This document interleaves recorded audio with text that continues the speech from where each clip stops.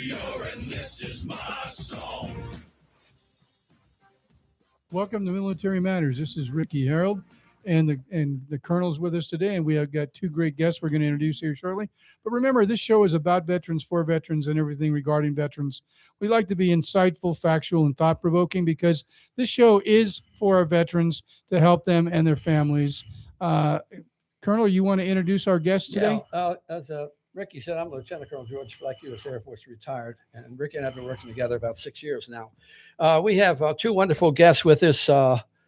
We have John Loopy.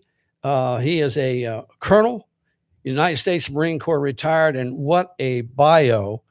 He's going to stay with us for part of the show, but we're going to bring John back for an entire show. He's got such credentials, but then we'll give him a chance in just a minute here to say hello. I also have David Sosa, VFW. He's also a national representative for the VFW, and he's going to talk about the recent convention that we had. Jay Biggs is in the production booth right now. He is our new general manager. And if you need to call the station, you call 775-360-0692. And, by the way, Ricky, certainly is aware of it. KNNR 103.3 FM has just been picked up by us, in addition to KPGF on 93.7 FM. And we also now have John and David, 1400 AM. We want to be Northern Nevada's voice for radio, and we sure like to have this program right here, Military Matters, be the voice for veterans, certainly. We want to mention we have a sponsor, Concerned Veteran for America. Ryan Gershman. Ryan Gershman, he'd be reached.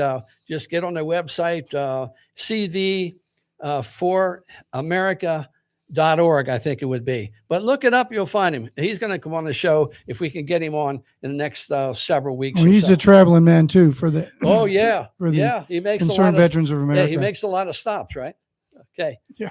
All right. What I want to do right now is I'm going to introduce John Loopy. John, we can't go through your whole bio today, but boy, I'll tell you, thanks for joining us for the time you can. A Marine, 2 years in the Corps, 72 to 74, the Yes, Vietnam era, retired as a full colonel. Right, in the Army Reserve. Oh, in the Army Reserves. You're a Sparks of Verdi guy in terms of growing up. Yeah, I was born in Reno, raised in Sparks, and I spent a lot of time in Verdi because my grandparents lived there, Nevada native. Well, now I see right here, you served Marine Corps 2 years, but then served in the Army National Guard and the Army Reserves for 30 plus years. Now, in addition to that, let's go a little further. You've been involved, John, in law enforcement for quite a period of time. Can you get into that just a little bit? Because that's over and above 2 years in the Corps, 30 years in the Army National Guard Reserve.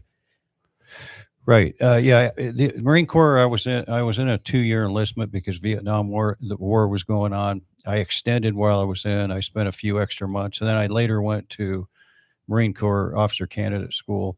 But I got involved in law enforcement in 1977. I joined the Vacaville Police Department while I was going to college, and I was a reserve police officer part-time, and then I went on the California Highway Patrol in July of 1977, and eventually served almost 33 years with the CHP in a variety of positions. Started out in East Los Angeles, then I ended up in the Bay Area, and then Northern California. Then I went back to Southern California, was in headquarters a couple times, served in like 13 separate commands, went from officer to assistant chief, had a great career. And then later, 6 years ago, I retired from the Siskiyou County Sheriff's Office. I was actually ran for sheriff of Siskiyou County, California. It's a northern county, and served as an elected sheriff, was elected 3 times, left a little early in 2020 after almost 10 years as a sheriff coroner of Siskiyou County. And then I decided to go down to Los Angeles and work part-time with the Los Angeles Police Department. Currently, I work in South Central LA in Newton Division. as in detectives. I work in burglary, work primarily retail crime. I've been doing that over 6 years. So I've got about approximately 48 years total Good law gravy. enforcement experience. Now, you got your BA degree from Chapman College in Orange, California.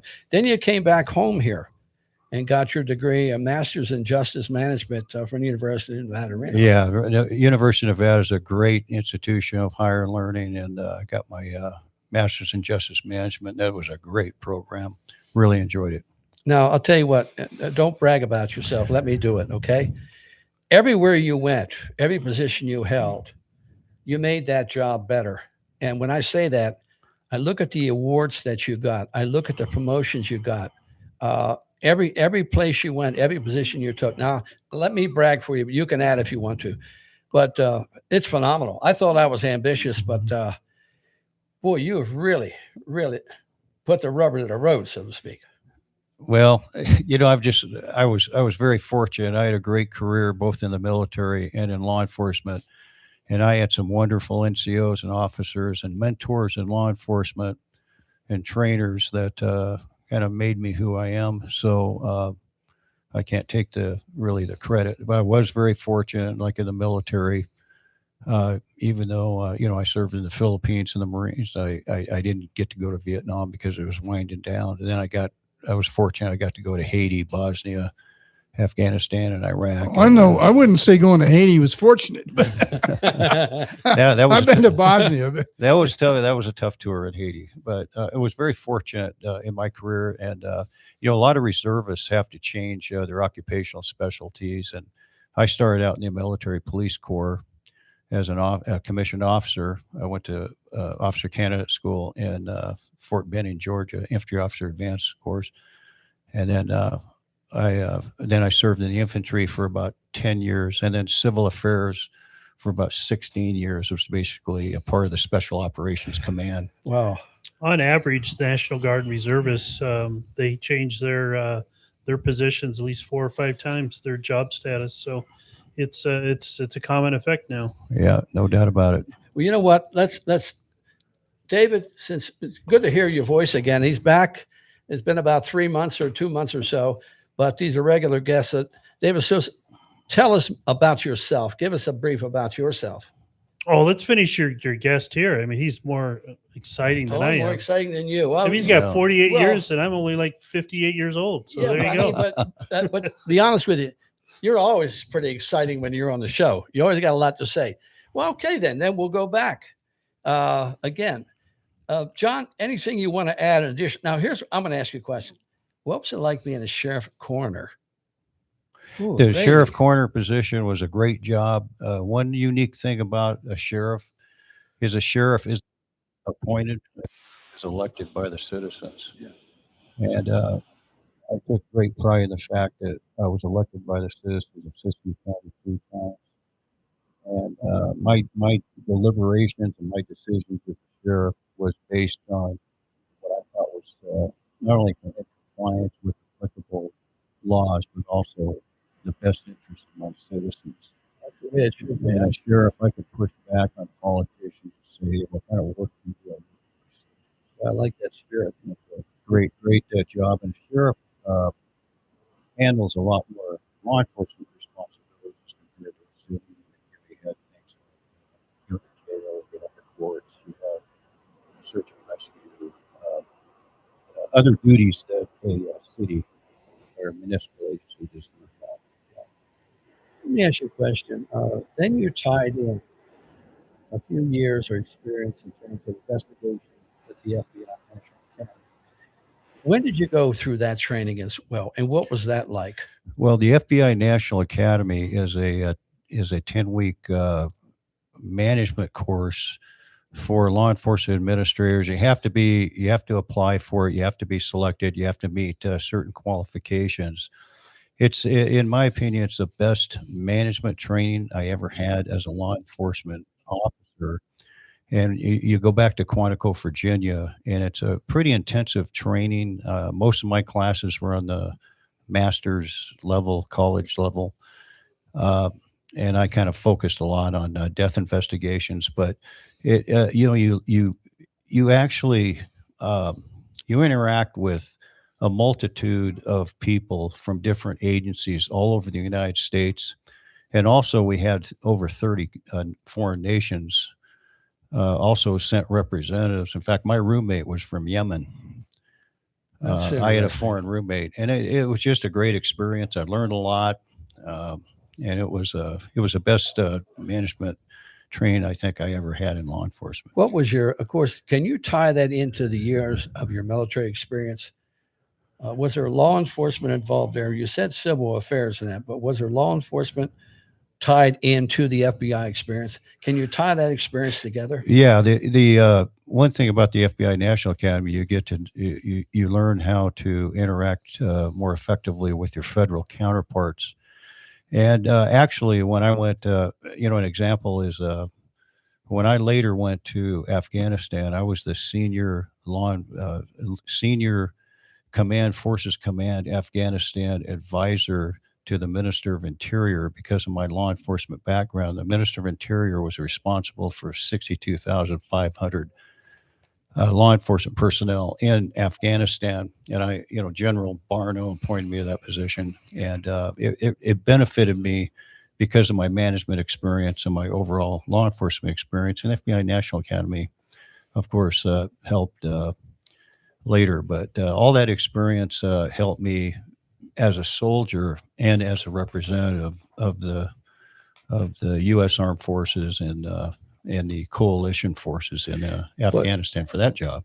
John, you have also experience. I also see your awards: Legion of Merit, 3 Bronze Star medals, 1 with Valor, Defense Meritorious Service, on and on and on. Army Achievement.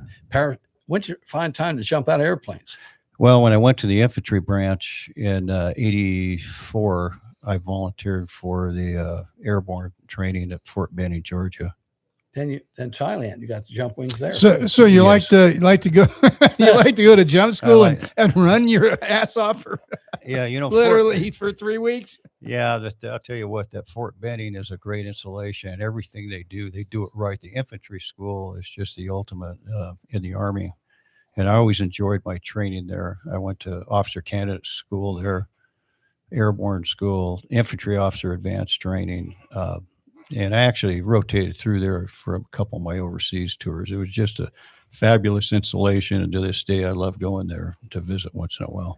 Well, I tell people that they need to go to the Infantry Museum. Outside there, they got the wall, Korean War Memorial that dedicates all the names of the fallen. And then they also have the only global war and terrorism wall that shows all the names that are listed from Operation Iraqi Freedom, Enduring Freedom, and Afghanistan. So that those are right outside the memorial, which is right next to the parade grounds where they do all the graduations there. So it is a beautiful place. I love Fort Benning. Yeah, and that's a great point, Dave. That museum was built. The museum used to be on Fort Benning, so now civilians have greater access to the Infantry Museum. I happen to belong to I'm a life member of the National Infantry Association, which is affiliated with the museum. And they actually conduct, my son went through infantry training years ago, and he actually graduated there on the grounds. And then everybody tours the museum afterwards. And it really is great because it gives you a look at history of soldiers going back to the Revolutionary War to the present time. And it memorializes the great efforts of our fighting men and women who have made splendid contributions to the freedoms we enjoy today. John, you kind of hinted at something. You said your son. You're senior. Is your son junior? John Jr.? Yes, he is. Yeah. You have 4 children. Yes, I do. Yeah. 4 boys? No, 1 boy and 3 girls. Ah, okay. All right. Well, they're all doing well. Yes, they are. Yeah, they are. And you had a strong spouse, strong wife? Yeah, the Army, the Army, Navy, Air Force, Marines, Coast Guard, and now the Space Force. The families are very important, and the families really have a harder time than we do, in my opinion, because you deploy, you pick up and go. Imagine you leave your civilian, especially if you're in the reserves, you pack up, you leave your family, you leave your friends, you leave your civilian occupation, and you're gone for for Iraq, I was gone 15 months. Holy smokes. And you got to have the families are just absolutely essential. They hold everything together. And if it wasn't for military families, we couldn't do our job, quite frankly. And they're the real heroes, as far as I'm concerned. Them and the service members who never came home. They're the biggest heroes. Well, the end of the month, for the first time, we're going to have the Guard base over here, Army Guard. We're going to have their family Right. support representative come on board. Yeah, I think that's been overdue, and we're going to spend a show just talking about family support, and we're going to get into what you just mentioned, John, the separation, yeah. the helping, assistance. Well, even though Well, that kind of ties Yeah, into go the White House just announced the President Donald Trump signed an executive order establishing the President's Military Spouse Commission to Wonderful. advise and assist policies that affect Wonderful. military spouses and their families. So it's pretty amazing how this kind of ties in together. Yeah, I mean, this is unrehearsed, by the way, this show. Right. So anything that seems to be tied together, maybe we lucked out, made it so, huh, Yep. David? Yeah, another thing is one thing I've noticed about the military is if you compare the Vietnam era to the modern era, the military, generally speaking, does a lot better job on bases to make them more family friendly. Yeah. And they're doing a lot every day to make the military experience more, I guess, more enjoyable for everybody. And Well, again, I think a lot of that had to do with the fact that we went from a conscripted military to an all voluntary military, so that they put more money into the infrastructure, put more money into the pay of the individuals, so that even though it's still with the lower ranks, it's still pretty low, but generally speaking, it made a huge difference for the families because they put a lot of that money into the family structure that they didn't do that prior to. Yeah, you're absolutely right, Rick. And and imagine too, when I went in the Marine Corps, I was at MCRD San Diego in 1972, and the drill instructors got upset because Nixon granted us a huge pay raise. They raised the pay for a private E1 from like $89 to $288 a month.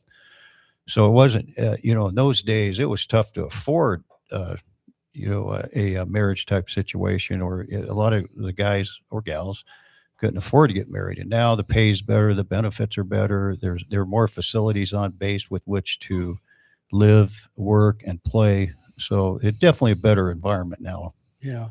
Well, I'll tell you what, Afghan Medal of Merit shows, I think it said right here that award was awarded by the Afghan then President Karzai. Is that correct? Yes, sir. That was through the MOI. Minister of Jalali actually nominated me for that award. That was a great privilege to get that award. It was basically an Afghan, pretty high-ranking Yeah. award. Well, you also attended military schools as well. I mean, we said Army Infantry, but you also went to, I think, Army Command and Staff, and I think a joint school as well. Is that right? Joint Forces Staff Mhm. College, yes. Yeah. We got about a couple of minutes. We're going to have a military patriotic song, John, and I hope that we're making some progress here. When you come back for the next show, we're going to go even deeper, talking about not just yourself, but talking about your advice, your experience of what you see out there, and how do you view right now? Well, very quickly, how do you view right now what you see with regard to our military, with recruiting, with our strength since a new administration? Well, I can say right now, and even when my experiences in the Middle East, more recent experiences, I think we have the greatest military we've ever had in many respects. Now, we have a new greatest generation kind of arising. We always attribute the World War II veterans. Every generation that has served this nation has done an outstanding job, in my opinion. But I think we have a great military when you look at the resources attributed to the military or allocated for the military, the quality of the personnel that we have, the men and women, the missions that they have, the versatility that they have to accomplish both humanitarian and combat-related missions, the technology, the weapon systems, and the support that they have. The recruitment and retention right now is Off the charts. off the charts, which tells you that our government, our our current president, I don't want to get political, but the current president and his cabinet are supporting this military, and people know it. And I tell you, I've served a lot of presidents. You know when you're supported and you're not. You're Yeah. absolutely right. Yeah. You know, and everybody talks about the last president, Biden.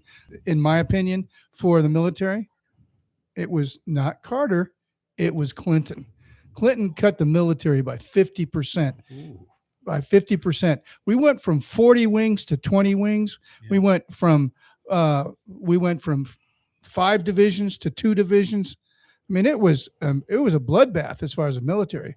He You cut know. the NCO leadership corps so bad that when 9/11 happened, there wasn't that expertise to help fight that war. So they had to bring people back into the military. You're absolutely right. to Yeah. do that. So Well, you know, time's coming up. We got a patriotic song in about a minute. John, you belong to numerous law enforcement veteran organizations. So you're a life member of California State Sheriff's Association. You're a member of VFW.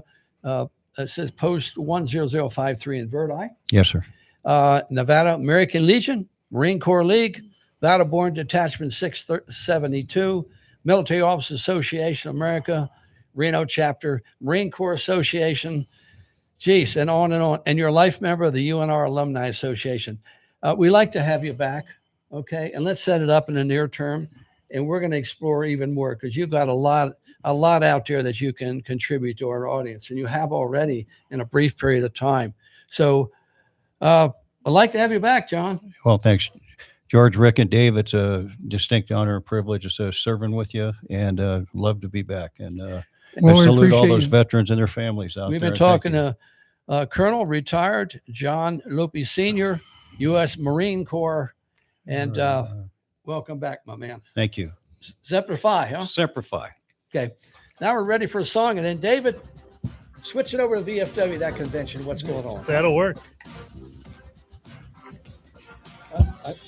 I hope we did.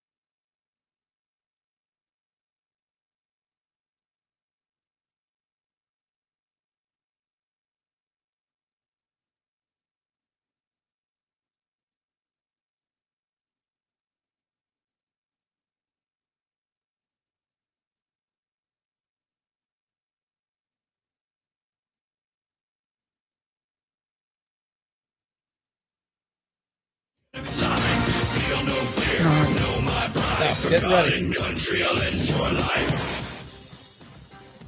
Welcome back to Military Matters. This is Ricky Harold, and the Colonel's with us, and then Dave Sousa, who's actually he's a member of quite a few It organizations. sure is. But David, since you're our final guest here, can you kind of just give a quick introduction? I know we've had you on Hey, the and show many David, times, but And let me throw a plug in for what this new station's all about. Got Jay Biggs in the production engineering booth. We now are KNNR. We're at 103.3 FM. We're KPGF on 93.7 FM and AM 1400, Northern Nevada's voice. And that we want to be Northern Nevada's Military Matters voice as well.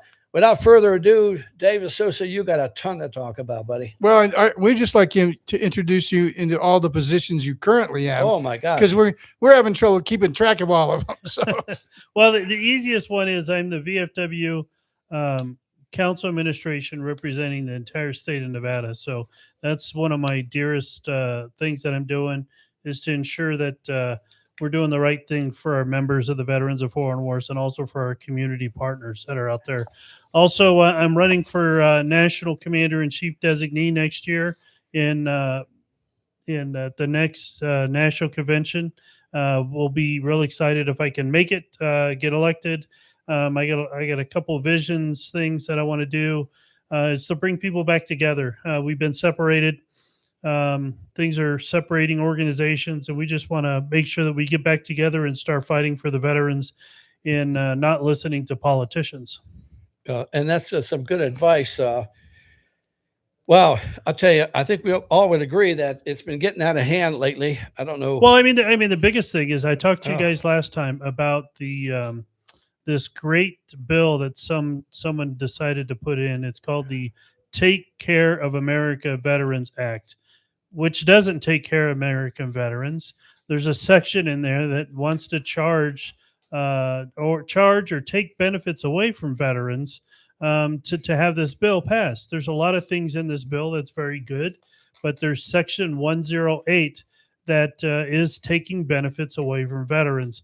And what we're trying to do is we're trying to get Congress to remove section 108 of this bill and then pass it.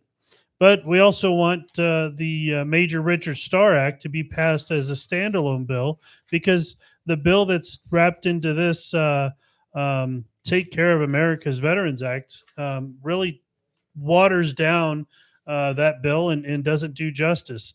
So we had two great things happen at the in the Senate just a couple weeks ago, or last week actually.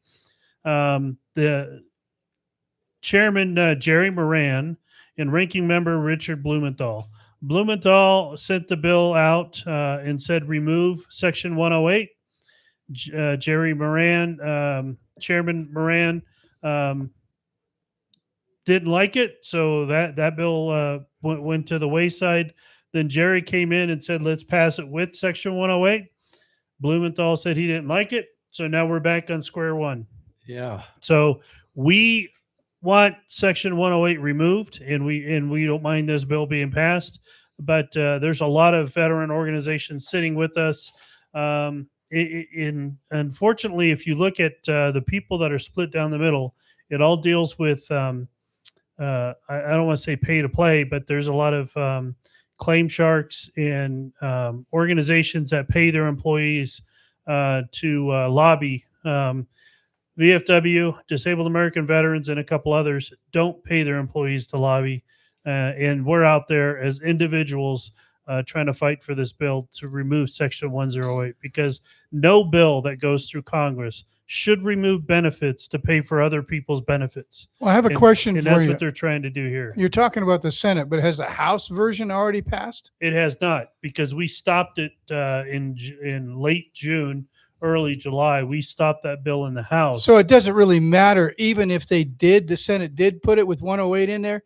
It would have to go to the House, and the House and the Senate would have to do a reconciliation, and they could pull 108 out to have the bill passed, right? That is correct. But here's a crazy thing about it, is that the Major Richard Starr Act is sitting there waiting for a few Republicans to sign the bill to get it from having to go through a committee. And that's what the is- Richard Starr Act. And what is that one more time, David? The Richard Starr Act. Well, it gives concurrent receipt. It kind of gets rid of concurrent receipt, where if I was discharged medically, my VA pension is being offset by my Department of War retirement. And everybody tries to confuse the Major Richard Starr Act with a VA pension when it is a retirement program from the Department of War. And they always try to take money out of the VA budget to pay for it. And that is totally wrong. The Richard Starr Act, the Major Richard Starr Act, is a retirement benefit, and that needs to come out of the Department of War, which the Secretary of War says he has money sitting there. It just Congress has to allocate it. So, Yeah, it has to be authorized for expenditure. But I'm actually one of those veterans that fell into that hole in the wall. In other words, what they tell you is that if you're a military veteran and you do your 20 or 30 or how many years that you were on active duty and you get a military retirement, you get your military retirement. Yep.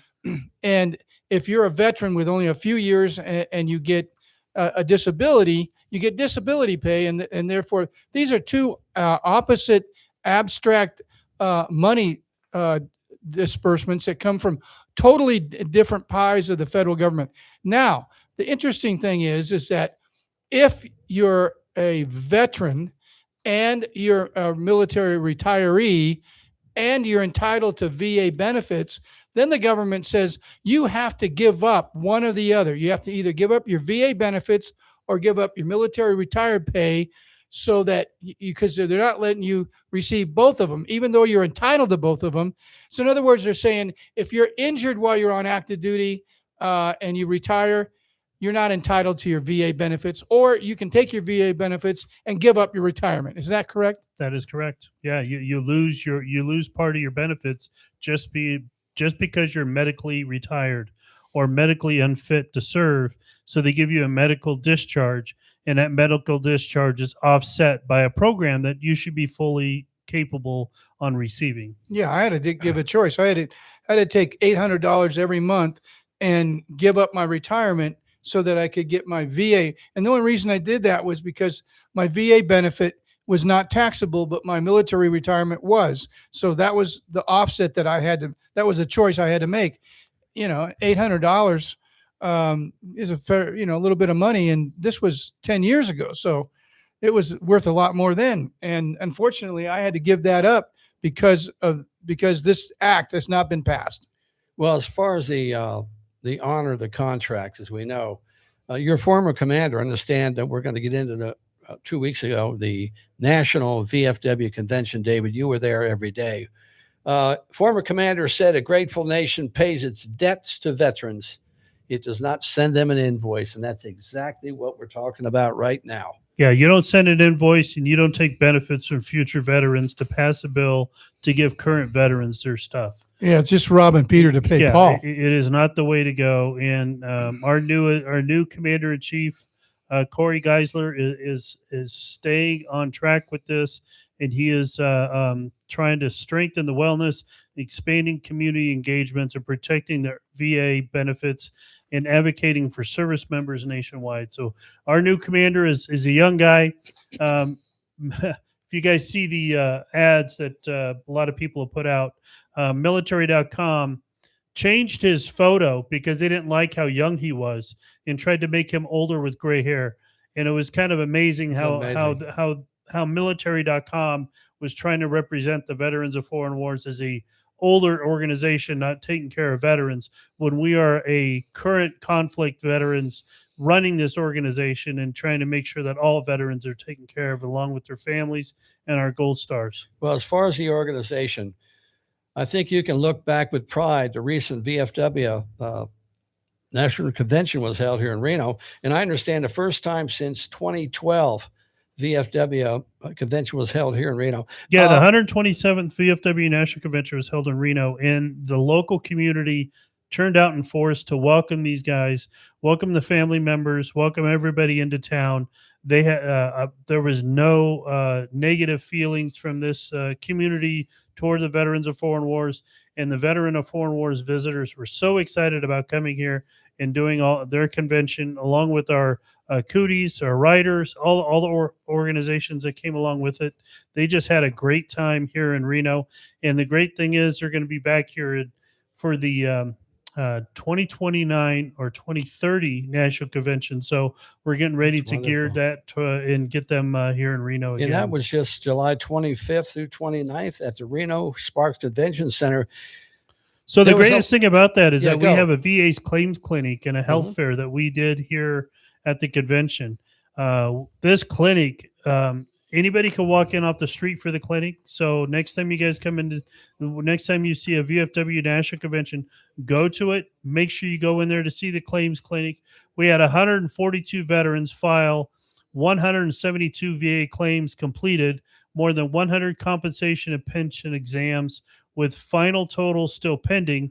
One veteran received 100% permanent total disability rating on the first day, resulting in more than $28,000 in retroactive benefits for that veteran alone. So there's a lot of veterans out there that came here, went to the VA clinic, and got a rating from the VA when they left. Well, And then there's David, a lot of them that are trying There to was get a lot more. of other programs that you offered there too. And I have in front of me what you just read.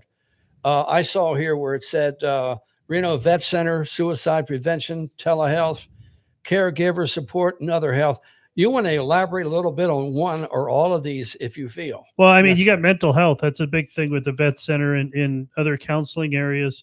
We had our local VA hospital set up a suicide prevention table with information there. But we also had the Irreverent Warriors here in town. They did a walk from the convention center out to VFW Battleborn Post 9211. Just giving some mental health, mental well-being, and just not forgetting the ones that we lost due to suicide. And that was a big thing, is to have those organizations in town partner up with the Veterans of Foreign Wars and make sure that we have that mental health strategy for the future. Well, I'll tell you what, it was quite an event. People don't realize you elected a whole new a president. I mean, a commander. A new A commander in whole new chief board? and a new national president was elected. Wow, that's wonderful. Now, again, I'm looking. But one at, of the things that we're Yo, trying go to, ahead. one of the things that we're advocating at the Veterans of Foreign Wars is we want full funding for our POW and MA accountability. Their funds have been drastically reduced, and they're having a harder time going out there to those sites with the money that they have to go find our soldiers, our military that are missing or killed in action. They're trying to repatriate them back to the nation and trying to get them back. And this is where our commander in chief is doing a fundraising effort to help pay for the lack of funds that they have for these missions. In fact, just recently, two POWs or missing in action were repatriated back to their families. One Vietnam War Air Force veteran, Colonel Walter Yeah. A. Bennett, and Mhm. World War II Army PFC Kenneth Carpenter was all repatriated back to their families. I'll tell you what, I take a look at it. In addition to official business, you obviously brought up you voted in some resolutions, elected new national officials, and also, what about this time for camaraderie? What was that? Was it all business? It was, but what was the time for camaraderie? How'd you find that, and what might it have been? Well, I mean, we had a gala or a banquet at the Reno Ballroom in downtown Reno with over about 900 members, awarding different awards for different groups of people that the VFW voted for. Also, we had several parties throughout the town at different restaurants and different areas in town where people went out to the local community and met just different departments, different states, just going out there and meeting each other. We had a big contingency at the Nugget Casino in Sparks. We had a big, huge thing at the Reno Battleborn Post here, right next to the convention center. That's, So we did a lot of You things. mean 9211 over here? Yes, and Yeah, we also okay. had people go over to the Reno Elks Club to visit some things. So Well, I'll tell you what else. In addition to that, how'd the baseball games go? I think you were saying we were selling tickets for the Aces games. We were selling tickets. Our community did not step out soon enough for our VFW post in Sparks. We had about 5 people purchase tickets, and we just wish the community would come out. There's tickets that are for sale by the Navy League. That those funds for those tickets will go straight to the VA hospital here locally. That's wonderful. So again, I mean, what an event! What a memorable event! It's going to come back again in 3 years or so. 2029. Yes. 2029. Okay. Were there any other, again, great opportunity now to reach our audience? Were there any other resolutions you voted or anything else that we need to be aware of? Were you setting the goals for 2027? We have our priority goals that are currently in a written form. The council administration will go to Kansas City for our official meeting after the convention, where we will finalize the rest of the items that need to be approved by the council, and then they will get pushed out to the membership soon after.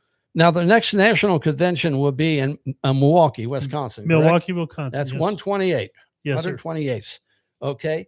And I'm looking at that, David. Oh, and something I want to bring up. Anything else you want to cover about that took place during the convention itself from July 25th to the 29th? Anything else that we missed? There were so many things that happened. I don't want to leave anything out, but there's a lot of information on the VFW.org website.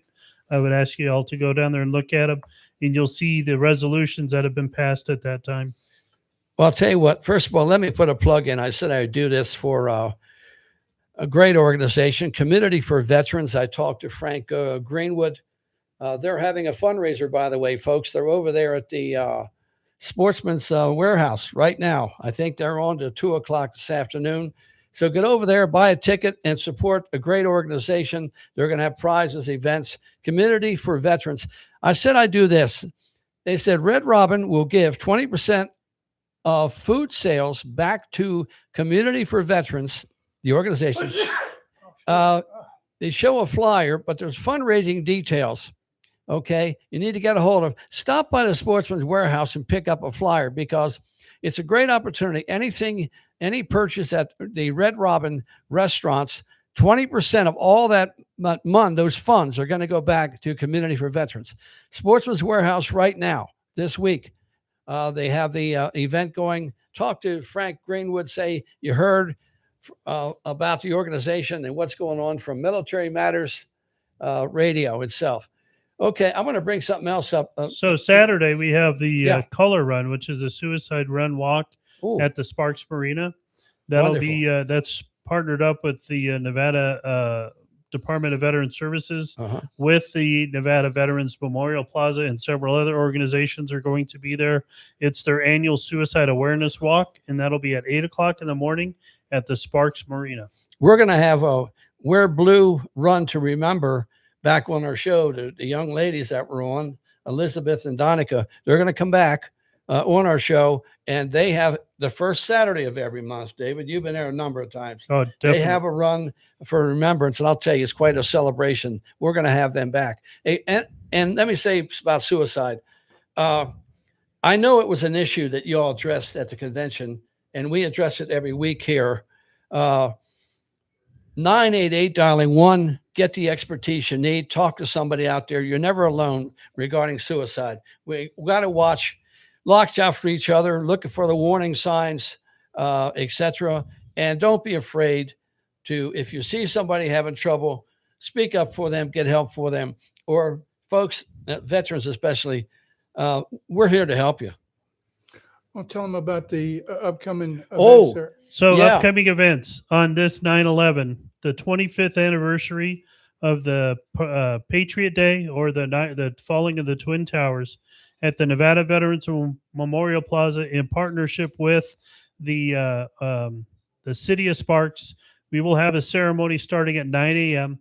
Our master of ceremonies is Noah Bond from KLOL 8 News Channel now. Good. He will be our keynotes, or our master of ceremonies. Our keynote speaker is Major General Ronald J. Bath. He's a retired Air Force general who will give some insights about his time at the Pentagon during 9/11. Also, we have Charlene Bybee. She's a councilwoman out of the city of Sparks, but she was also American Airlines flight attendant, and she is going to give a personal account of the American Airlines Flight 11. And we're just going to have a tribute to first responders, law enforcement, the airline crews, and the heroes of September 11th. Well, you know, David, in line, and Ricky, in line with the PAC Act passage a couple of years ago and the ongoing efforts there to get claims in, we got to be aware of claim sharks, but also we also have to be aware of something.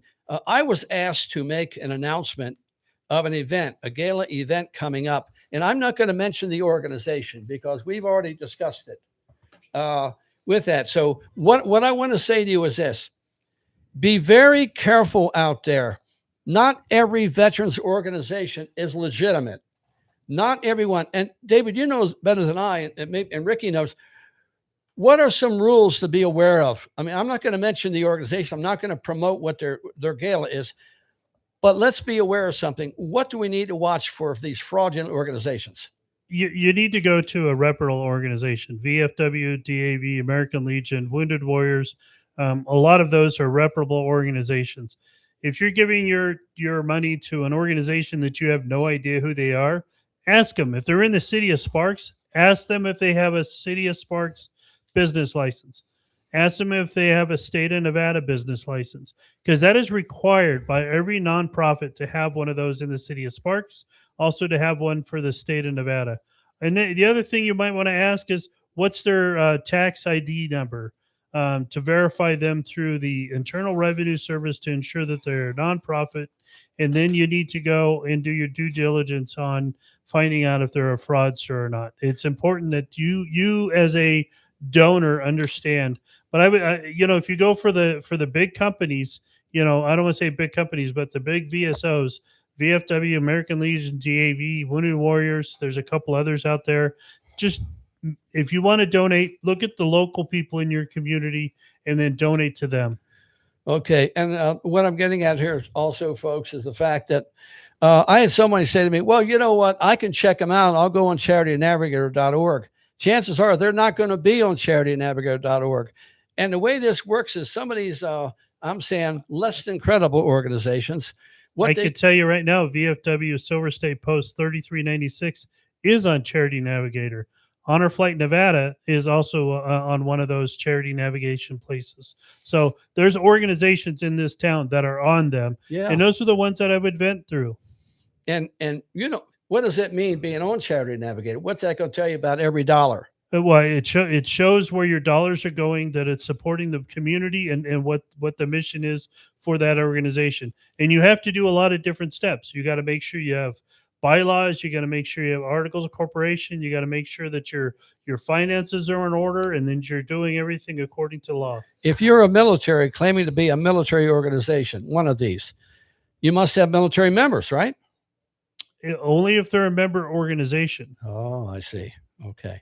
Well, But with you also with the Veterans of Foreign Wars and the American Legion and the DAV, they're all congressionally chartered, and inside their charter, they have to have military members. Like in the VFW case, they got to be combat veterans. okay. But you got to remember, Charity Navigator is not just about are these legitimate or not. They tell you the percentage by which, and they also give you a star rating by which how much of the money goes directly to the veterans and how much goes to the administration and operational costs. And that's that's for these major corporations. So, you only have to do 17% of the money that you generate to be considered a nonprofit to help out veterans. So 17% is nothing. All right. It should be the most that they should be able to get is less than 17%. And what Ricky and David's saying is this: they may call themselves something right now, but when the investigations are taking place, which they are, when they feel as though we're getting close to revealing just who they are, they change their name. And that allows them to go back again and pull the same shyster efforts that they have done in the past. Be careful, folks out there. If you're not sure, don't give $1. Check it out to make sure that they're legit. We got about a minute and a half left. And David, you want to sum up anything for us? Hey, if you're a combat veteran, someone that served, and you would like to join a great organization, the Veterans of Foreign Wars is always looking for some good volunteers. Also, just looking for members to be part of our legislative numbers so we can pass these bills through the legislature. And Ricky, you always got some kind words. Yeah, I always like to say thank you to our veterans out there. Thank you to the families. Thank you to the first responders as well, because they're all right now. They're all responding to the fires, disasters we have going on here in Nevada and California. Also, I'd like to make sure that our veterans who are currently on active duty, thank you, because you're standing the watch that we all did in the past. We salute you. We thank you. You know, especially our individuals out there on Epic Fury that are in the Middle East, standing the watch as we speak. Thank you for your service. We appreciate it very much. And folks, you've listened to KNNR on 103.3 FM, our new station, and KPGF on 93.7 FM, and an AM station we picked up, 1400 AM. Northern Nevada's voice, Military Matters. We like to be the military's voice as a radio station itself. Thanks, Jay Biggs in the production booth. Anything, questions, or want to be a sponsor of one of our shows or our show or the station, call 775-360-0692. Chat with you next week. Same great time and same great station. May God continue to bless this great nation.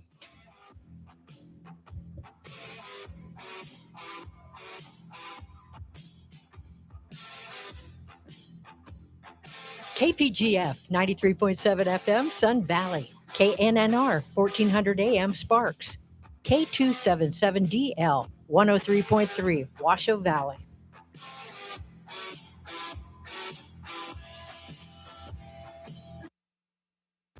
At A Proper Fit Footwear in the Reno Town Mall, we've been accomplishing happy feet for over 30 years. We offer a various range of shoe styles and sizes for both men and women. From all-season shoes and orthotics to work boots and safety shoes, our professional and reliable staff possesses the knowledge to help you find the proper shoes to fit your needs. Hard to fit? Hard to find? A Proper Fit Footwear is here to give our customers happy feet. We make people aware of potential foot problems as we're sizing their feet, suggesting the right arch support, and guiding them to the proper shoes for their needs. Stop by A Proper Fit Footwear at 4001 South Virginia Street in the Reno Town Mall today, and allow the owner Mike Jones and our fabulous staff to find the perfect pair of shoes tailored to your specific needs. A Proper Fit Footwear in the Reno Town Mall, the home of happy feet, where comfort and your feet meet. Whether you're a business building your brand or just someone who wants gear that actually means something, Neo City Creative has you covered. Custom apparel, embroidery, stickers, laser etched gifts, all done in-house right here in Reno. For companies, we handle your team outfitting and branded merch. For everyone else, we make the stuff you actually want to wear. No minimums, fast turnaround, real people behind every order. Find us at neocitycreative.com. and follow us on Instagram and Facebook. Neo City Creative, your brand, your style.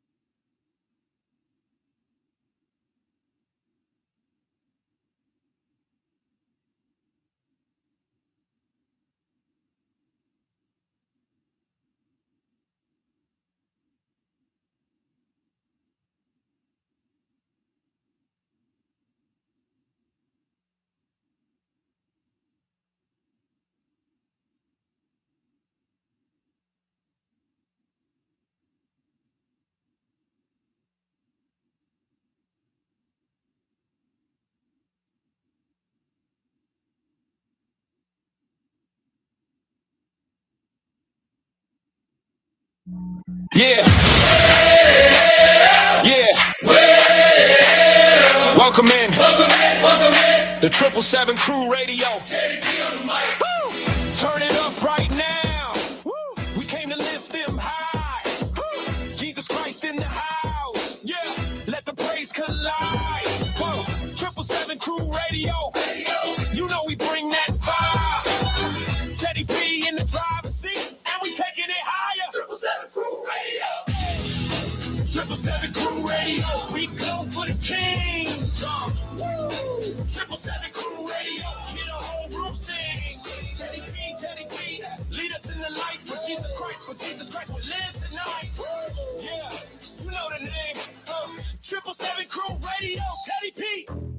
Let's go. Yo, welcome back to the 777 Crew Radio. It's Teddy P in the studio with my good friend Derek. How you doing, sir? What's going on? Yes. Happy to be here. We're going to be getting into a lot of cool talk today. I'm very excited about it. It is our rock series today. So we're going to be back here in just a few minutes. The track is called Salt and Light. It's here only on the 777 Crew Radio. Let's go.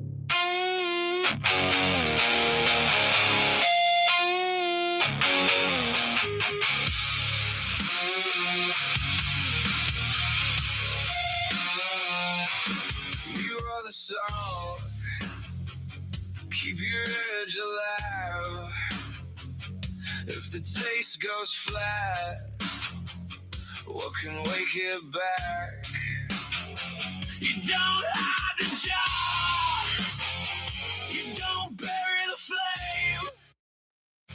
flame. You were made to carry something harder than shame. Let it hit the table, let it change the meal. Let the ruined room know the wound can heal. You are the light, you are the light, up on the hill. You are the light, you are the light, you are the light. Don't shut it down, let it burn tonight.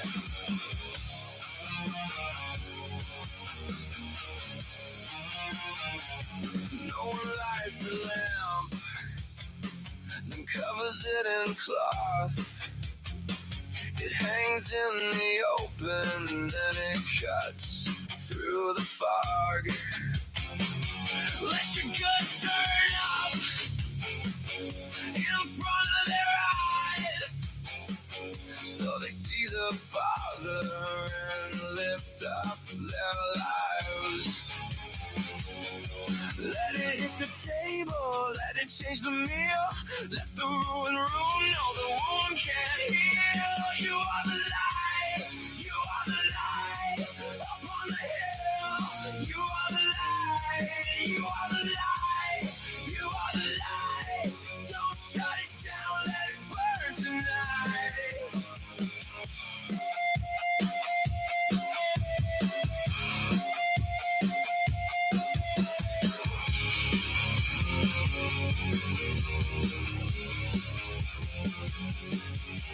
When the room goes dark, stand where you are. No borrowed shine, no secondhand spark. Just open hands, just a steady face. The city can live on a little grace.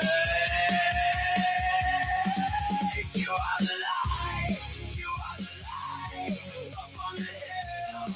You are the light, you are the light, you are the light. Don't shut it down, let it burn tonight. You are the light, you are the light. Let the whole place sing.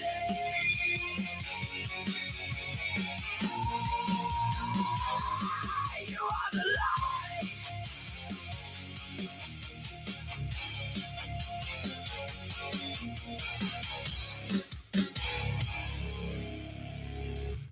No signal. Wait, what? No problem. Yeah. Get hours of endless beats offline. Now, search the App Store for the 777 Crew Radio.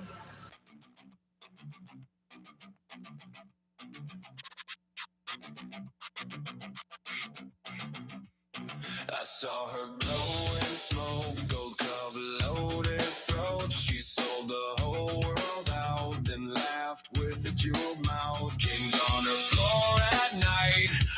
fortunes packed in tight. Every hand that touched her gold left with ash in the hold. Come out now. Don't wear a chain. Don't drink that vow. Babylon falls. Babylon falls. Heaven kept the score. Babylon falls.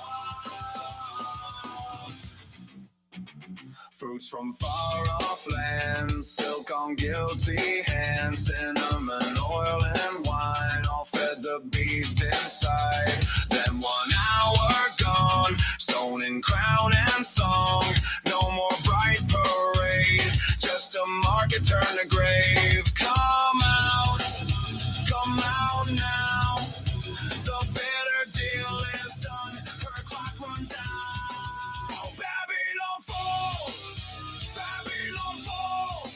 Heaven kept the score. Babylon falls. Mourners on the dark side, ash in the suit and pride. Who can buy us now? That's the question on their mouth. One stone in the dark, sea takes the final mark. The sound of her name gone down with the flame.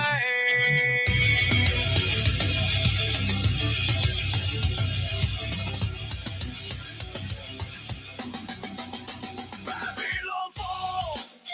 Babylon falls. Heaven kept the score. Babylon falls. Rejoice, you people. The case is closed. The blood she wore. The city she chose.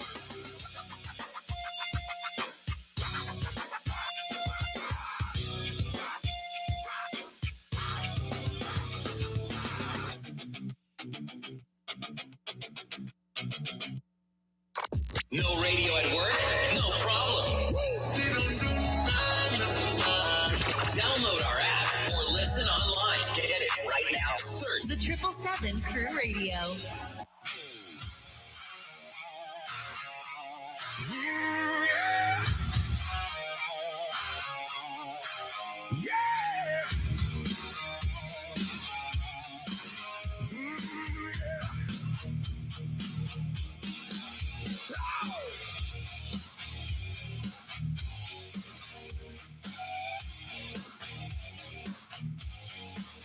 The night got black and the wind got mean. We were miles from shore on a shaking sea. He sent us out into the teeth of doubt. Every wave said run, every curse came out. Then a shape in the spray on the water came. Fear gripped my throat, but I called his name. Do not be afraid, it is I. Do not be afraid, take my hand tonight. Do not be afraid, it is I. When the waves come up, you can still walk on water.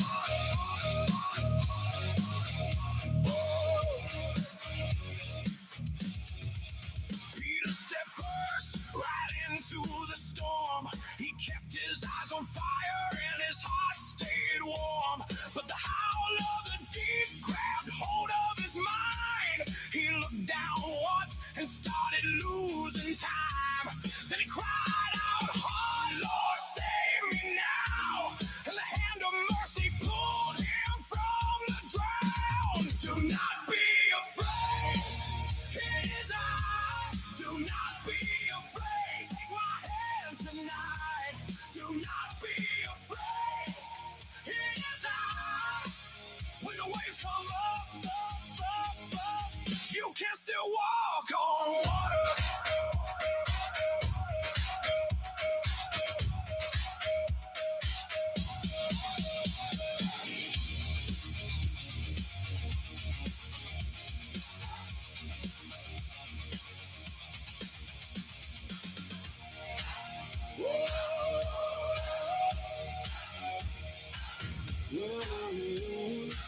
You little faith, why did you doubt?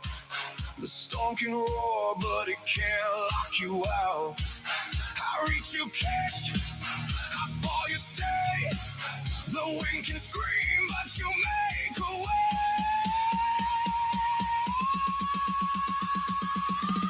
Do not be afraid. It is I. Do not be afraid. Take my hand tonight. Do not be afraid. It is I. When the waves come up, you can still walk on water.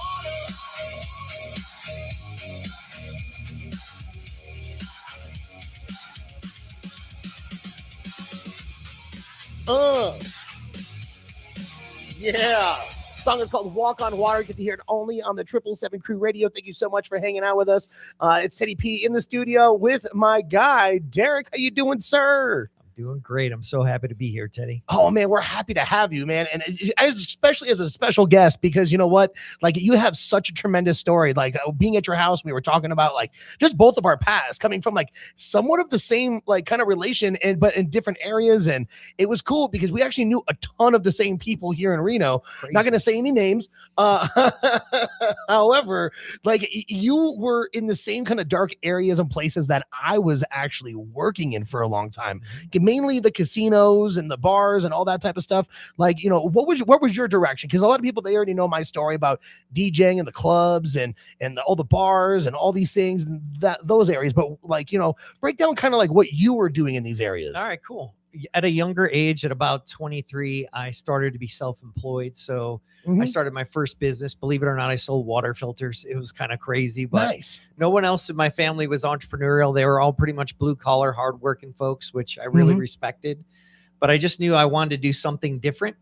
And so I got really excited about doing something on my own. So I started selling stuff. And that just turned into a lifelong desire to be an entrepreneur. So as things progressed, I went from one thing to another, finding whatever I could make the most money at. I don't know about you, but if I'm going to trade time for doing any effort, I want to make money. Yeah, Right? because then you got to go on vacation and spend some time on the beach. I totally get it. Yes, absolutely. But like, so what part of the country were you in at this point? Okay, You weren't in Reno yet, were you? No, not at that time. No. Okay. So at that point in my life, I just got out of the military. Okay. I was a police officer in the Air Force after two. Okay, let's back up real quick. Sorry. I'm going too fast because I'm too excited being with you. So I'm the one drinking Red Bull. Let's just say it simply. Out of college, I played baseball in college. After 2 years in college, I dropped out. Okay. The reason why I dropped out is I couldn't cut the workload. And I realized the only reason why I was going to school was because I wanted to play baseball. Okay. Bad. And when I got hurt, sliding into second, I broke my hand, sliding into second base, and it was never the same. Oof. And I just realized all these things that I was searching for and wanted to make happen through baseball. I don't know about you, but in my house, the number one thing growing up that we argued about a lot, or I heard my parents argue about, was about how much money we didn't have. Yeah. And that really, believe it or not, it's an influence. So whether or not parents know this, it's an influence when all you're hearing is your parents argue about, we can't do this, we can't do that, we don't have enough money for this, we don't have enough money for that. Absolutely. We were actually just talking about that yesterday with our guest yesterday. It was just like, you know, coming from like, you know, helping these kids out who their parents can't provide for everything for these kids. And it's kind of the same situation. We're at the, you know, food banks and, you know, the food shelters. And I mean, in Minnesota, it was 40 below, you know, holding a box for moldy cheese. And it was horrible. So yeah, I totally get that. And that scenario, bro, I just wanted, deep down, I just wanted to help my parents not have to worry about that and stop that arguing, because that just bugged me as a little kid. Oh yeah. So deep down in there, it always lasted.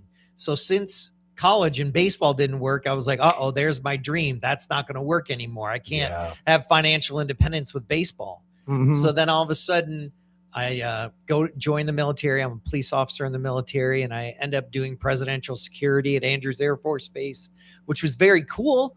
I mean, it was awesome to be that close to presidents and stuff like, and those people of that stature. Yeah. But the fact was, that was never going to make me really successful either. Yeah. Really, what it was going to do was teach me how to be totally focused on whatever I did, disciplined like no tomorrow. tomorrow. And I could follow through on whatever I set my mind on. And you're good with handcuffs. Yeah, why not? Yes, it's a win-win-win. Look at this. Look at that. All right. So all those things were awesome. But I always knew I wanted something more. Mhm. So I met a guy in my early 20s at 23. He owned a water company that sold water filtration. But believe it or not, that company became the fastest growing privately held company in America. Wow. And I ended up working my butt off. 3 years later, I got the owner's attention from how much business I actually did. And he ended up being one of the guys that became one of my best friends in my life. Oh, wow. That's really cool. So from just seeing him or hearing about it in a magazine or seeing him in Inc. magazine to end up working so hard that you get the guy's attention. Yeah. That was unbelievable. And so that being able to be taken underneath somebody's wing like that was awesome. I know we're on a Christian kind of radio station at the moment, and we're absolutely. talking about God and faith. But the fact is, sometimes you need to know the story behind the story. Oh, 100%. And that's most of the people that we bring onto the show. And they're like, people are like, wow, like that guy really did that. You're like, yes, he did. And that's why he's here. And look at him now. Like, yes, And so at that time, yes, I had a lot of financial success, and he taught me all the secrets that I was hungry for. But I really didn't have a lot of moral success, if I was honest. No, absolutely. Yes. I knew how to make money, but I didn't know how to make it honoring God at all. Mm-hmm. And until later, which we're going to talk about a little bit further on in the show, we'll talk a little bit how that ended up happening. And then God actually showed me how to be able to build business and honor him doing it. That's beautiful. So I'm excited to talk to you about that, excited to talk about what's happened in my life. And I'm just excited to be here. This is awesome. Absolutely, Derek. We're going to be getting back into another song. It's called Planks. You know what? Yeah, Pearls and Planks. If you don't know what the song is talking about, listen up. It's talking about judging others. All right, here we go. It's a 777 Crew Radio.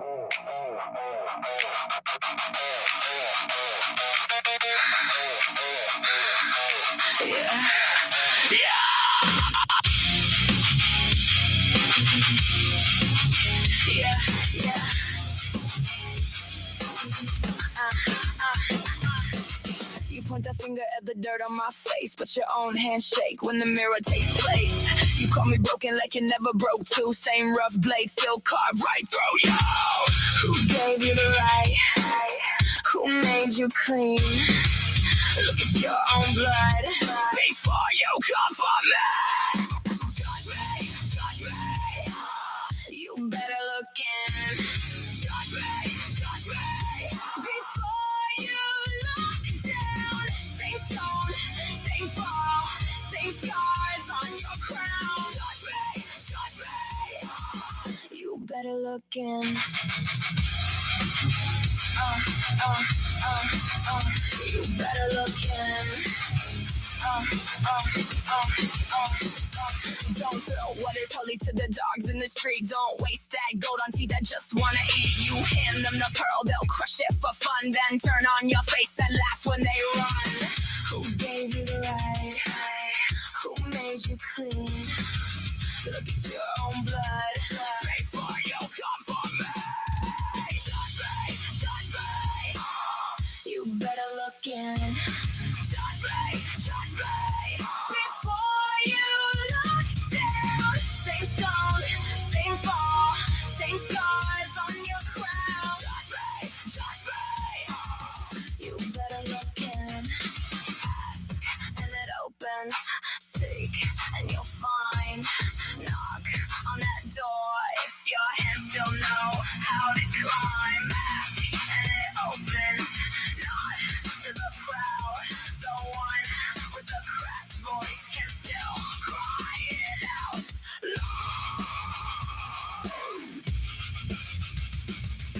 Ask, seek, knock, pray. Ask, seek, knock, believe.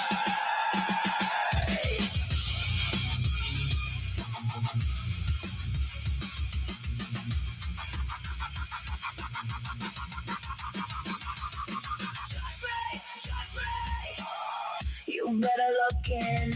Judge me. Before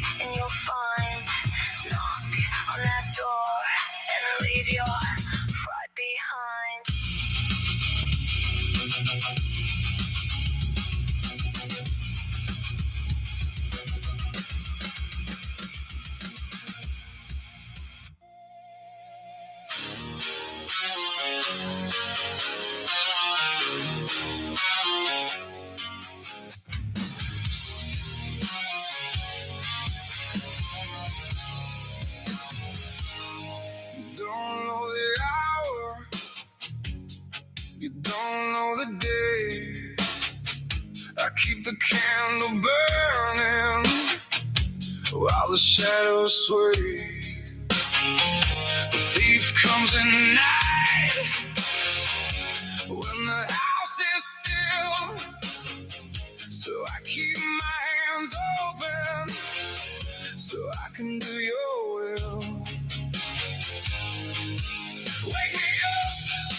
Wake me up before the door swings shut. Wake me up, wake me up. I wanna be found up. Keep watch away. The sun is coming. Keep watch away. Keep watch away. I want my heart ready. Keep watch away.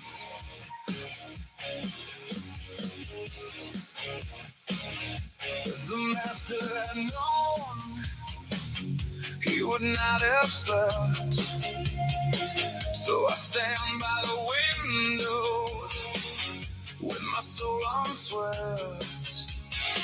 Like a thief in the dark, the day will break in two, and I don't wanna be hiding when he comes for you. Wake me up before the door swings shut. Wake me up. I wanna be found up. Keep watch away. The sun is coming. Keep watch away. I want my heart ready. Keep watch away.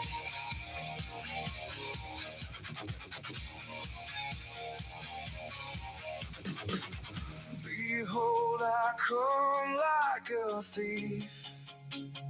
Blessed is the one alert. Blessed is the one whose robes stay clean. Blessed is the one who hears no sleep for the proud, no peace for the blind. I'm holding on to mercy till the end of time.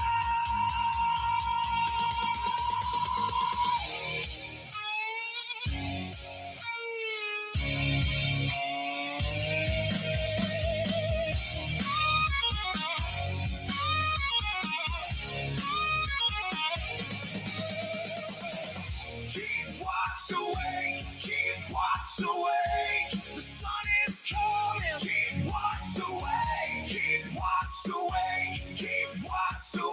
I want my heart ready. Keep watch away. Behold, I'm ready. Keep watch away.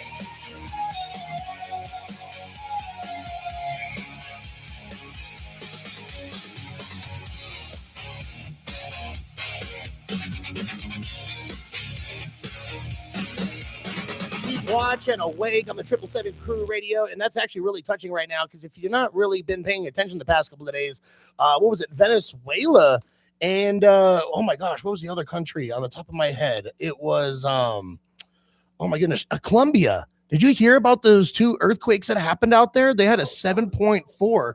Turn the mic. There you go. No, tell us about it. Dude, there was a 7.4 earthquake in Colombia and a 7.1 in Venezuela, and I want to say that there was over 100 and something people that died in Colombia with over 500 injuries.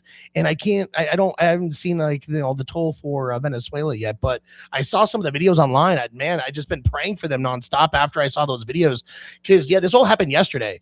And that's why that song was keep watching awake is kind of important because about Revelations where it says, in the end times, the earth is going to shake and, it is going to be earthquakes going on. And so even the fires that we have here in Reno, I'm still praying for a lot of people out here and hopefully people can return to their homes and things like that.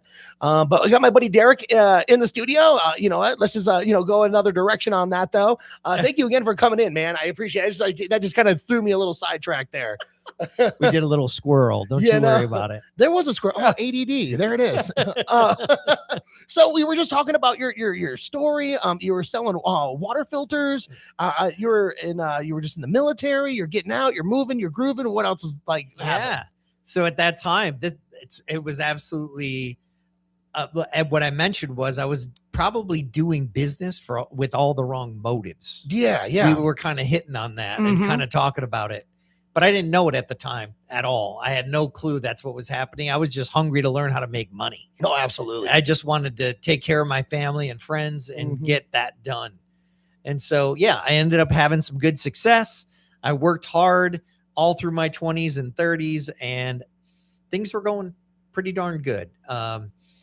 Financially, to be honest, they weren't so great personally at times. Yeah. I was going through my own struggles then I started making more money than I could handle. And then I started, especially when we ended up moving to Reno at the time, this was about 2006, I started to gamble.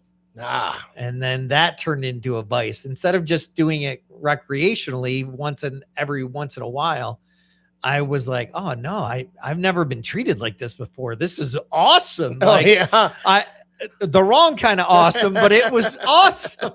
No, I totally didn't grow get up it. like that. Yeah. But I loved the attention that I was getting for all the wrong reasons. And I ended up gambling quite a bit, and it turned into something that I became more of a vice than it became something to be proud of. Oh yeah, and it's easy to get sucked into something like that, especially if you're gambling at a high dollar rate, and they start noticing that, and you get all these points on your cards, and they're like, "Oh, hey, how about a free room? How about free concert tickets? Oh, how about do you want to go on a trip? How about this? How about all the above?" Yeah, yeah.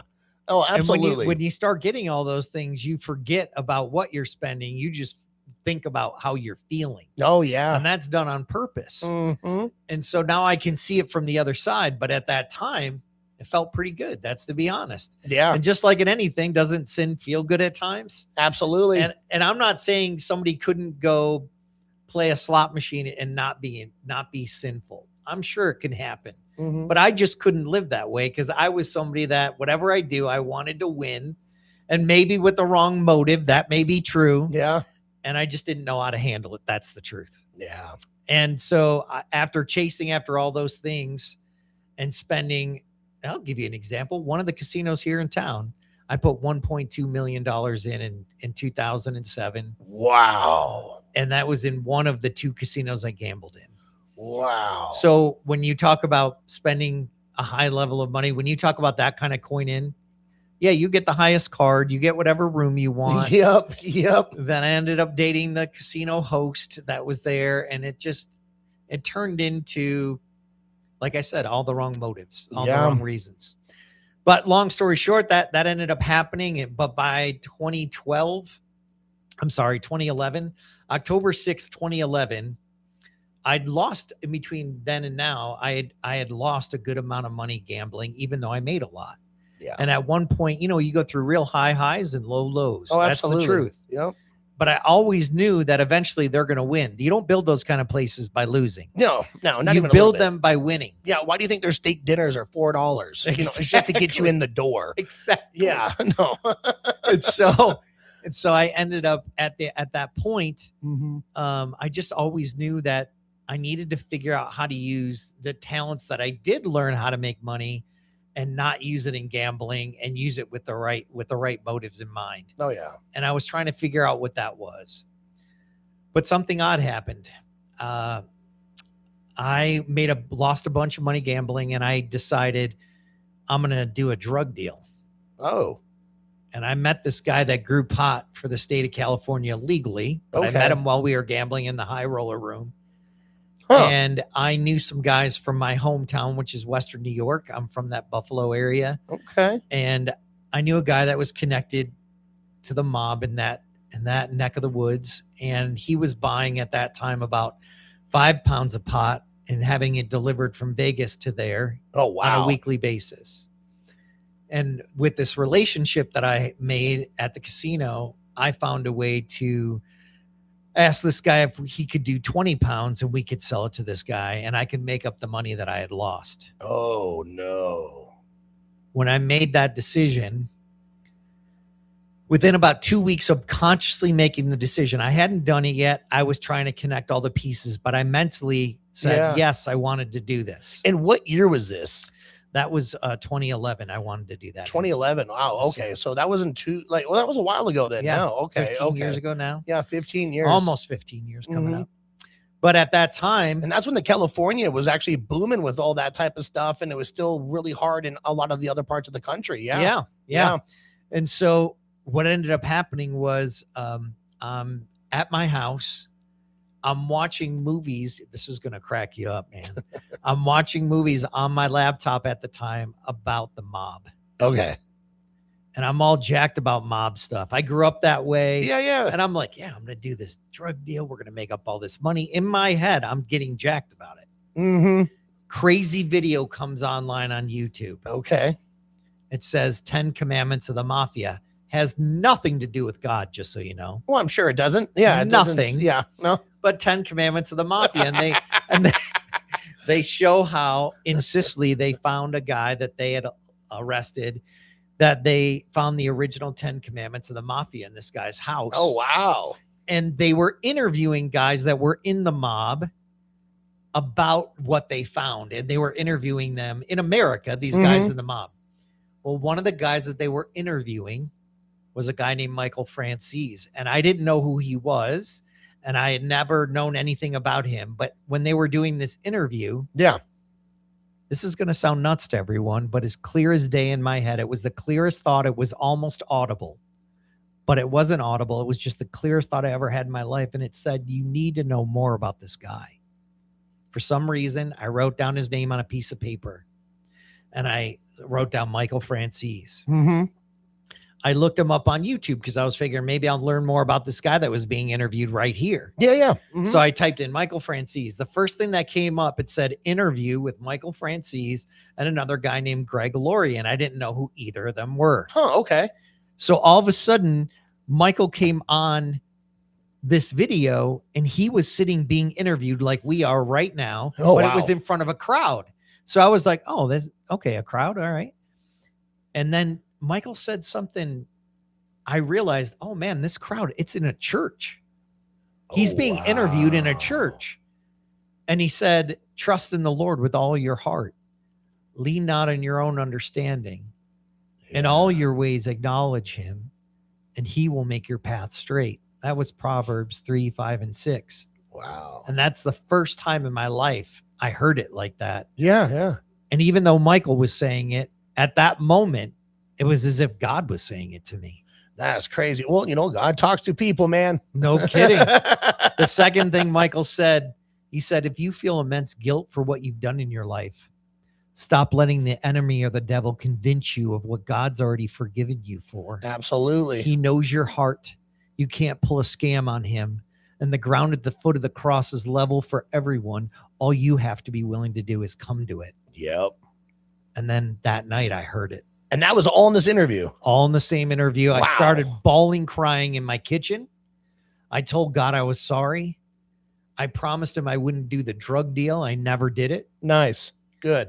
And my life over the next month dramatically changed. That was in that happened on October 6, 2011. Wow. Crazy. That is insane. Crazy story. Yeah, there was another story, something kind of similar to that. Like with the guy that we had in here, his name is Nova. Last Thursday, he gave his life to Christ with two of his friends. The next day, his two friends went to go rob a bank and invited him to come. He's like, dude, we just got saved yesterday. No. And they ended up serving 4 years in prison. They got caught. And within that 4 years, he ended up like becoming a minister. He met his wife, had his kids, and started building up his own ministry. Just because like, and this is the same thing, just like how you were talking about. The Lord knows when to come in and be like, we're going to reroute this. Okay. We're going to go right here, right now. And just kind of the same story. Like, with you, just, I mean, obviously a little different, but like you were right about to do this drug deal with like this mob and the people from California. And the Lord was like, you know what? We're going to reroute your transition and you're going to go this way. Take a left at the stoplight, sir. And you did. And I'm glad you listened, because can you imagine going down like a road like that and then getting caught up with certain people that you don't want to get in bed with, ask the horse's head and Michael Corleone. Like, trust me, I've seen the movie. It was part 1. If you don't know what I'm talking about, yeah, you'll learn. But anyways, and if you want to hear that interview too, go to the 777crew.com and then it'll all be up on the radio station page show. Just like this interview too, you can go to the website later on today. We're going to have this interview posted up on the website as well. If you don't know where it's at, you can't find it, just Google the 777 Crew and we will get you going. We're going to take a quick little break real quick. Derek, this is amazing conversation so far. I'm glad you're on. The first song we got going on right now is Knock It Till the Door Opens on the 777 Crew Radio. Knocking it open.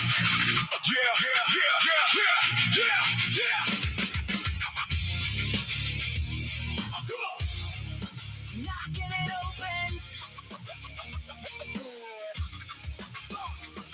I'm at the gate with my hands up high. Dust on my boots and a question in my eyes. I've been asking hard, I've been asking long. Still out here. Come on, come on, come on. Seeking like a bruise that won't quit green. A heavy little hope in the middle of the dream. Looking for a door in the brick and bone. Looking for a voice to call me home. If I knock, will you answer? If I reach, will you meet me? If I ask, will you break through? If I search, will you lead me? Ask and it comes. Knock And it opens. Seek And it finds me. right when I'm broken. You give me bread, not the stone. Ask and it comes. Knock. And it opens.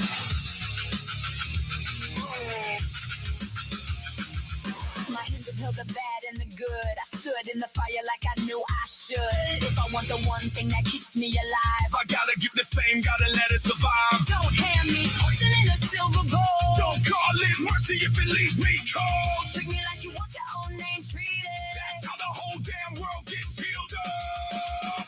If I knock, will you answer? If I reach, will you meet me? If I ask, will you break through? If I search, will you lead me? Ask and it comes. Knock. And it opens. Seek And it finds me. right when I'm broken. You give me bread, not the stone. Ask and it comes. Knock.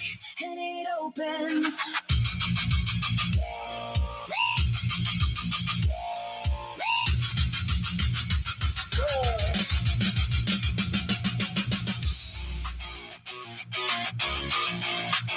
So do this to me, And I'll do it back.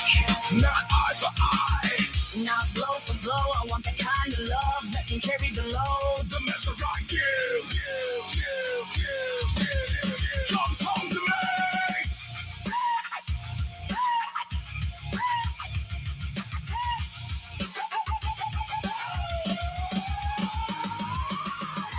And it comes. Knock.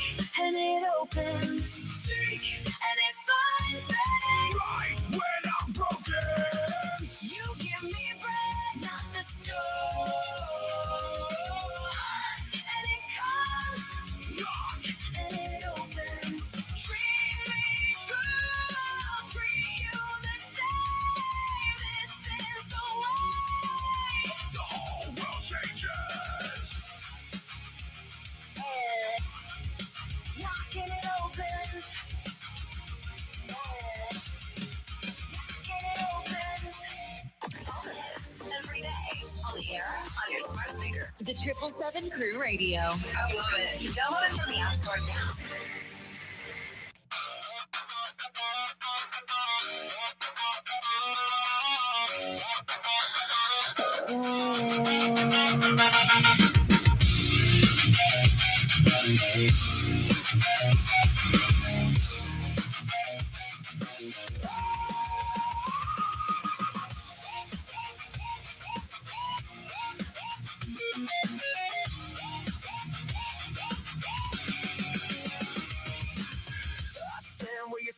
break. Dust on my boots, steel in my face. You came alive in empty hands. I came with fire you can't command. You talk like towers never fall. I hear the crack in every wall. My knees don't bend for crown or blade. My soul would seal the day I pray. I won't fold, I won't crawl. I hear my Father over all. If you come for me, come on. I'm already standing strong. I'll never bow. I'll never bow. Never bow. Never bow. I'll never bow. I'll never bow. You can swing your words. I won't turn. I'm marked by grace. And you will burn.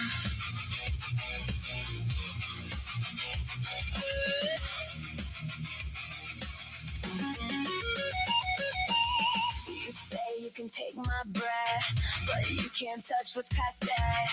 Send me to my holy home. I'll live forever at the throne. Your hate is noise, your pride is thin. My God will answer for his kin. Every child he calls his own will rise like iron, hard as stone. I won't fold, I won't crawl. I hear my Father over all. You come for me, come on. I'm already standing strong. I'll never bow. I'll never bow. Never bow. Never bow. Never bow. I'll never bow. I'll never bow. You can swing your words. I won't turn. I'm marked by grace. And you will burn. Like David ran with nothing in his hand. I come in faith, not fear, not man. Your army shakes, your noise gets small.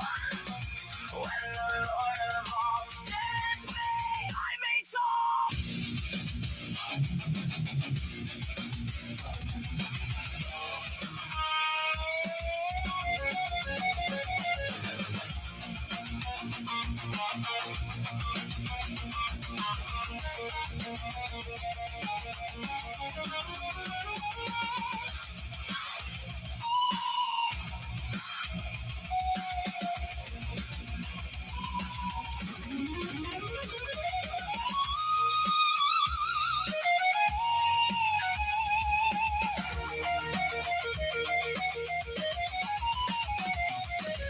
I'll never bow. I'll never bow. Never bow. Never bow. Never bow.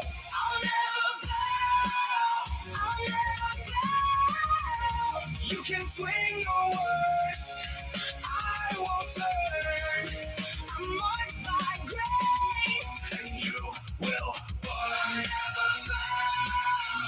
I'll never bow. Never bow. Never I'll never bow. And I will stand Until the end.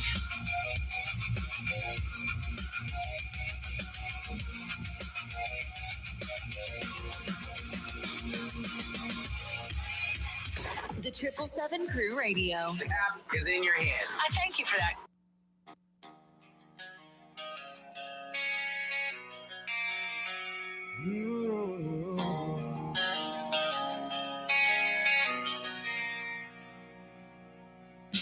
Lord, am I cry out to you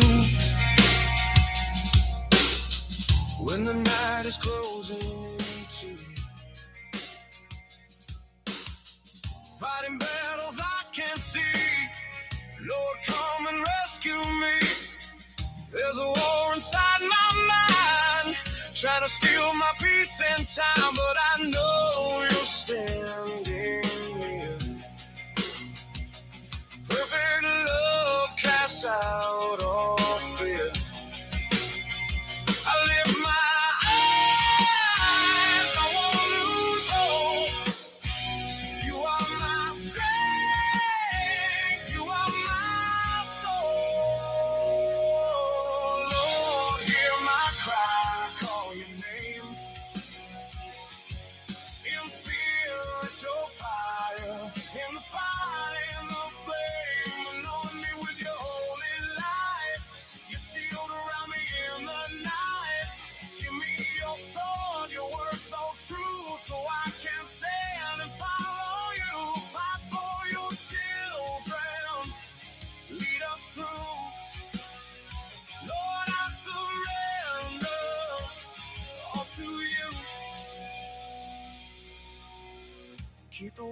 from the fragile land. Hold me steady in your hand. Don't let darkness pull me astray. Guide my feet in your way. When I'm weak, you make me strong. You correct me when I'm wrong. I don't walk this path alone. You are Lord upon the throne. I lift my eyes, I won't lose hope. You are my strength, you are my soul. Lord, hear my cry, call your name. In spiritual fire, in the fight, in the flame, anoint me with your holy light. You shield around me in the night. Give me your sword, your word so true, so I can't stand and follow you. Fight for your children, lead us through. Lord, I surrender all to you. No weapon form will break my faith. You are my refuge. You are my place. Even when the darkness tries, your truth still rises. Your light won't die.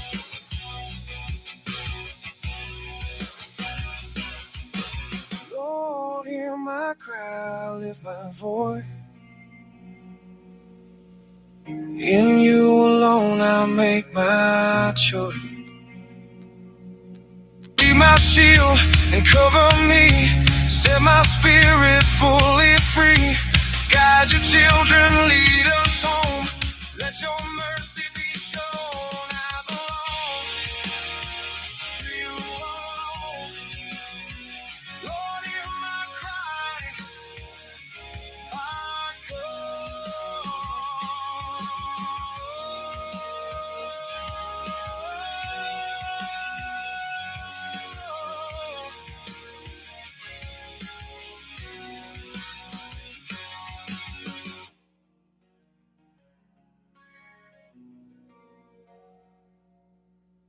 The 777 Crew Radio. The app is in your hand. I thank you for that.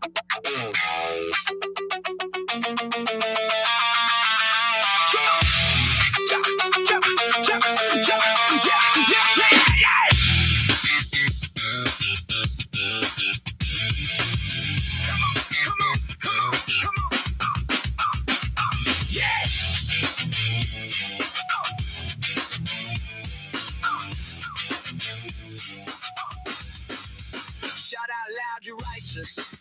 Right way people sing hard. Play the string thing with skill. Lift the melody high. Trade the fretboard for praise. Bring the groove to the throne. The word is straight. The Lord's move is true. Every promise stands up. Every line stays clean. He loves what's right. He fills the earth with mercy. By his breath the skies came. By his word the waters piled. He spoke and it stood. He named and it held. Sing it loud. Sing it right. Sing it loud. Sing it right. The earth is full. Life is love. The earth is full. Life is love.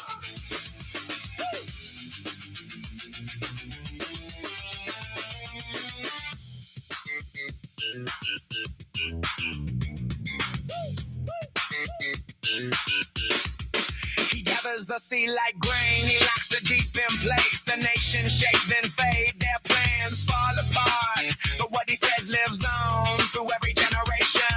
The Lord watches from above. He sees every heartbeat. He looks at every road. He knows where hope is bent. A king can stack his odds and a warrior can raise his shield. But strength does not save. Horses do not save. The eye of pride goes dark. The hand of pride goes numb. Sing it loud. Sing it right. Sing it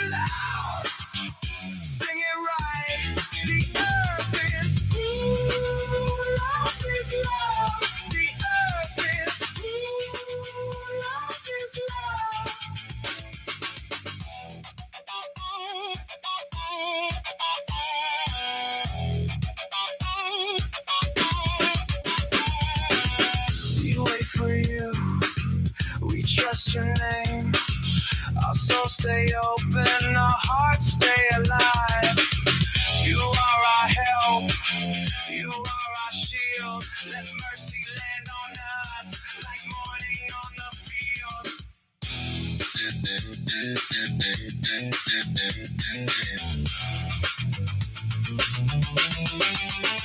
Sing it loud, sing it right, sing it loud, sing it right. The earth is full of His love. The earth is full of His love. Our hope is in the Lord. Our hope is in the Lord. He is our joy tonight. He is our joy tonight. Joy in the Righteousness on the 777 Crew Radio. It's Eddie P in the studio with my guy Derek. How you doing, sir? What's going on? Oh my goodness! You know the story's getting juicy, man. All right, so you were talking to Michael Corleone. Michael Francis. There you go. There you go.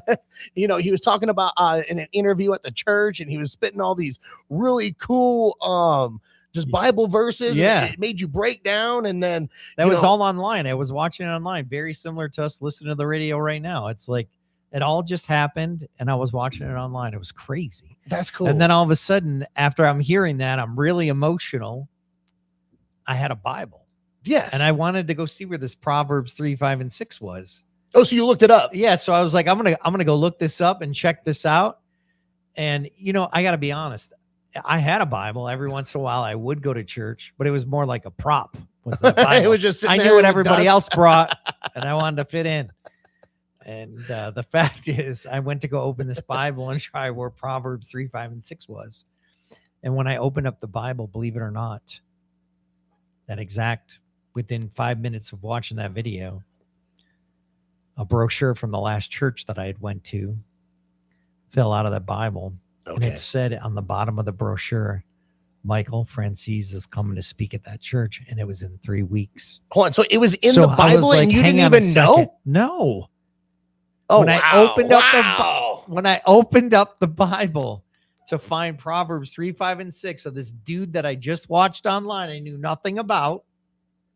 That brochure fell out, and the last church I went to over a month ago had a brochure. I kept the brochure from it. Yeah. And that guy was coming to speak there in 3 weeks. That is insane. See, now that's the Holy Spirit. So this is like what I was telling my wife yesterday. I was like, you got to understand something about God, okay? He is the master ultimate chess player. But instead of having just a few pawns and one king and queen and some rooks, he does it for everybody's lives on the face of the planet. Now, things like that don't happen by accident. I don't believe in coincidences. That is not a coincidence. That was supposed to be there. You were supposed to go to church that day to grab the brochure and then put it in your Bible. See, now this is not a coincidence. That was meant to happen. Yeah, it's incredible. When That's you think about those crazy. sequences, and if you just went backwards, I would have never have known that. I didn't know why I kept it. I didn't know any of those other things. I didn't know why I watched the 10 Commandments of the Mafia or why I wanted to do the drug deal. All those things led to that. That's God, crazy. God can use any of those things for his good. It's all about whether or not we want to pay attention to him. Yeah. And we have a free will to choose it. But at the same time, when he wants your attention, I promise you he's going to get it. But you know what? Here's the thing is, this is the one thing that also is mind blowing to me and to a lot of other people is when you look at this story that you're telling me right now, okay, and you think about it in a bigger light, okay, and I say it like this, is God had you go to those casinos. God had you spend all that money. God put you all in these different situations to watch these videos and for that to fall out of the Bible. He put all of that into place. So and he made you, or he let you live your life to realize that that wasn't the life that you were supposed to lead. I would say you might have some truth to what you're saying. I'd say there's maybe I would say, I don't know if he chose all those for me, but he let me choose them because I had a free will to choose them, and Exactly. he used them to he could use any of it to his advantage. Absolutely. All I had to be willing to do is turn to him. Well, yeah, because the Lord can use anything evil for good. Yes. And that's what he was doing. For sure. That is For such a cool, sure. that is crazy story right there. For So then sure. you obviously went to the thing 3 weeks later, Yes. right? You So- went to, so okay, you wait a had minute. to. Even before that. Yes. Even This before is that. crazy. Later on that night, I wrote a letter. Oh. To Michael Francis, and I was so overwhelmed by his story and what God did in his life. He was a mobster that gave his life to Christ. He travels the world talking about his testimony. Dang. I didn't know any of that until I watched it. But I wrote a letter to him and I just said, thank you so much for telling your story, not being afraid to say it, Yeah. and telling everyone around you what God's doing in your life. It helped change my life tonight. I wanted him to know it. That's And so I copied and pasted that story everywhere I could find a Michael Francis anything. Facebook, YouTube, at that time, Twitter, on his he had michaelfrancis.com. I copied and pasted in there everywhere I could put it. Yeah. 2 weeks later, he sent me a letter back. No kidding. Yes, he did. And he said, I'd like to meet you when I come to that church in Reno. Wow. And I said, okay. So I'll never forget it, bro. I ended up going to that church that day. Michael, hi, my name's Derek. He goes, hey, Derek, great to meet you. I'm so glad you came today. And he goes, I want to spend some time talking to you, but I got to just get through these services. It was standing room only at this church. Oh, I bet. And they ended up doing 5 services, including a Spanish service. to Holy cow. translate it. Really? It was Oh my goodness. unbelievable. What church is 5? And then in Spanish went, oh my gosh. So it was Woo. just crazy. And so I was feeling like maybe I was going to be a burden to him if I Mhm. hung out. Yeah. So he exchanged his phone number with me and said, keep in touch. And I texted him and I just said later on that day, Michael, I think God used you for what God was going to use you for. I don't want to bother you. I know you're busy. I mean, there was thousands of people asking for his autograph or buying a Oh, book. I'm sure. And the Yeah, last thing yeah. I wanted to do was sit there kind of like a groupie. That wasn't my deal. Yeah, no, That's not who I am. Mm-hmm. But what was interesting was I sent him this message and he was so busy. He couldn't get back to me. He didn't even look at his phone the rest of the night. But later on that evening, when the night was done, I got a text. Huh. And Michael said, Derek, do you get up early tomorrow? Well, that's a creepy message. I from know a that mob was boss. weird from a mob guy, right? Yeah, it's like Luca I get Brasi up sleeps with early. the fishes. John- I'm like, oh. I was like, yeah. And he goes, could you meet me at my hotel and have breakfast with me tomorrow morning? And I said, yeah. And so I did that. And that was, believe it or not, that was Halloween morning, Oh man, 2011. that's crazy Is cool. when we had breakfast. And we've been friends ever since then. We got way more of the story to tell, but that's incredible. That's how I made my introduction to giving my life to Christ. See, that is such a cool story. Yeah, man, it makes mine look like, well, man, I don't know. I mean, I don't want to talk about mob bosses. I was born in Little Italy, Milwaukee, but we'll keep that right there. But no, that's a crazy cool story, man. Like, so, and then after, like, all right, so you guys had the breakfast, everything was cool, like, and then you guys still keep in touch to this day. To this day, we've done business together. We work Really? together. I brought him to other churches to speak at around the country, that wherever I've lived. Oh wow! And we've done a lot of work together through the years. He wrote the foreword to my book, which we'll talk about later. Oh my It's goodness, amazing. really? It's amazing what God's done. See, like that is exactly what we were talking about. It's just the Lord puts the right pieces of the puzzle together at the right times. Like about doing a drug deal with these mobsters, and then all of a sudden you pretty much got saved, and the Lord, we're going to redirect your direction. And then now you met this guy, and now you guys are working together on how to build the kingdom up even higher. Like that is such an amazing story. That is so true, man. It's amazing what God does. And then I just decided, this is crazy, guys. But what really at that time, this is 2011. And after I got saved, I didn't know how to do business and go back to doing business, honoring God, even though I was saved. Yeah. So every time another business opportunity came to me, it was like a hot potato. I had to get it out of my hands because truthfully, I didn't know how to do it with the right motive. Yeah. So for almost from 2012 until 2016, Mm-hmm. I worked for somebody else. And I think what God really showed me, what I needed to learn, was I willing to submit to somebody else and not always just run my own deal? Was I willing to listen to somebody else? And not only was God teaching me that with my relationship with him, reading the word, but I was also learning it in business. He was teaching me that in both ways at the same time. You know, we were talking about that on the air too. Geez, I want to say a week or so ago about like how you build up your own building. Like that was a metaphor we were using. Like you're building up your own skyscraper without the Lord, and it might look really cool on the outside, but it's super hollow within. But then when you're like, you can't figure out how to fulfill your life because your skyscraper has nothing in it to keep it full. You're like, what is missing in my life? Like, I don't know about you, but there was a lot of people, like even myself, like, I don't feel like I'm living my purpose. Like, this isn't my purpose. And then when you start praying and you start submitting more to the Lord and you're like, hey, Lord, like, what can you do for me? Like, I want to get out of this situation. And he's like, are you sure? And you're like, yeah, I can't do this anymore. And he comes in like a wrecking ball, destroys it. And then you're starting from the ground up. But at the same time, he's now building your building. Now it's not just looking good on the outside, but it's also filled in the inside. So true. You so know? true. So when you're going through that situation like that, it just kind of, made me think like you were making all this money. You're dropping millions of dollars at the casino. I mean, from my life, dropping the money at the casino, DJing out there, girls, drugs, alcohol, you name it, it's all there and it's all at your fingertips. You know what I mean? And I wasn't dropping $1.2 million. Okay. Like I wasn't doing all that. So, I mean, I don't even know what road you were going down. So I can only imagine. So, but going from like something where it's so artificial for the world and it's just artificial for the world, but that's not the true kingdom. And that's not the real life. That's not the true life, Well, what ended up happening, Teddy, it's going to sound nuts, but God had me go backwards in life when it came to making money and do things. I had to be willing to submit to him. I think that's what was happening.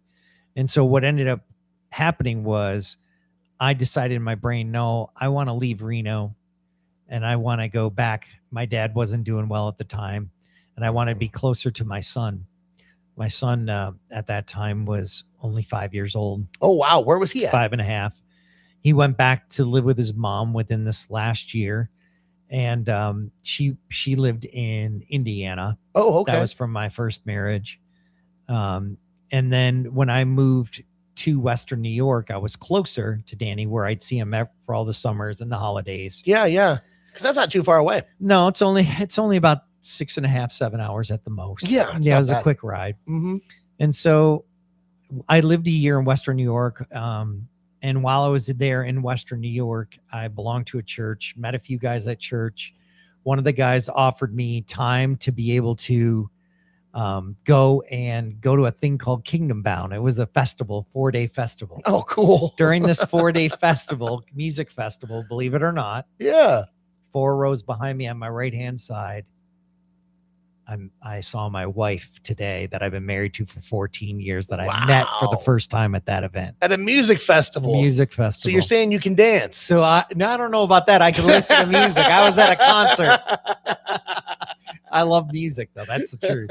All right. And so I met my wife at that place. And the crazy story about that too, man. When you surrender to God, he kind of sews all the things together that you were looking for. And even though when I left here, I left a girlfriend and it was hard, but I knew I needed a different start. And I knew I was feeling empty and she thought I was nuts giving my life to Christ. And believe it or not, I wanted her to get saved too. Oh yeah. But it was for all the wrong reasons. Again, it wasn't just for her to be saved. It's because I wanted to keep on doing what we've been doing. No, yeah. If you know what I mean. No, I get it. Yeah. And so at that point, when I surrendered, I was just like, no, I need a change. I got to do something different. And so ended up moving back to Western New York. So this is the crazy part, Teddy. I meet this lady. She's 4 rows behind me. When I see her, I ask God to take it out of my mind. Because I brought my son to that event and I just wanted me and my son to have a good time there. Yeah. Later on that night, There's 45,000 people at this place. It's like a Six Flags. It's huge. Wow. My son goes, Dad, I'm kind of cold. Can we go back to the locker and get a change of clothes so I could put my warmer stuff on? Because at nighttime I got a little colder. Yeah, yeah. And I go, sure, Danny, let's go to the locker. As we were on the way to the locker, that lady that I saw at that concert earlier was up here on my left, her and her girlfriend. And I go, what? As we were walking by, I just looked at her and I said, weren't you guys at the Carrie Job concert earlier today? And they were like, yeah, we were. And then we exchanged like a hello information. Hi, how you doing? And just a conversation. And she goes, well, do you live here? I said, well, I just moved back here from Reno, Nevada. And she says, I lived in Reno, Nevada. Oh my goodness gracious. And I go, when did you live in This Reno, is Nevada? insane. She goes, 2008. Wow. And I go, it was so ironic, weird, obviously a God thing. I'm supposed to meet this lady. Uh-huh. And we exchanged Facebook friendships. Nothing else, no phone numbers. I didn't want it to be weird. Yeah. We never stopped talking. We messaged each other on there. A week later, this is the fast version. A week later, we met in the middle because we lived 3 hours apart from each other. Yeah. We met in the middle, went to church together for a weekend. Wow. For one day during the weekend. We hung out that day. It was cool. The next weekend, we met halfway. We met in Rochester, little past Rochester, New York. Okay. We met at a park. I asked her after the park, after we talked about our God stories and what was going on in our lives, I said, would you like to go to lunch? And she said, yeah, that'd be great. It was going so great. I said, do you want to go see a movie after that? And she goes, yeah, I want to go see a movie after that.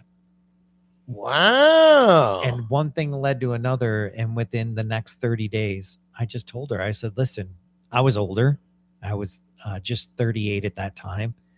And I'd already been through a marriage that hadn't worked. But I told her I wasn't here to play the field. I really was looking for a wife and I wanted to do this right. Yeah.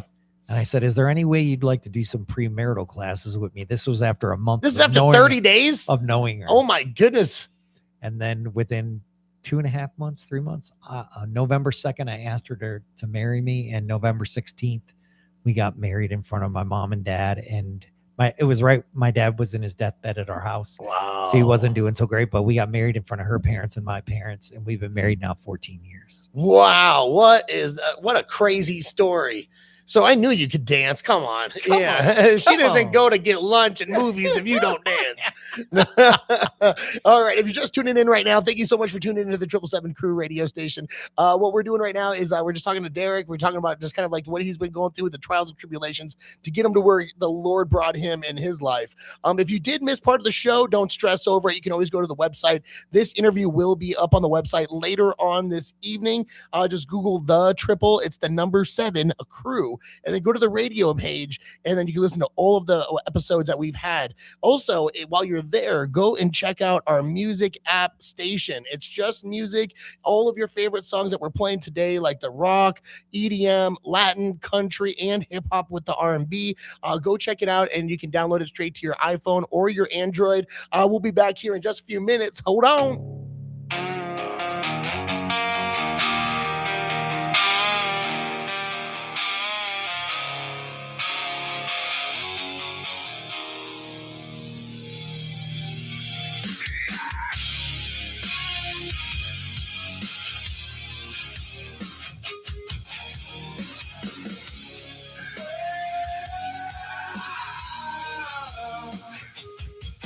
Blessed is the man who won't walk that road, who won't stand in the fire of the wicked crowd, who won't park his soul where the mockers grin. He turns his face and he does not bend. But his delight is in the righteous word day and night. He turns it over like a blade in his hand, like a stone in the stream. He knows where he stands. To pass, I won't go back. To pass,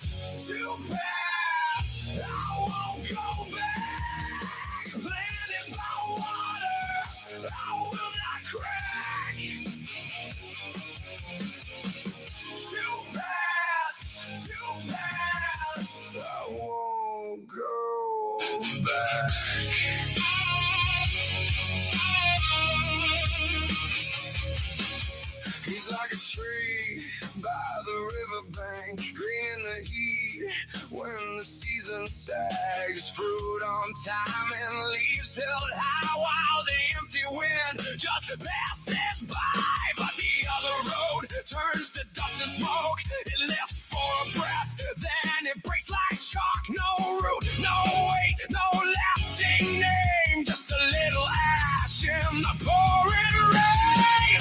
Two paths, I won't go back.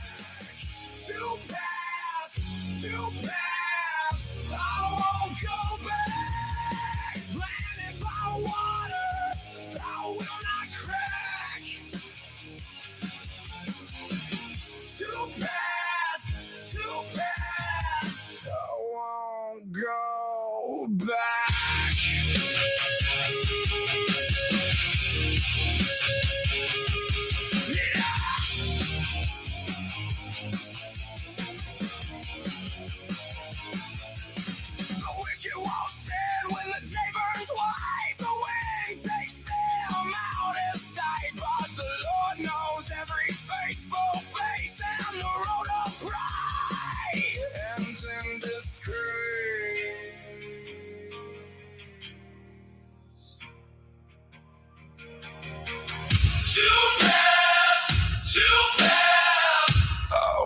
Go back.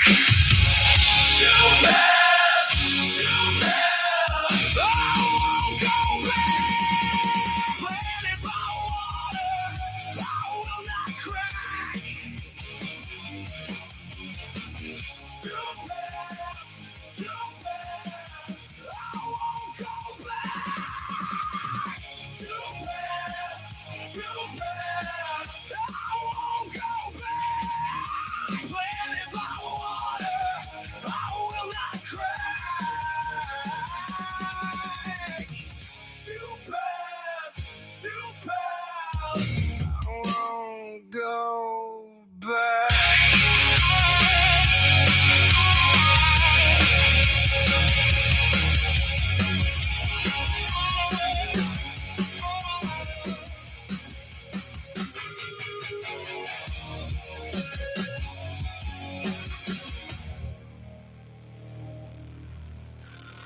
The 777 Crew Radio. The app is in your hand. I thank you for that.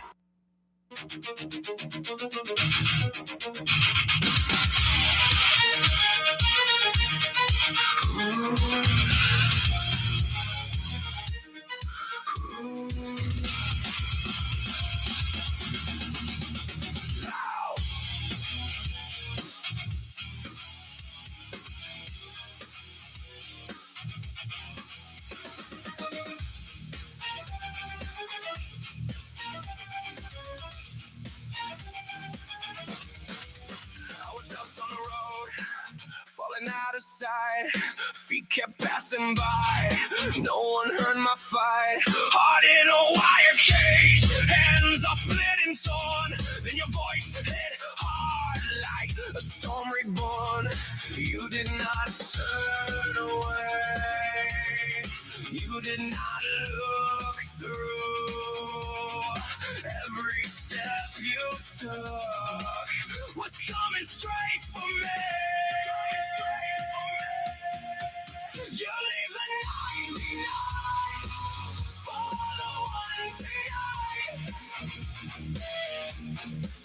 You leave the 99 to drag me back to life. I was the one you wanted.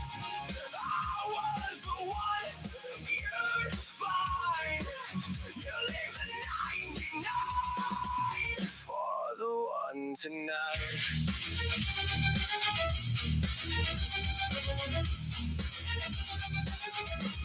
Out in the wrecking field where the thorns cut deep, I was bent and blind, too far gone to keep.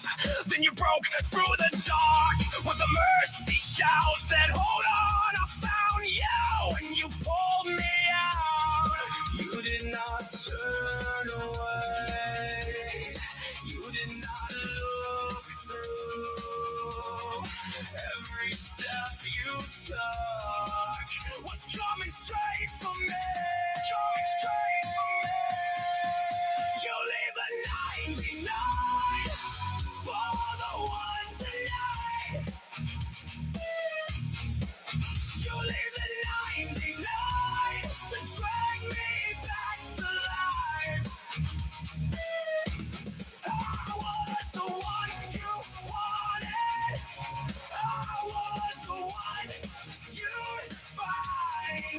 You leave the 99 for the one tonight.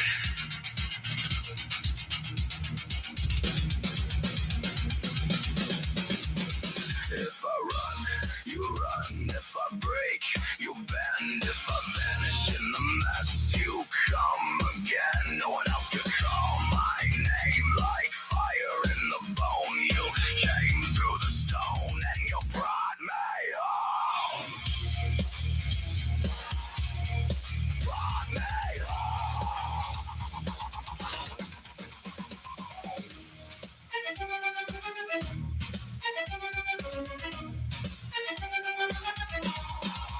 You leave the 99 for the one tonight. You leave the 99 to drag me back to life. I was the one you wanted. I was the one you'd find. You leave the 99 for the one tonight.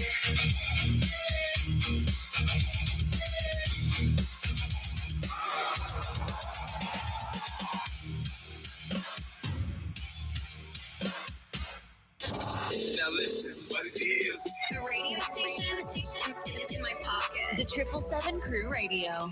We are the 777 Crew Radio.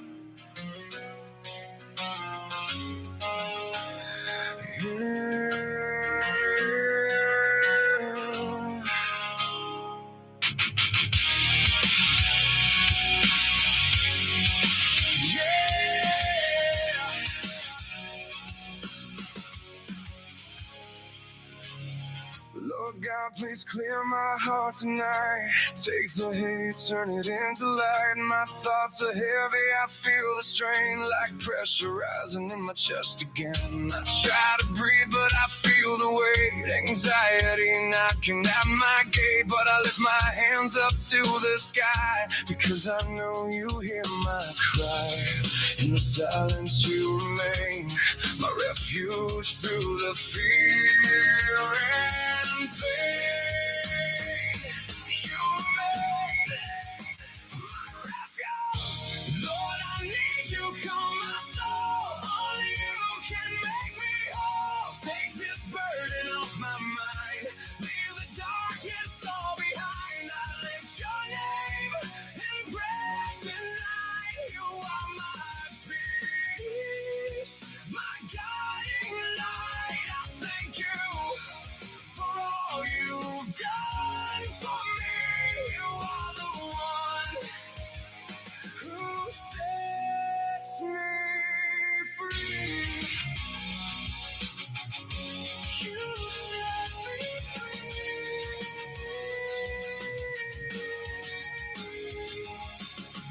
My breath feels like it fades away. You are closer than I can say. Every worry, every fear, I lay it down when you are near. Teach my heart to rest in you. In everything I'm going through, you never leave, you never change. Your love remains through every pain. In the silence you remain, my refuge through the fear and pain. You remain my refuge. Lord, I need you, calm my soul. Only you can make me whole. Take this burden off my mind. Leave the darkness all behind. I lift your name in prayer tonight. You are my peace, my guiding light. I thank you for all you've done for me. You are the one who sets me free. Set me free. When my heart starts to break inside, you are still my steady guide. I will trust you through it all. You will catch me when I fall.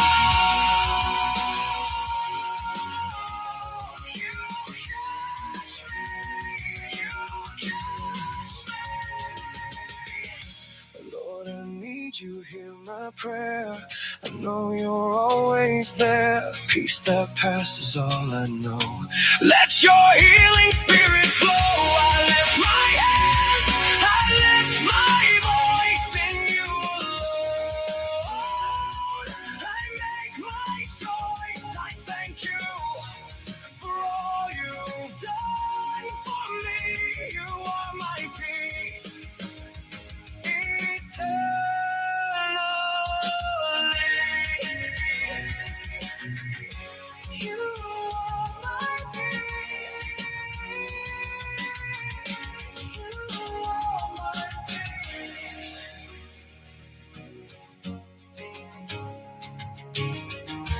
Lord, I Need You on the 777 Crew Radio. Thank you so much for tuning in. Again, please go check out the website, the 777crewradio.com or the 777 Crew. Go look us up. Go to the radio station page. You can hear all of the interviews that we've done and all of the meetings and all of the amazing music. If you want to download just the music app, you're more than welcome. Just, find which one. You have an iPhone or an Android, just download it and knock yourself out. We have the 5 different radio stations on there, the EDM, Latin, country, rock, and hip hop and R&B. But we got my guy here in the studio, Derek. Thank you so much for stopping in again. Thanks so much for having me, man. That's No, awesome. Absolutely. I really love being here. Yeah, no, man. It's a great time having you here, especially like hearing about your story and how God used your life to like influence you. And now you're just meeting your wife at a festival because you said you can't dance. And so, I mean, it's just so crazy to me. And then you guys started going on all these dates, and then you guys got married within like what, 6 months, you said? Yeah, less than that. Less than 6 months. And you guys been together for 14 years now. Like, God blessing. That is amazing.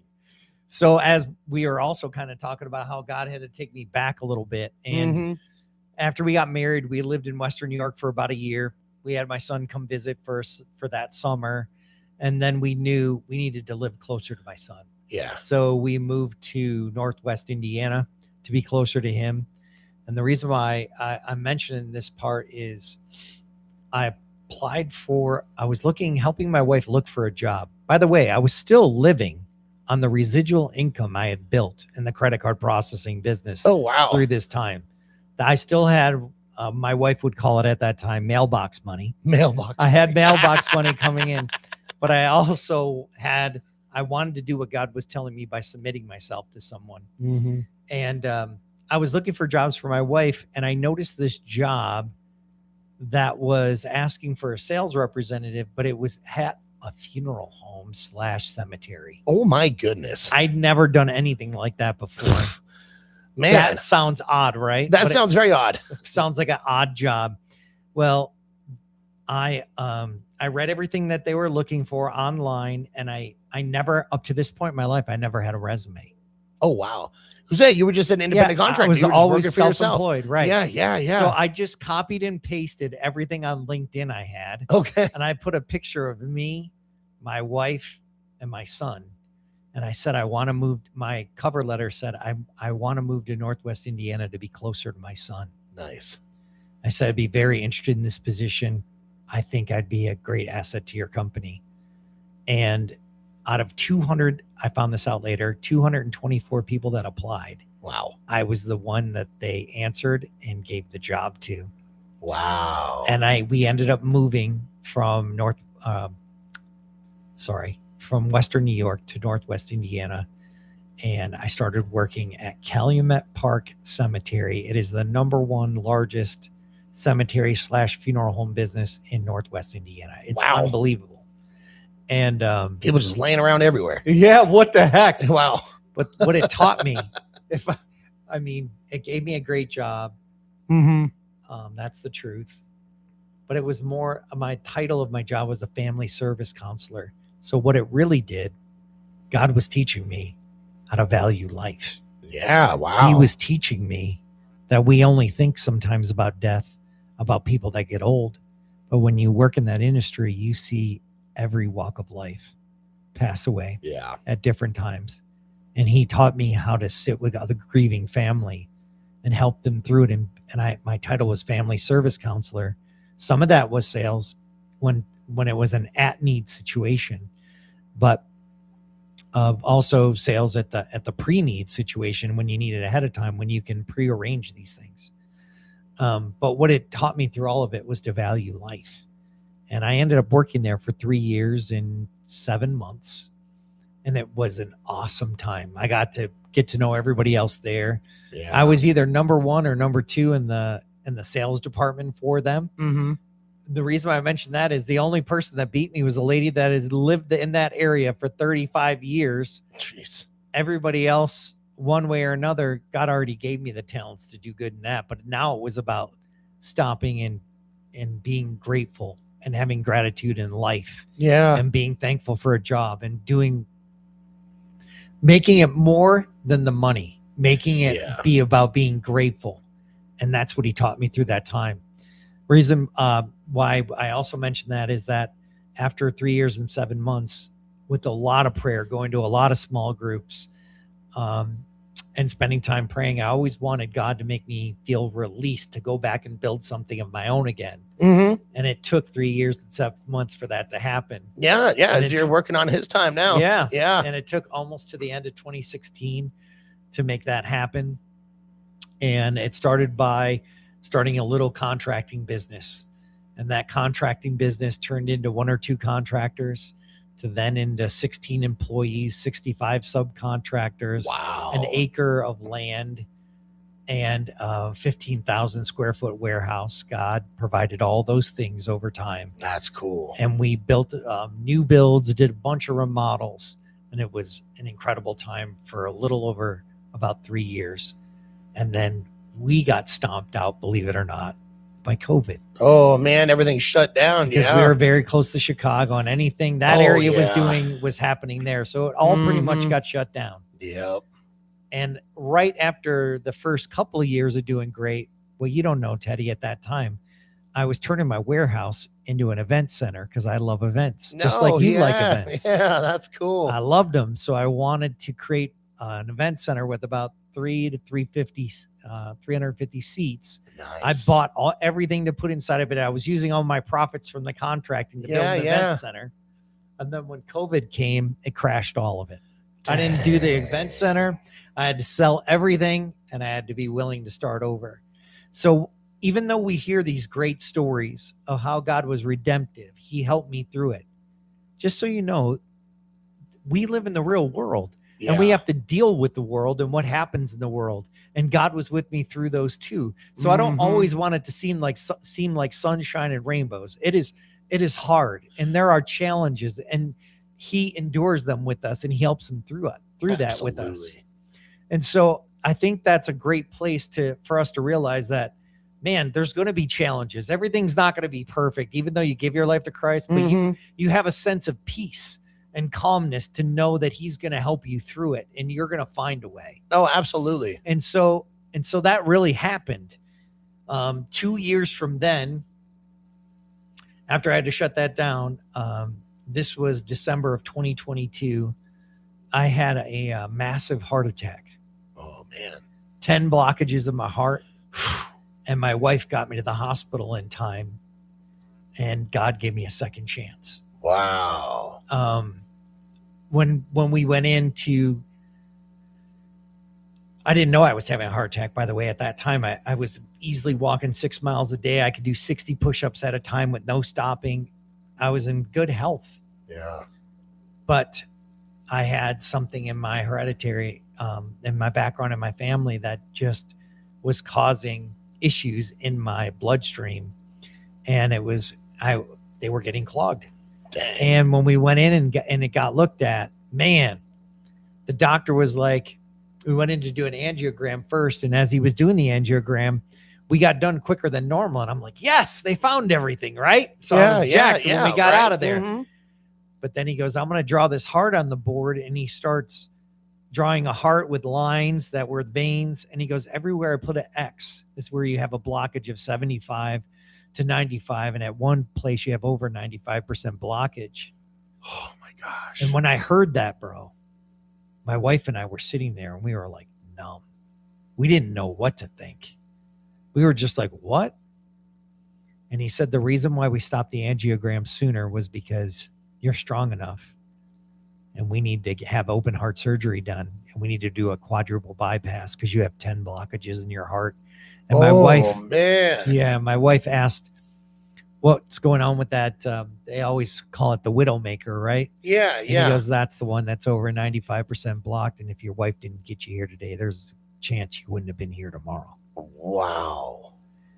So that was very, very hard. Very hard. I was thankful that they found out what the problems were, and we were going to go do the open heart surgery. But I don't know about you, hearing that for the first time. They're going to saw my chest open. They're going to take my heart out. They're going to take the veins out of my legs, reroute my heart, put it back in, restart it. Hearing all that was like, huh? But I knew it had to be done. And I just said to the doctor, yeah, we could talk about that. And he goes, take as long as you want, but you're not leaving here until you get it done. Then it became really real. Jeez. Whew. Yeah, talk about a ton of bricks. So I prayed and I just asked God to help me through this. My son was the exact same time was graduating from high school. I just said, God, I need to still be here. I'm not ready to go yet. I mean, if this is your plan, I understand it. I love my son. I moved here to be with him. I love my wife. I'm so thankful for all you've given me. Just help me. Help me get through this. I love you, Lord. And I know you can help me. Just help me. Yeah. Man. And the truth is, he did. That's why I'm here right now. Obviously, because you left the Obviously. hospital. And then what led into everything after that? So yeah. the procedure happened. Yeah, so I And- ended up doing that open heart surgery. Extremely, extremely hard. I do want to tell you one thing that happened in ICU when I was healing. Okay, so you're awake, but you're not quite awake to them. Like, I knew what was going on around me, but my eyes weren't open yet. I still had the tubes down my throat, you know, that they have to do when you go in for surgery. Mm-hmm. I have the tubes down my throat. I have these wires sticking out of my chest that are connected to my heart in case something doesn't work and they have to restart me like a kickstart. Oh my gosh, like It's Iron Man kind of. Dude, it's unbelievable. That's what it seemed like. Yes. Gosh. And I'm sitting there. Okay, so I'm in ICU. My eyes are closed. I can hear everything going on around me. But everything is super sensitive. Certain smells bother me. Huh. Talking bothers me. I can say out loud, babe, you can't wear any perfume. Just with my eyes closed, babe, you can't wear any perfume when you come back. It's just too much. I can't handle it. And then I remember telling her to tell the nurses and doctors that talk in the hallway not to talk in there. Something was happening. And I felt like God was he like had me cradled in his arms, totally at peace. And he was like doing a download to me. Like I felt it was just him and I in that room. Wow. And within, I think it was like my wife said 3 or 4 hours, then they ended up taking the tubes out of me. And it was very painful, obviously, bro. They sawed my chest wide open and, you know, and they sewed it all together, wired my chest back together. And my legs were all sewed up and it was crazy. I was in the hospital for about 10 more days. I hardly could, I couldn't walk. I couldn't do anything until probably the 8th day, even though they want you to get up right away. Yeah. It was just very, very hard, very hard. And then after those 10 days, I go home and you can't go to bed because you can't lay down like that. You got to sleep in a recliner. Yeah. And I'm in the recliner, and as much as I love being on your show and hearing everything that you're creating here, I think is awesome. I've always been somebody that really loved music. So I would always listen to something on my phone on Bluetooth. Mm-hmm. And music always gave me like this healing effect. Yeah. It was very spiritual to me. Music always has been that way. And I always felt like the Holy Spirit worked through music. And so I was listening to a song on my phone, and I heard it while I was laying on that recliner healing. and it was a song called Masterpiece by Danny Goki. Okay. And as he was singing this song, the words were as if he was singing them to me. Oh, okay. Those words made me think of, I started doodling. His song was called Masterpiece. Mhm. And I started doodling on a piece of paper, and I wrote, I am masterpiece, meaning the great I am, which is God's masterpiece. Yeah. Yep. And that's what turned into me writing notes down and saying, I got to write a manual to my son about all the things I had learned so far in life that I needed him to know. And if anything had happened to me in the future in life, I wanted him to know it. Yeah. That's important. And I had to find a way to weave scripture in it, but not how would you say it? Not Bible thump him in a way, but where he'd hear it from his dad. Yeah. But also teach him lessons, whether it was about relationships, whether it was about making money, whether it was about our influences. There was all these things I'd learned so far in my life. And now I wanted to be able to relay those things to him in case in the future I didn't take the time to do it. And so I started writing this manual, and that manual turned into a book that I never thought was going to happen. And that I became an author, and that book has been sold thousands all over the country. That's amazing. This last year, I got to go on tour with Winter Jam, which is a Christian concert tour in 40 cities, and anywhere from 10 to 15,000 people were at every one of those events. And I got to talk about how God changed my life. I got to pray with people and offer them the book, the same book that I wrote for my son now is helping hundreds, if not thousands of people around the country. That's amazing. So we go through these ups and downs. All I can say is be faithful. God will help you through all of them. Mhm. It doesn't matter if it's perfect at the moment. Have faith. Remember, he said, even the size of a mustard seed. Yep. And remember that no one's righteous, not any of us. So don't look up to me. Just know that God loves you just as much as he loves me, and he wants the best for each one of us. Yeah. The fact is, are you willing to consider yourself the fifth gospel? Yeah. Because there's 4 gospels: Matthew, Mark, Luke, and John. Yep. What's your gospel telling the world? Is your gospel pointing people to Christ? Is your gospel going, oh man, I want to get to know that guy that you know? When I heard that the first time, I didn't come up with it, but when I heard it, it was very revealing to me, and it made me pay more attention to how I was influencing and affecting the people around me. I wanted to make sure that they saw him and not me. Yeah. That's beautiful. That's a crazy, crazy story. And like, like even when you were in your downtime, like the heart attack, all of that stuff, the fact that, when you submit to the Lord and he still challenges you like, oh, okay, well, how much do you really love me? And that happened, and you were praying to him, and you prayed, and then he healed you. And then he gave back because you were that faithful to him. Just kind of like Job. You know what I mean? With the book of Job, like he lost everything too. And what did he do? He never stopped praying. He never stopped praising the Lord. Even when his skin was having boils and all that, he was still praising the Lord for his life. And then, when the Lord, he came back and provided everything back times 2. And that's the same situation, I believe, with your story. And that's why, like, you've been on this roller coaster up and down, up and down, up and down. And the thing is like one beautiful thing that you did say that I like is like, just because you're saved, it doesn't mean you're not going to have any more problems. Actually, you're going to have more problems because now you're not living for the world anymore. And you're going to deal with the worldly problems, but yet you know that the Lord has got your back as long as you stay faithful to him. Amen. That's Amen. insane. Like, what a good story. Well, thanks, man. I appreciate it. I know it's not me. I'm just doing my best to walk it out. We're imperfect people. Yeah. And we have a perfect God. And I'm just so thankful for him.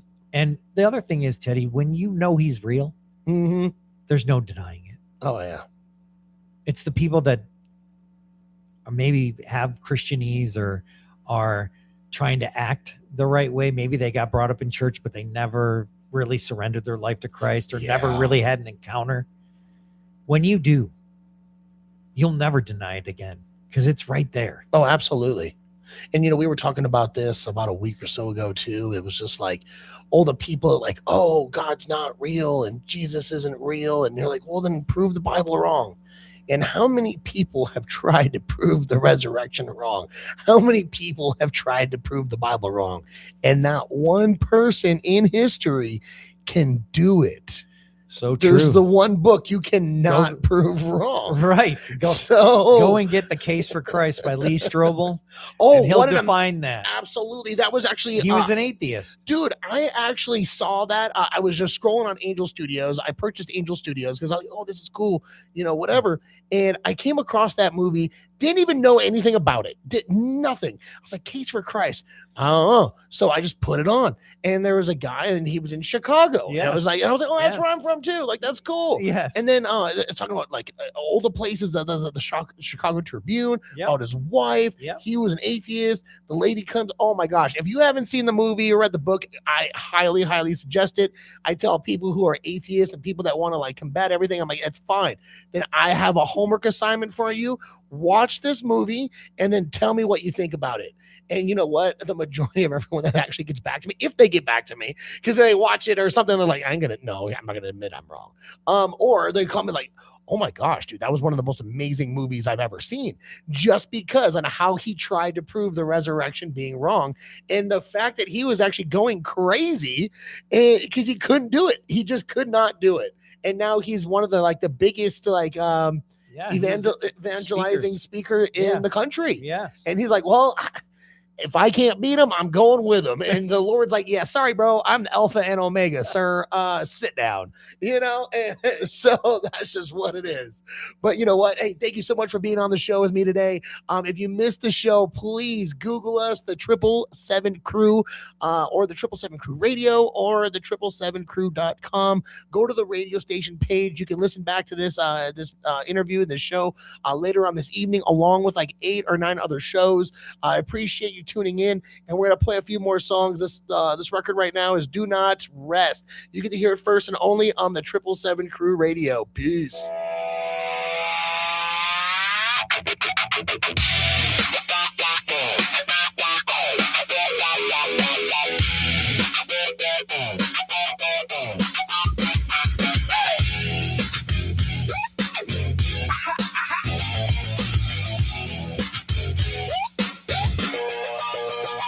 Do not fret yourself, for evil shall breath. Do not envy the proud, they dry up fast as grass. Trust and do good, dwell in the land, feed on faithfulness, keep your hands clean. Roll back that worry, hand it over slow.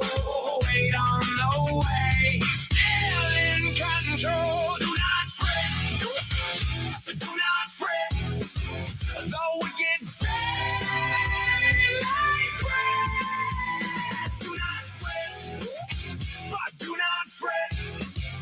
Trust the road and stay.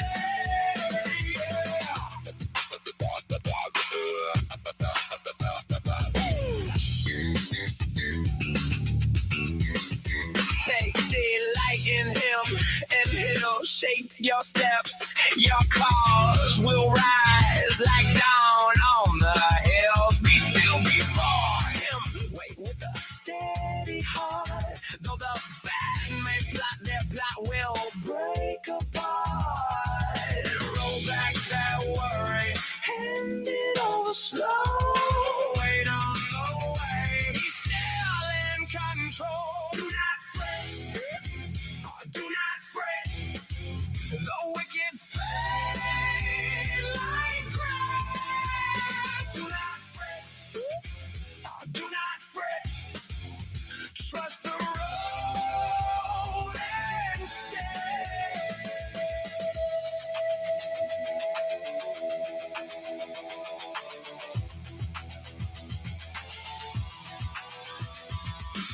I was young, now I see the righteous don't get left. I've seen the blade of the boastful turn right back to dust. The Lord knows the days of the one to walk upright. They won't be shaken, they will shine in the light.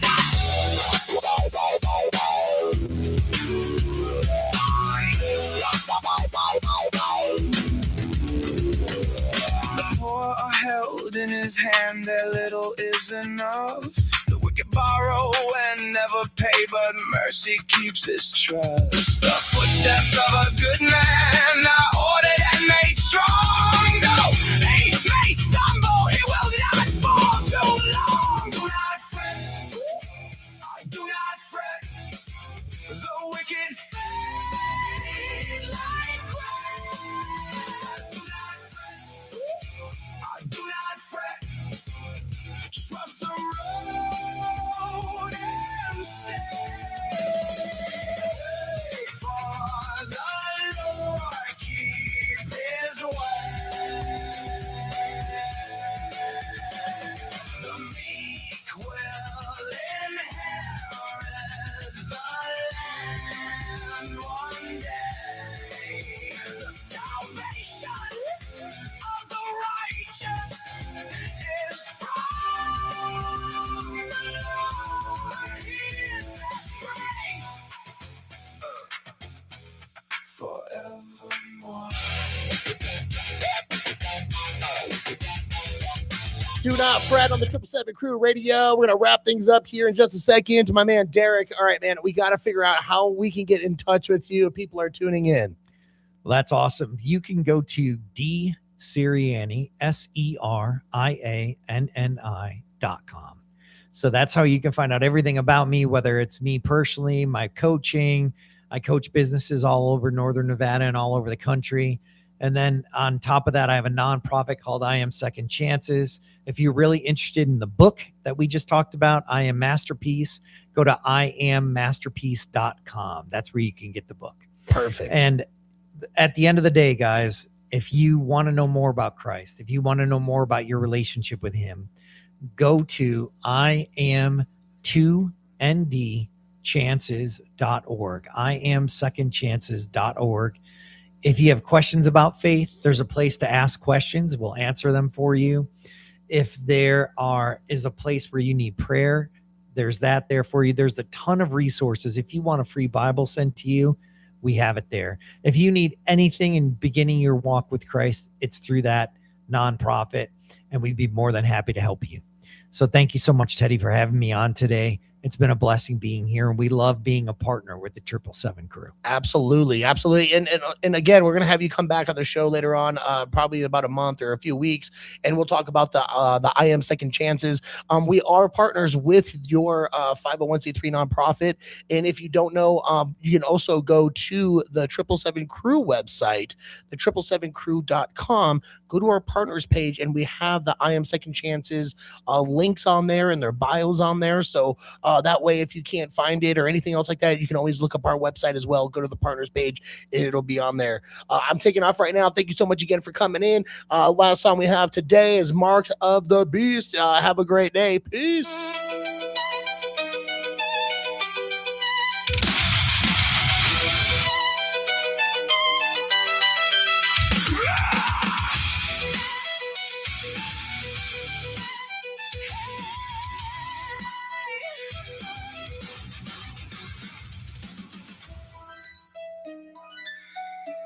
And I beheld another beast coming up out of the earth. He had two horns like a lamb, and he spake as a dragon. He exercises all the power of the first beast before him, and causeth the earth to worship that first beast before him. He doeth great wonders, so that he maketh fire come down from heaven on the earth in the sight of men. He deceiveth them that dwell on the earth by those miracles which he had power to do. In the sight of the beast, saying to them that dwell on the earth that they should make an image to the beast, which had the wound by a sword and it lived, making now make a stand. Who is like the beast? Who is like the beast? Who can make war with him? Make war with him. He causeth all to receive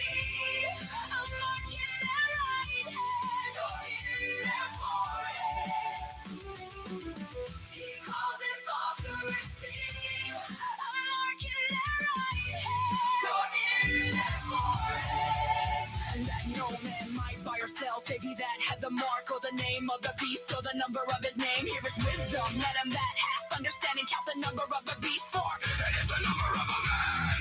His number is 603 score and six.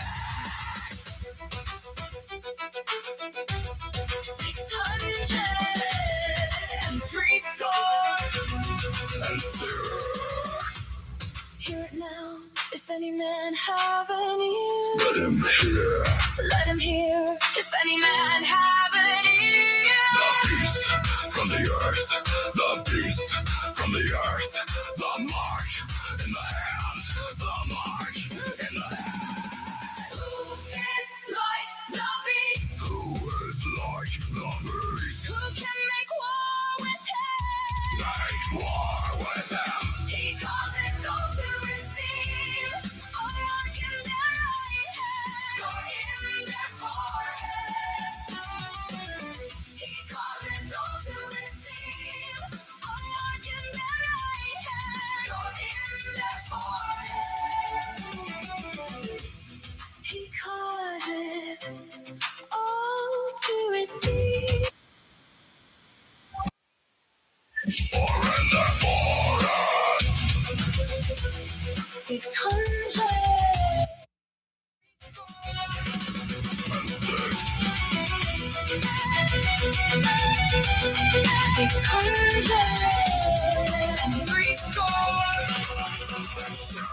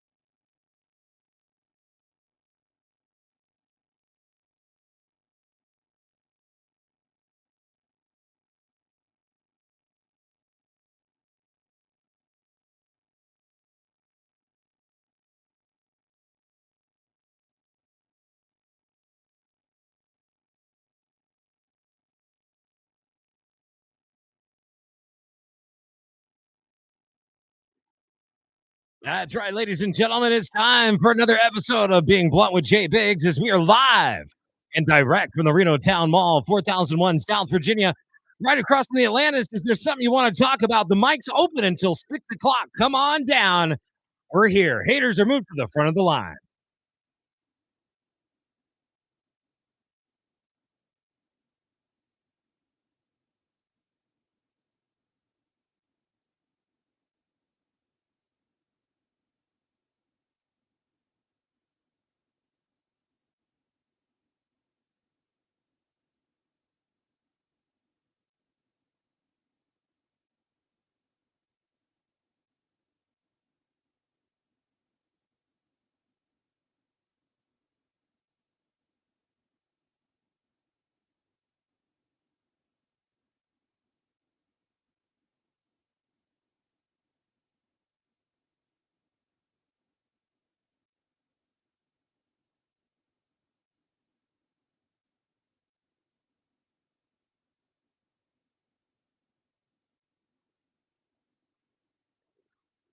That's right. We are here on another episode of Being Blunt with Jay Biggs, live until 6 o'clock on 93.7 on your FM dial, 103.3 FM, as well as 1400 on your AM dial. I am the host. I'm Jay Biggs, Being Blunt with you all the way, as I said, till 6 o'clock here on your drive home. And thank you so much for joining us. You might have landed upon your new favorite radio show. You might think this thing completely sucks. I don't know. I don't care what you personally think. I just know I'm having conversations and having fun right here on the radio that nobody else is in Reno because, well, we have freedom of speech. It might have taken 250 years for America to introduce freedom of speech to the radio, but damn it, it's here. We've got the best of it with all sorts of good new programming that you can catch a variety of here on KPGF and KNNR because, well, everything from urban talk all the way to Spanglish to live rock and roll, which we had here on Saturday night. Tiny Paper Heart, could not believe it. I got to give a shout out to Paul Trevor, who had one hell of a debut with the live rock and roll here on the station, and it was killer. Rob the Rabid Dog is with me by my side. What's up, brother? How are you? Good. Another good day. Getting on my soldiers of attention, ready to go out on the attack.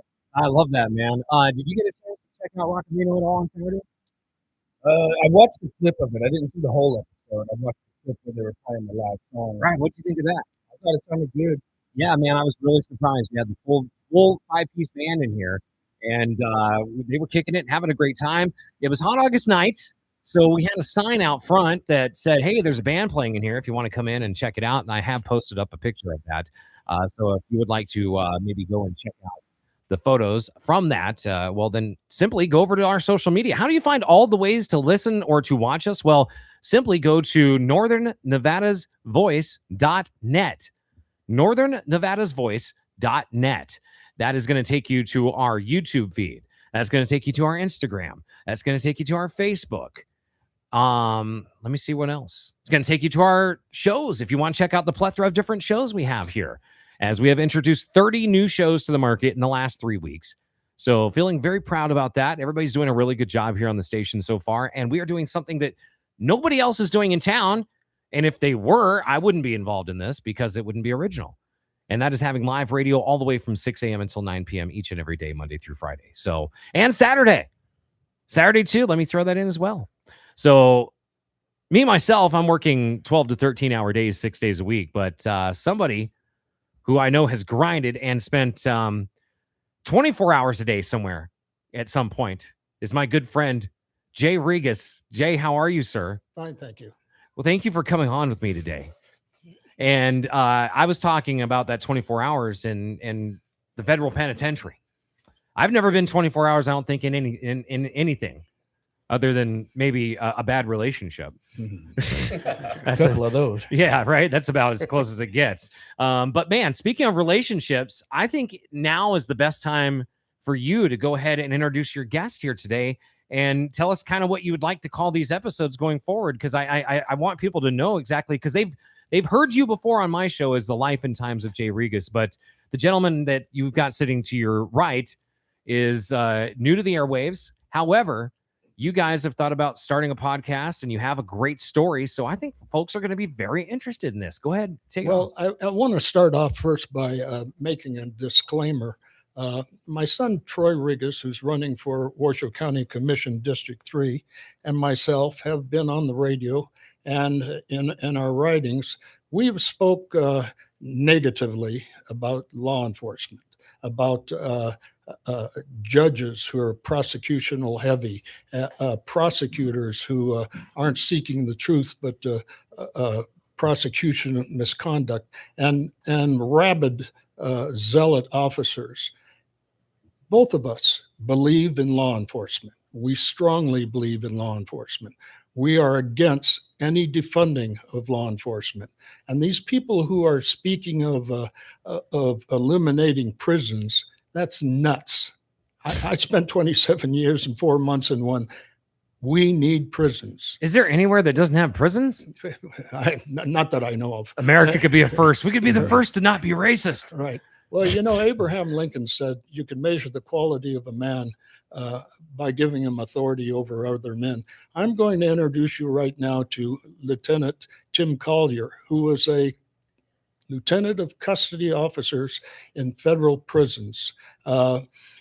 Lieutenant Collier, when he was on shift, we knew, those of us convicts knew that that he would administer the activities firmly, but most important, fairly. Tim Collier. Thank you, Jay, and thanks for this opportunity. My name's Tim.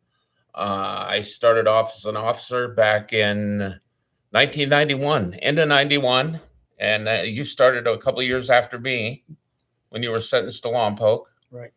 I started at Terminal Island, but to back up a little bit, I joined the United States Marine Corps and spent some time overseas, and I came back and I had a wife and 2 young kids.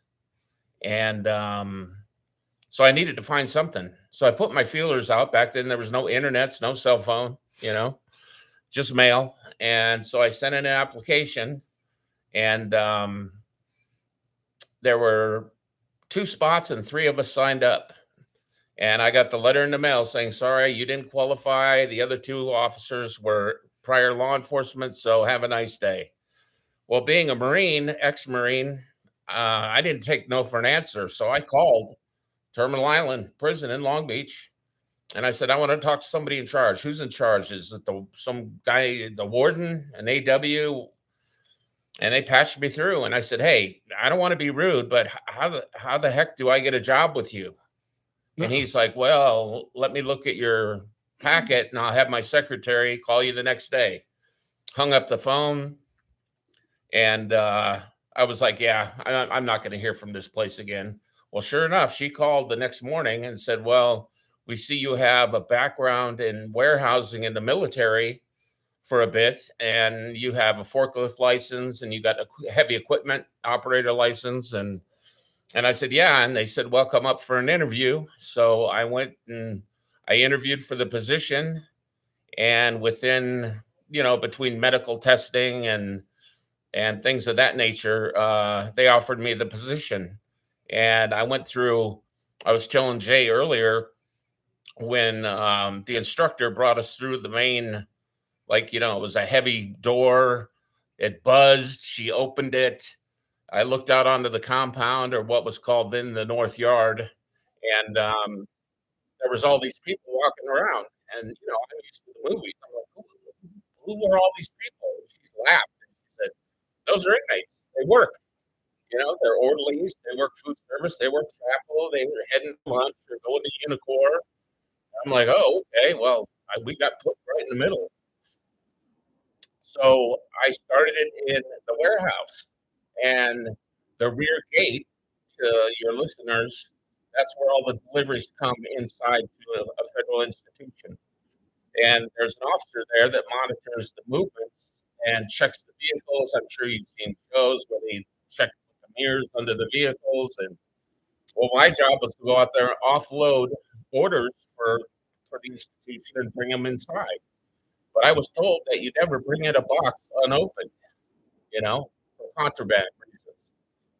And I opened this box, and it was, I think, probably December of '91, and the officer out there's like, "Oh, no, just go through." I said, "No, I'm opening these. They're mine. I signed for them." And it said, "Do not open, food service administrator." And I opened it up, and there was lobster, there was crab, there was all this contraband, gold watches, there was like a roll of money, just craziness. And I was like, I'm bringing this in. I'm going to report it to my supervisor. And he gives me the once over, kind of like I'm the troublemaker kind of look. And I'm like, I'm just bringing it to your attention, you know.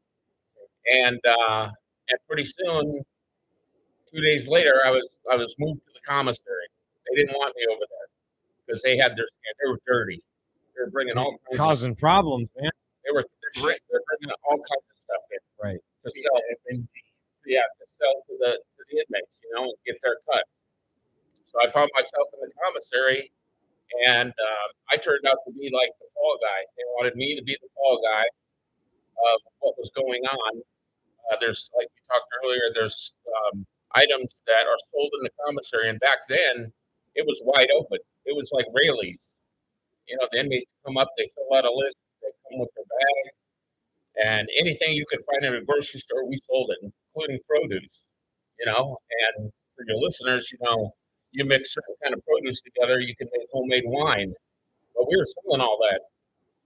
And there were items sold, controlled items, they called it, radios, headphones, high-end items that were controlled. So an inmate could buy one, but if he wanted another one, he needed a memo from his counselor. And so a little screen would pop up if the inmate wanted to purchase headphones again the following week. And I went to my supervisor, and I got like 4 months there. And he was like, "Oh, that's obsolete. We got to change the program. Just sell it." So here I am just selling, like, okay. So I'm selling these controlled items every week to the same individual. And about 2 weeks later, I came into the front lobby, and they said, "Oh, Internal Affairs wants to see you." And I'm like, "What the hell?" So I went up there, and there was OIG, Officer Inspector General. And, they tried to lull me to sleep. We know you're a good guy. We know you're not part of this, but we need to get to the bottom of this. Did you sell these items to this guy? And I wasn't going to ruin my career. I was like, well, yeah, my supervisor said, the computers were obsolete. Just sell. And so eventually I got so frustrated.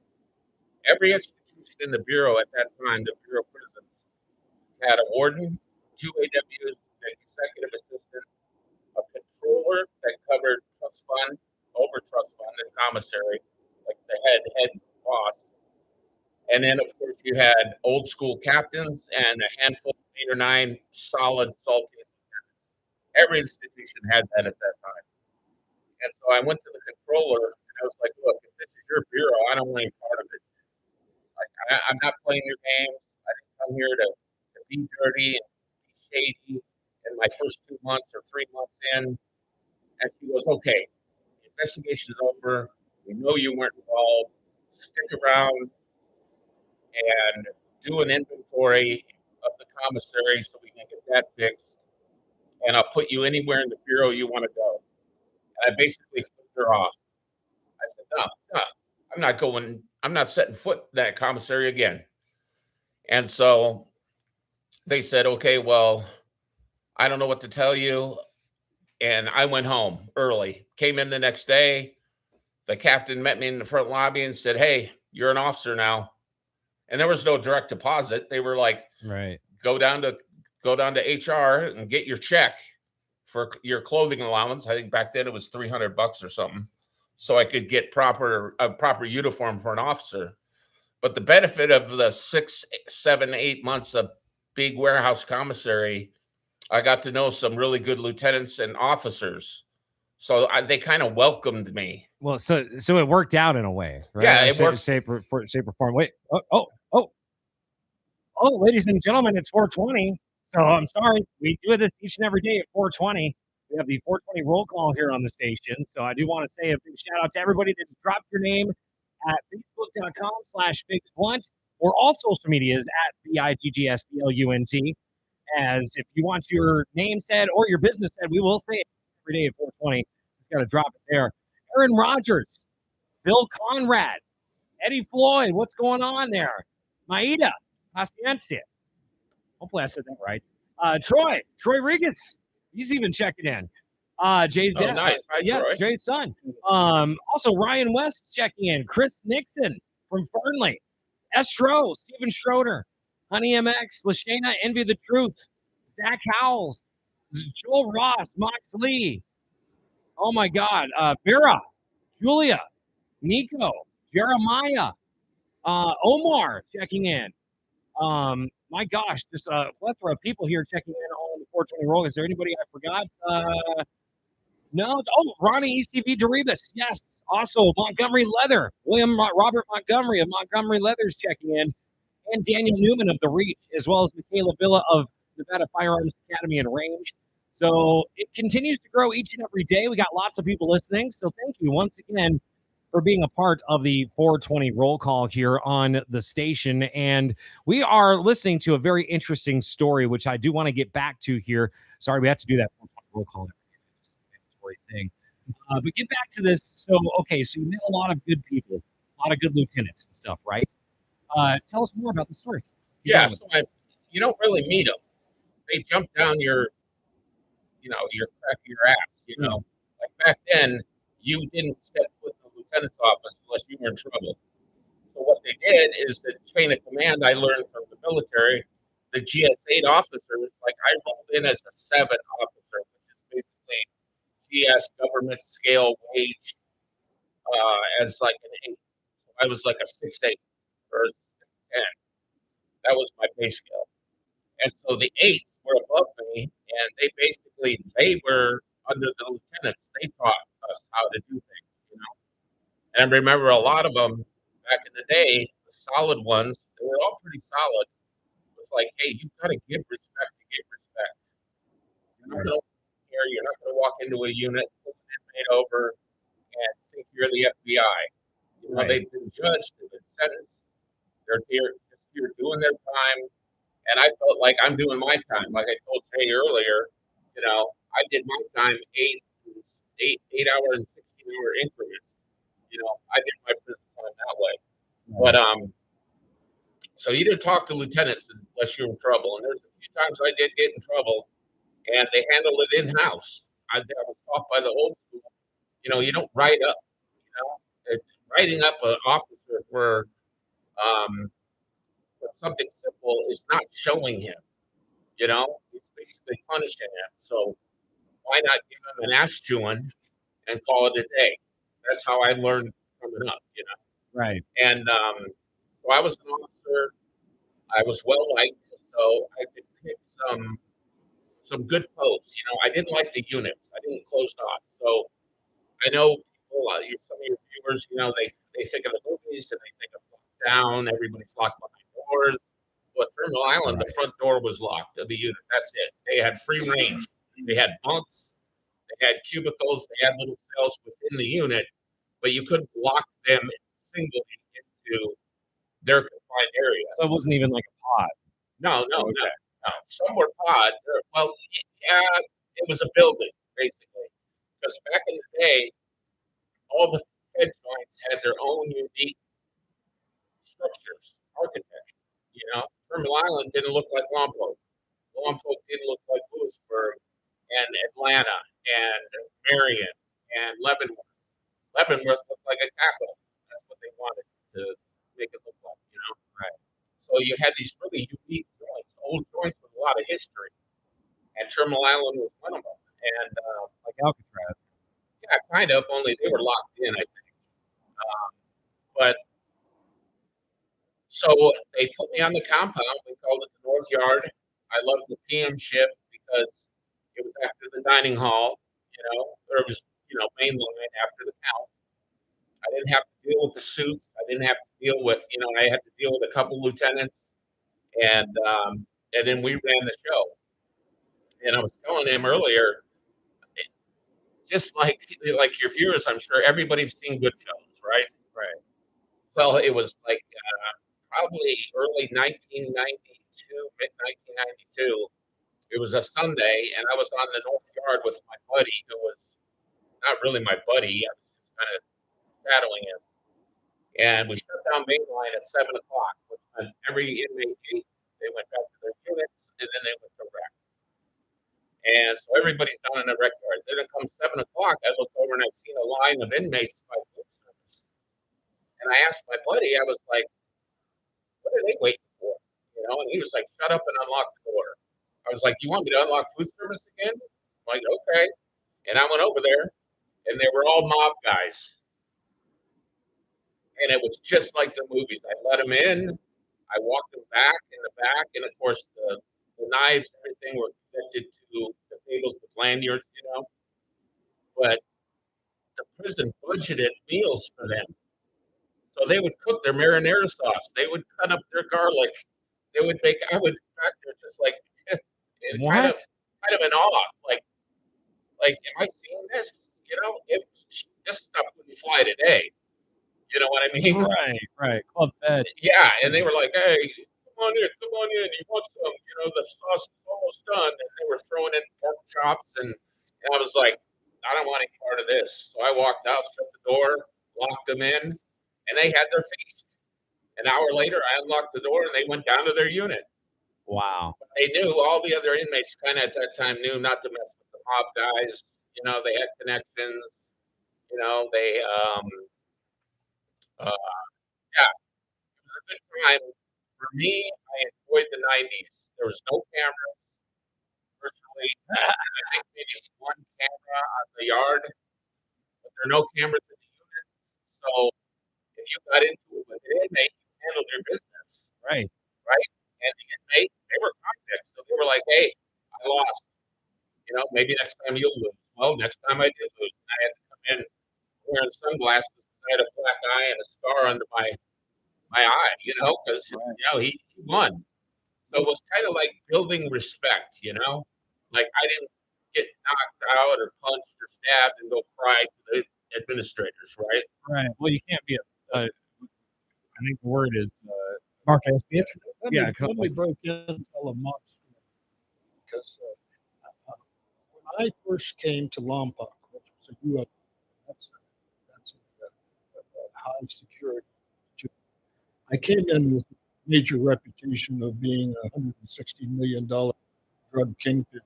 And so the first day I got there, they had what was called GAC, General Activities Clubs, and they were in the chapel.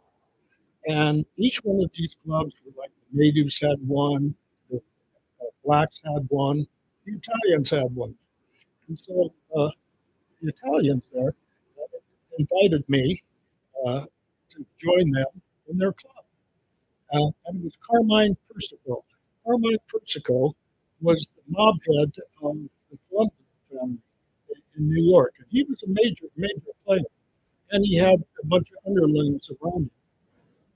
And so I went up there and I met Al Taco. Al Taco was the man who murdered Spalato in the cornfield that you see in the parody in the movie Casino. Yeah. Casino, yeah. Can you imagine if that guy was a pastor? His name would be El Pastor Taco. Well, he was. Right. he was a mob guy. He was a Chicago guy. Great guy. Got along great with him. Well, so they have a meal, you know, and they're feeding me, and we've got the TV, and we've got the VCR, and we got Italian music, Frank Sinatra singing, and I'm playing gin with El Taco, and so they invite me the next week, and I come again. Well, you can't bring flowers or anything. So the next week, I went to the commissary, and they had a limited amount that you could buy on Friday night, and I bought a box of Haagen-Dazs bars. I think it was like 12, 15 boxes. Maybe I bought two. And I bring them up to the club. And that night, Carmine Persico's right-hand guy comes up to me, and he was one of the, it was Anthony Center, and he was one of the Gemini twins yeah. who were murder organization for the mobs. And so Anthony says, Carmine didn't like you bringing the Haagen-Dazs bars. I said, what? Yeah, you got to ask Carmine if you bring something. I said, I can't bring flowers or wine. He says, well, they had nuts on it, and Carmine doesn't like nuts. So if you need something, if you need, I tell him, put these nuts in your mouth. well, listen to the story, right? And so he said, you have to go to Carmine and before you do. So I go to Carmine's cell and I said, look, Carmine, I don't want to just come in and be a mooch. I want to get, I want to contribute. And he says, well, give me some sleeves of chicken. Well, they sleeves of chicken cans. There's like 6 cans of sleeves. I bought 5 of them. And I bring them to Carmine's cell and say, what are you doing? I'll tell you when I want them. I don't right now. And so he had a garbage can outside the cell, and I threw them in the garbage. Carmine and I were at odds. And I started calling it No Nuts Carmine. Well, it goes on for a year. And I'm in the unit, and Carmine's on the phone. And he puts the phone down to go get something.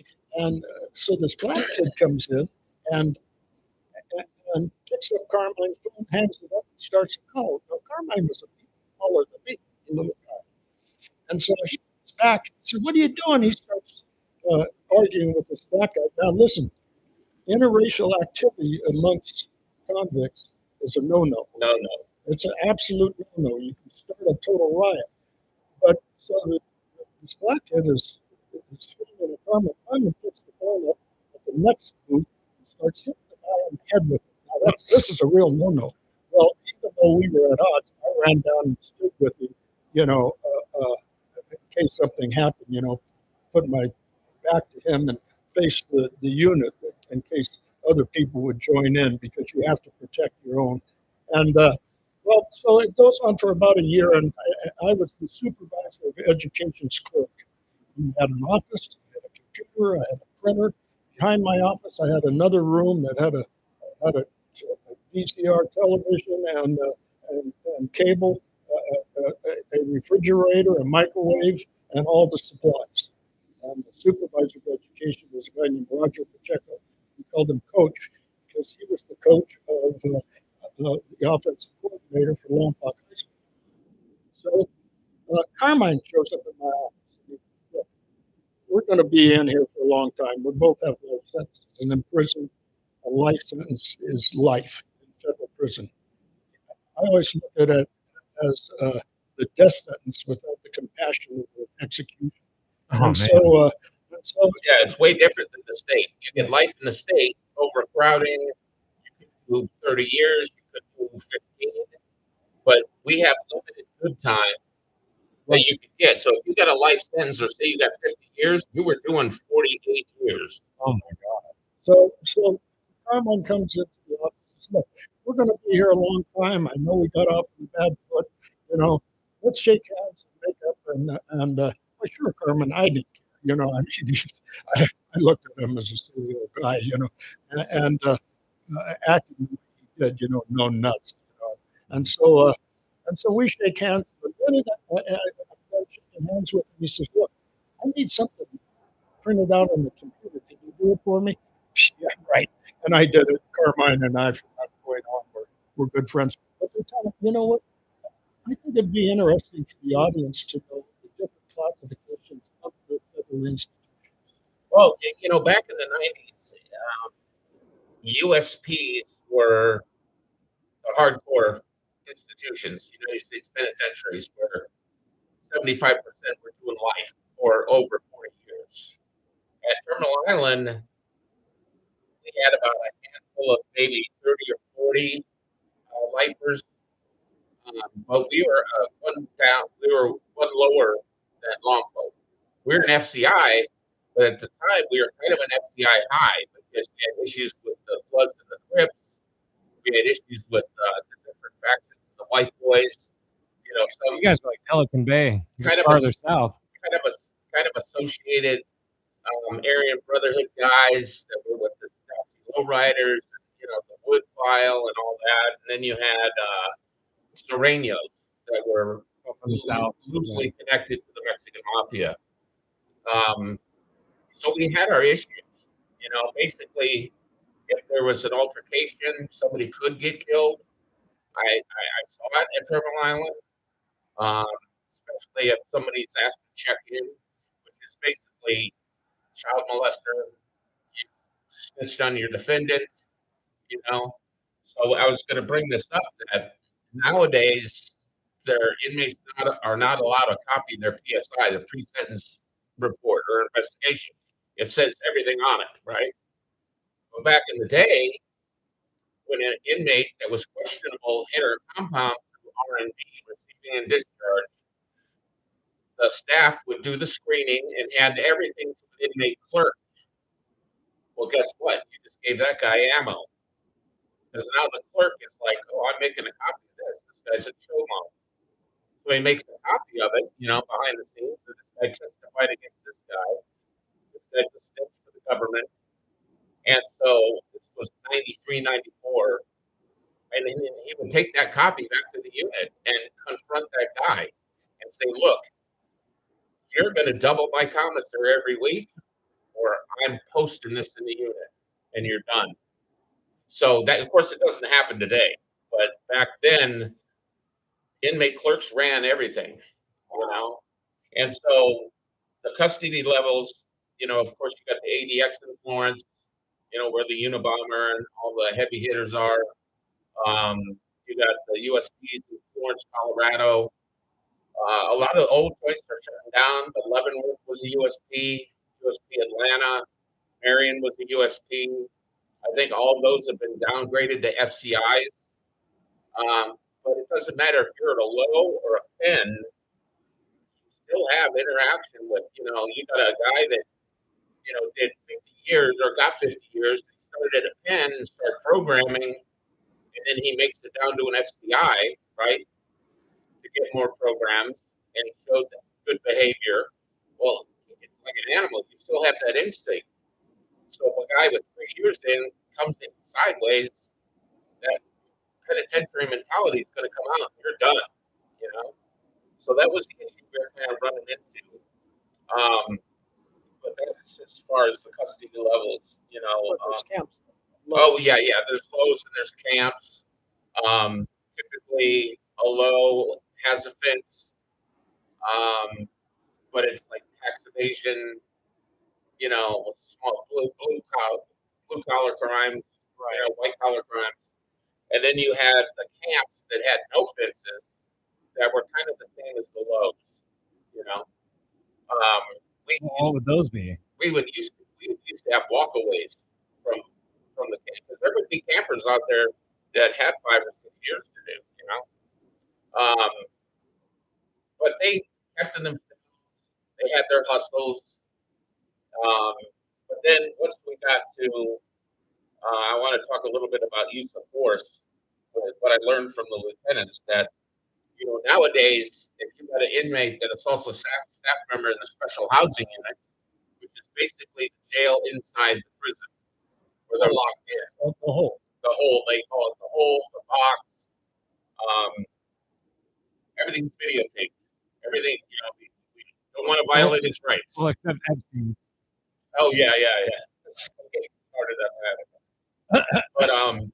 But so back in the 90s, though, if you had an issue and shoe with an inmate, like we had this a Nazi guy, brought him in from rec, and we popped the food to bean tray, where we feed him through to get his cups, and he snapped him. And he said, come get him. And he was pouring shampoo on the floor. And so I called operations, and I said, hey, I got a guy who snapped his cups, and he's challenging us. What are we doing?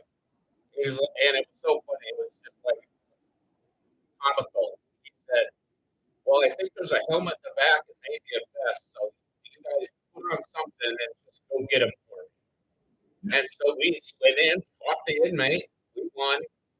Got our cuffs. No memos, no video. Was never spoke up again. So that's why when I started working shoe a lot, because there were no cameras in shoe. And What is shoe? Shoe is the box. It's a hole. Okay.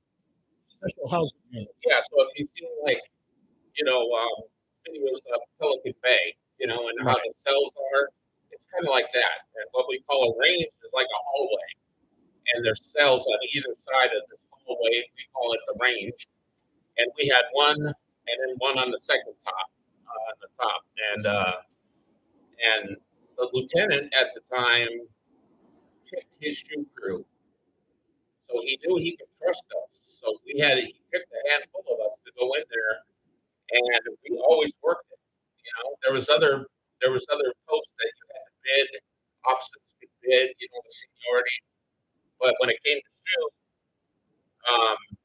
the lieutenant in charge was the one that picked his crew, and he trusted us, to handle the wreck and the showers, and the feeding, and just everyday issues. And we weren't petty at all, we didn't.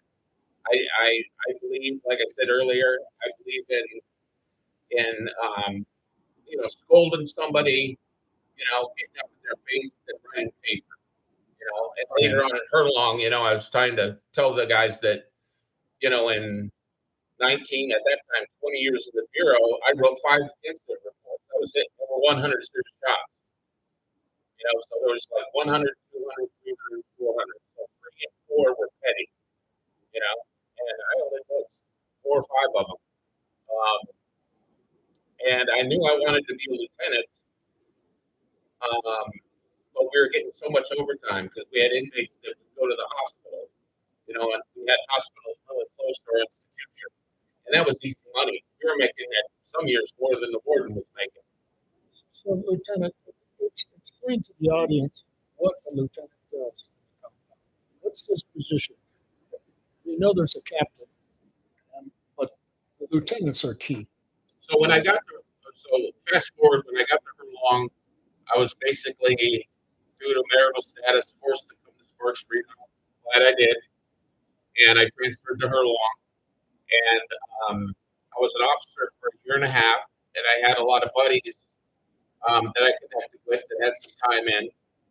And they were afraid to give me my lieutenant because I had rapport with officers. Like, how are you going to supervise this guy when you're his friend? But I was like, I'm fair across the board.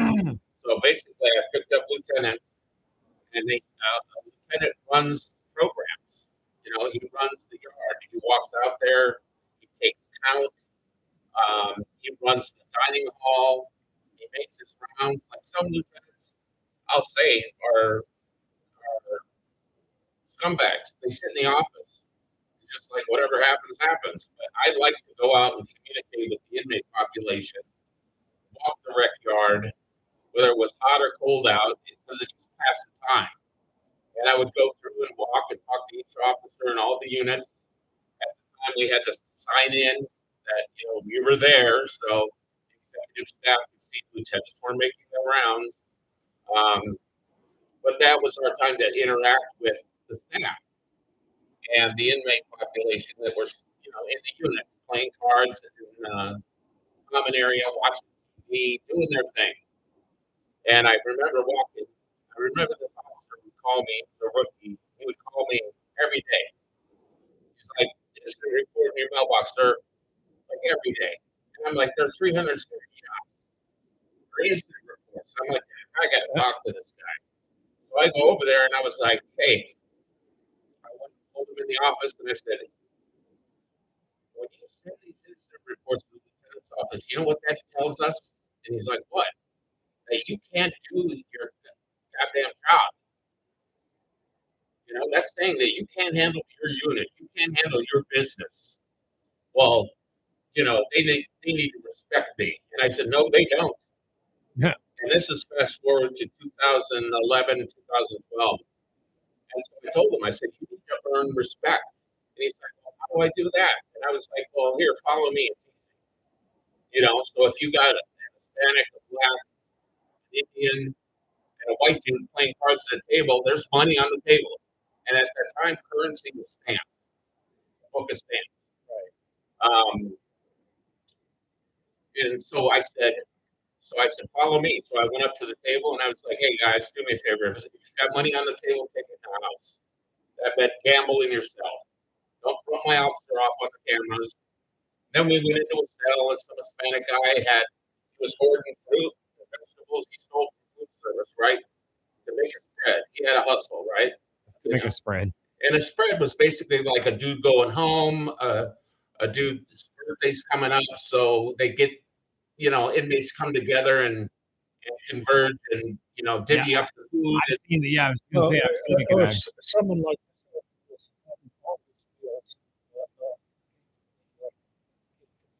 Yeah, so like I told even the convicts, because when I showed up at Furlong, they were like, "Oh, this is great."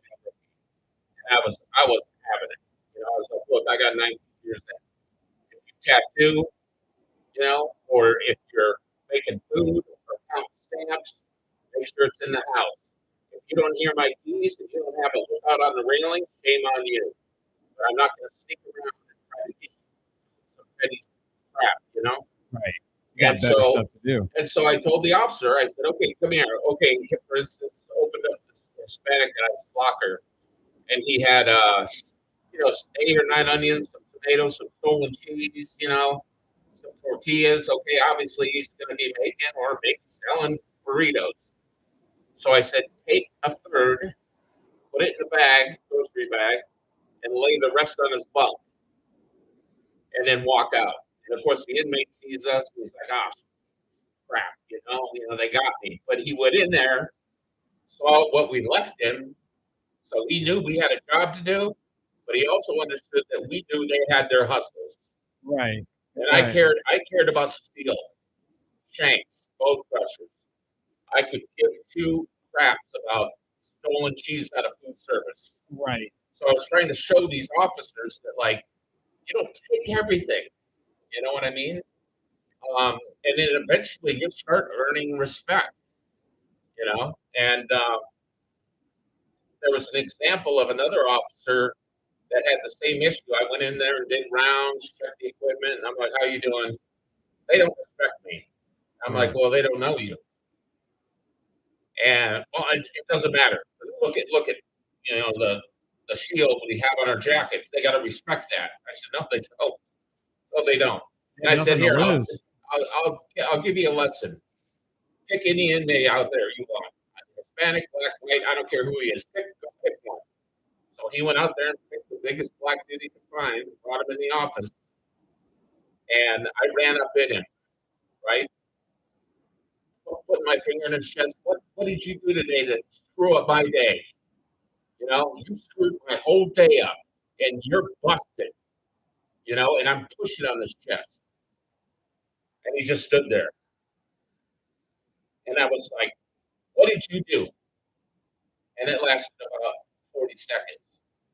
And then I said, "Okay, you can take a breath." I'm making a point to the officer. And the black guy's like, "Oh, okay." And I said, "Why didn't you knock me out?" He goes, "I was trying to figure out what I did. Like, you don't hassle us. You never hassle us. Right. We have to do something major for you to jump down our throats. So I'm trying to figure out what I did today." And I said, "What if that dude over there sitting down did that to you just now?" "Oh, he'd be in a body bag. I'd knock him out." And then I said, "Okay, you can go." And I said, "See, you got to earn it." And that's not points for me. I'm just trying to instruct the new staff, Right. On how to survive in the prison system. right, and make your shit smooth. Well, let me ask you this: how did you and Jay end up hooking up? Because we do have Veronica Let- Cortez let me going tell to the jump story. on shortly. Let me tell the story. Okay. We had an incident in our unit. One of the fellas fell down the stairs, and he fell down fairly. There was a lot of difficulty in that fall, and so the only time this ever happened to me was called to the lieutenant's office, and of course it was Lieutenant Collier, and says, "Brigus, what's going on in the unit?" I don't talk to lieutenants or anybody. I said, "Well, I don't know what you mean. What's going on in the unit?" He said, "Well, so-and-so fell down the stairs. He's hurt pretty bad. We had to take him to the hospital. And we've got Torres locked up with suspicion of helping him fall down the stairs." And I said, "Torres helped him fall down the stairs. You ought to give him a $100 commissary. That's all I said. Lieutenant let him out of the hole. That's what I Wow. talk about. Firm but fair. Right. The other guy he deserved falling down the stairs. The guy that helped him down the stairs did the right thing. There's some people that need that sometimes. It's a little fall down the stairs. Yeah, and like I made a point when we hit those 10-minute moves on the hour, or an inmate could move from their unit to the rec yard, and they had 10 minutes to do it.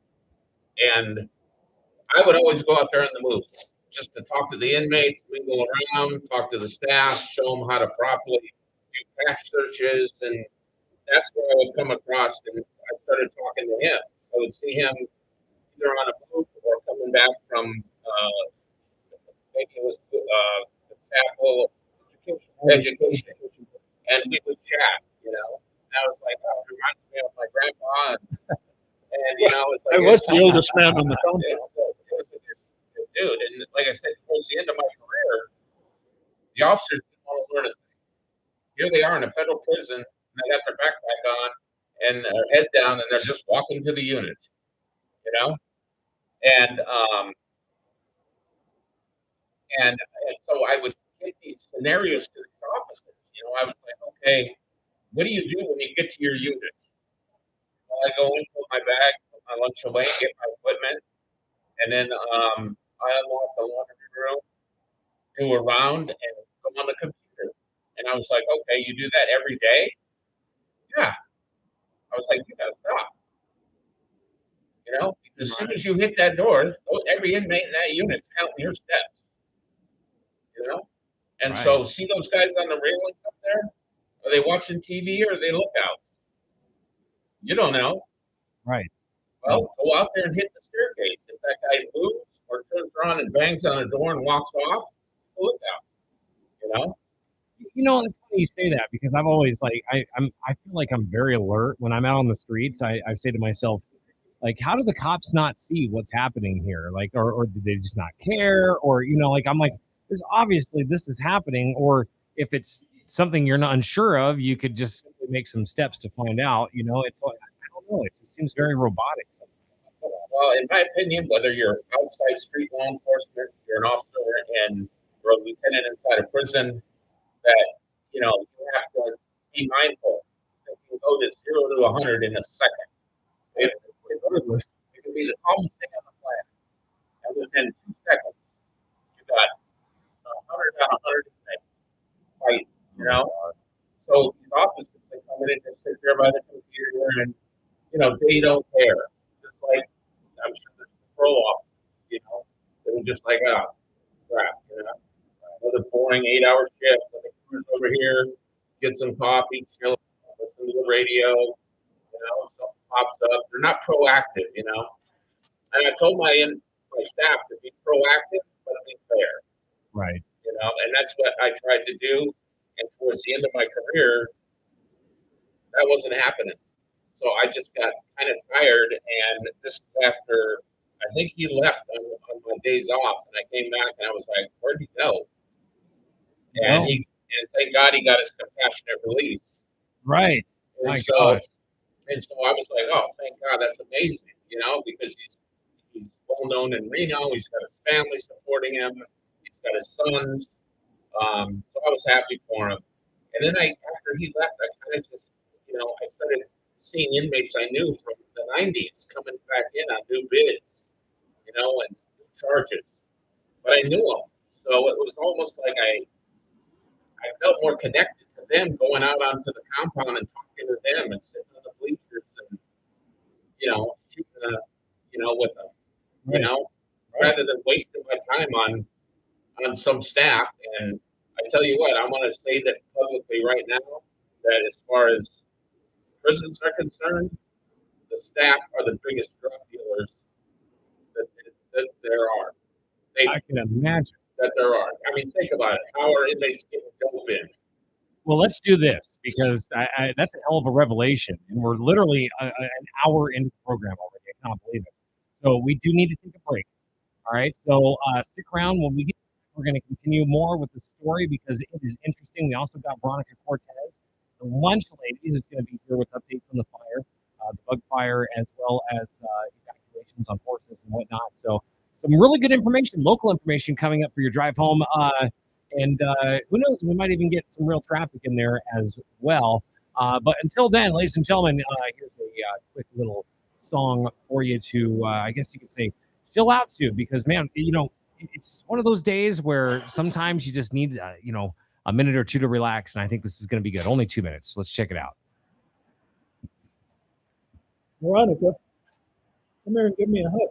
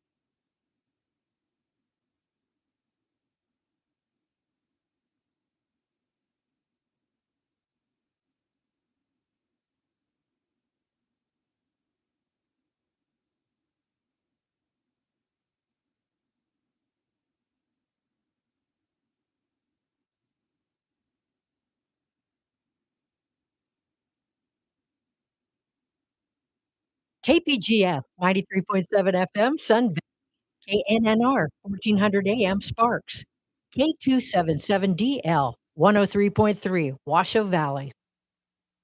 Whether you're a business building your brand or just someone who wants gear that actually means something, Neo City Creative has you covered. Custom apparel, embroidery, stickers, laser etched gifts, all done in-house right here in Reno. For companies, we handle your team outfitting and branded merch. For everyone else, we make the stuff you actually want to wear. No minimums, fast turnaround, real people behind every order. Find us at neocitycreative.com and follow us on Instagram and Facebook. Neo City Creative, your brand, your style. Well, listen up, Reno. When your name's on the line, you want it done right. Sign and design shop, we'll make it shine bright. 'Cause your image, darling, it ain't just a kiss, it's a direct reflection of your business.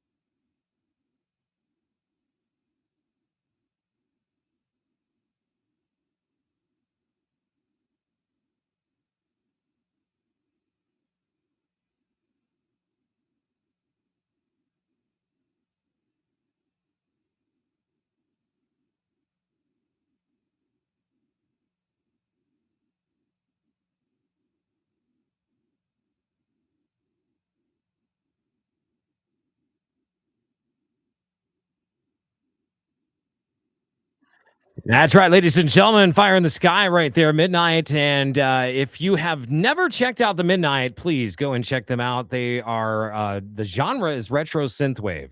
And the best way to explain that is it's like the best 80s music ever. Good vibes, good memories. And we play a lot of it right here on KNNR. What does NNR stand for? So Nevada's New Retro.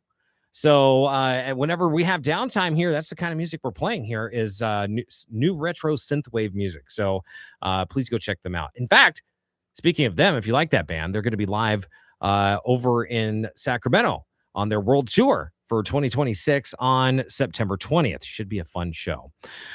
But reality does hit. And in with us today, we have had Jay Regas, his friend Tim, who I say friend now because at one point he was kind of in charge of telling you what to do at points in the prison system. Am I wrong?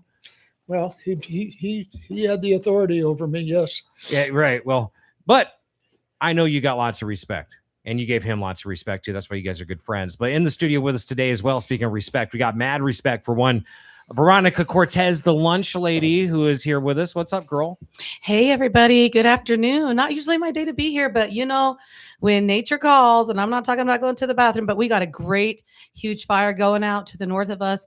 And the nonprofit that I have, Valley Amigos, is very close to the fire. Thank God we're not in the evacuation or set to evacuate, but we have been helping out with other groups. So I got Jackie Russell with me here today. Shout out to her. She's been out there picking up dogs and pigs and horses and goats, and I know she has about 20 goats in her backyard that she's evacuated to. And you know, people are thinking, well, they should have been ready for this. Well, guess what? We had an evacuation plan for all of our nonprofits, for all of our horse training facilities, and because the fire is so aggressive and it's been so unpredictable, we've had to make a secondary evacuation plan. So a lot of the stuff is just people coming together, and we appreciate the community, all your help.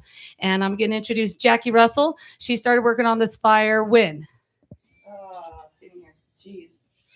When did the actual fire start? Saturday? I think it was a Saturday. Yeah. So Saturday night we went out and got an evacuation plan ready for the huge farm.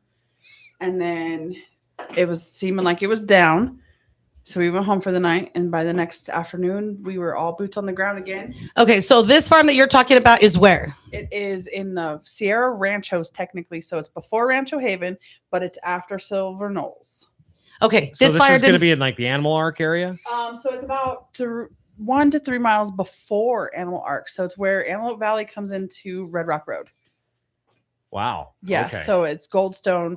Argosy is technically where we are. Right. There's a Labrador's place out there or something, or some sort of canine's place. It's called Sierra Nevada Hounds. Oh yeah, there you go. That is exactly what I'm talking about. That's who we are. Oh, you are Sierra Nevada Hound. I'm not. So my daughter actually is one of the interns there.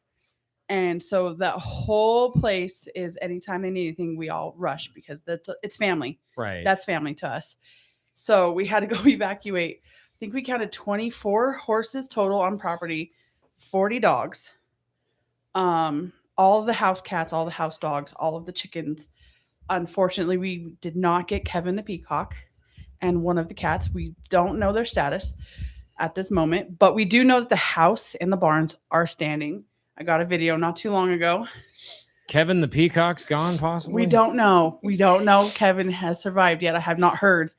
I'm waiting to hear, but we evacuated all of that and the neighbors, all the neighbors right there, to the back of Rancho Haven because the fire wasn't going that way. We went that way. And then by the next morning, we were rushing back out to get out of there as well with all of ours, plus all of theirs and all of the neighbors again. We've retreated north. We're on the south end of Doyle, hopefully holding fast there, and we don't have to go again. But these winds, as yeah, we've they're all being seen, unpredictable. yes. So we are very, very on edge still. I went from that fire last night straight over to Nixon and started evacuating over there. And that's how I have in turn ended up with 20 goats in my yard. Oh my gosh. Yes. So you actually in Nixon, they're evacuating over there already? Yeah, Nixon got evacuated last night. It was literally across the road from us where we were evacuating from. Yeah. Wow. Yeah. I had no clue they were evacuating Nixon already. I thought it was only Sutcliffe. No, Sutcliffe was today. Nixon and Wadsworth were last night. Oh, there's another fire. That's right. That's the other fire that's kind Yeah, of so it's combining. kinda- I'm sorry. yeah, I was we thinking kinda about the just bug whole fire. mess. Yeah. I saw that there was in the news that they're talking about starting tomorrow through Friday in the area of massive flooding. So is there a storm coming? If you look out in the mountains, it looks like we have a large storm coming. I don't know if That would some be a of it blessing. is right. I've never heard, like somebody said on Facebook earlier, I've never heard so many cheers for a flood Right. ever, Exactly. like we are right now. Don't say that in Hidden Valley. With the way things typically go, Right. we'll flood the south side now. Right? Right. Hidden Yeah. Valley's ready for this, but the north could definitely use it. Right. Well, as long as there's no lightning, right? I mean, the I mean- lightning. Well, maybe it's good too, no matter what. But at this point, but As long but- as there's enough water. Right. Yeah. I mean, gosh, it's just crazy how this thing is picked up. I talked to some friends who live out there. Not, God, I'm trying to think of the name of the area, but when you got to Lemon Valley and then you cross over the hill and there's another Antelope Valley. Yeah, I was just talking with her today, Kelly, and she was telling me that her and her family have been evacuated since Saturday. Mhm. So yeah, I drove through there out Saturday and I went through the back of Lemon Valley from one of where we were evacuating pigs. I went out Lemon Valley to up Matterhorn to Antelope Valley, and then I took Antelope Valley over to Red Rock, and I barely made it through.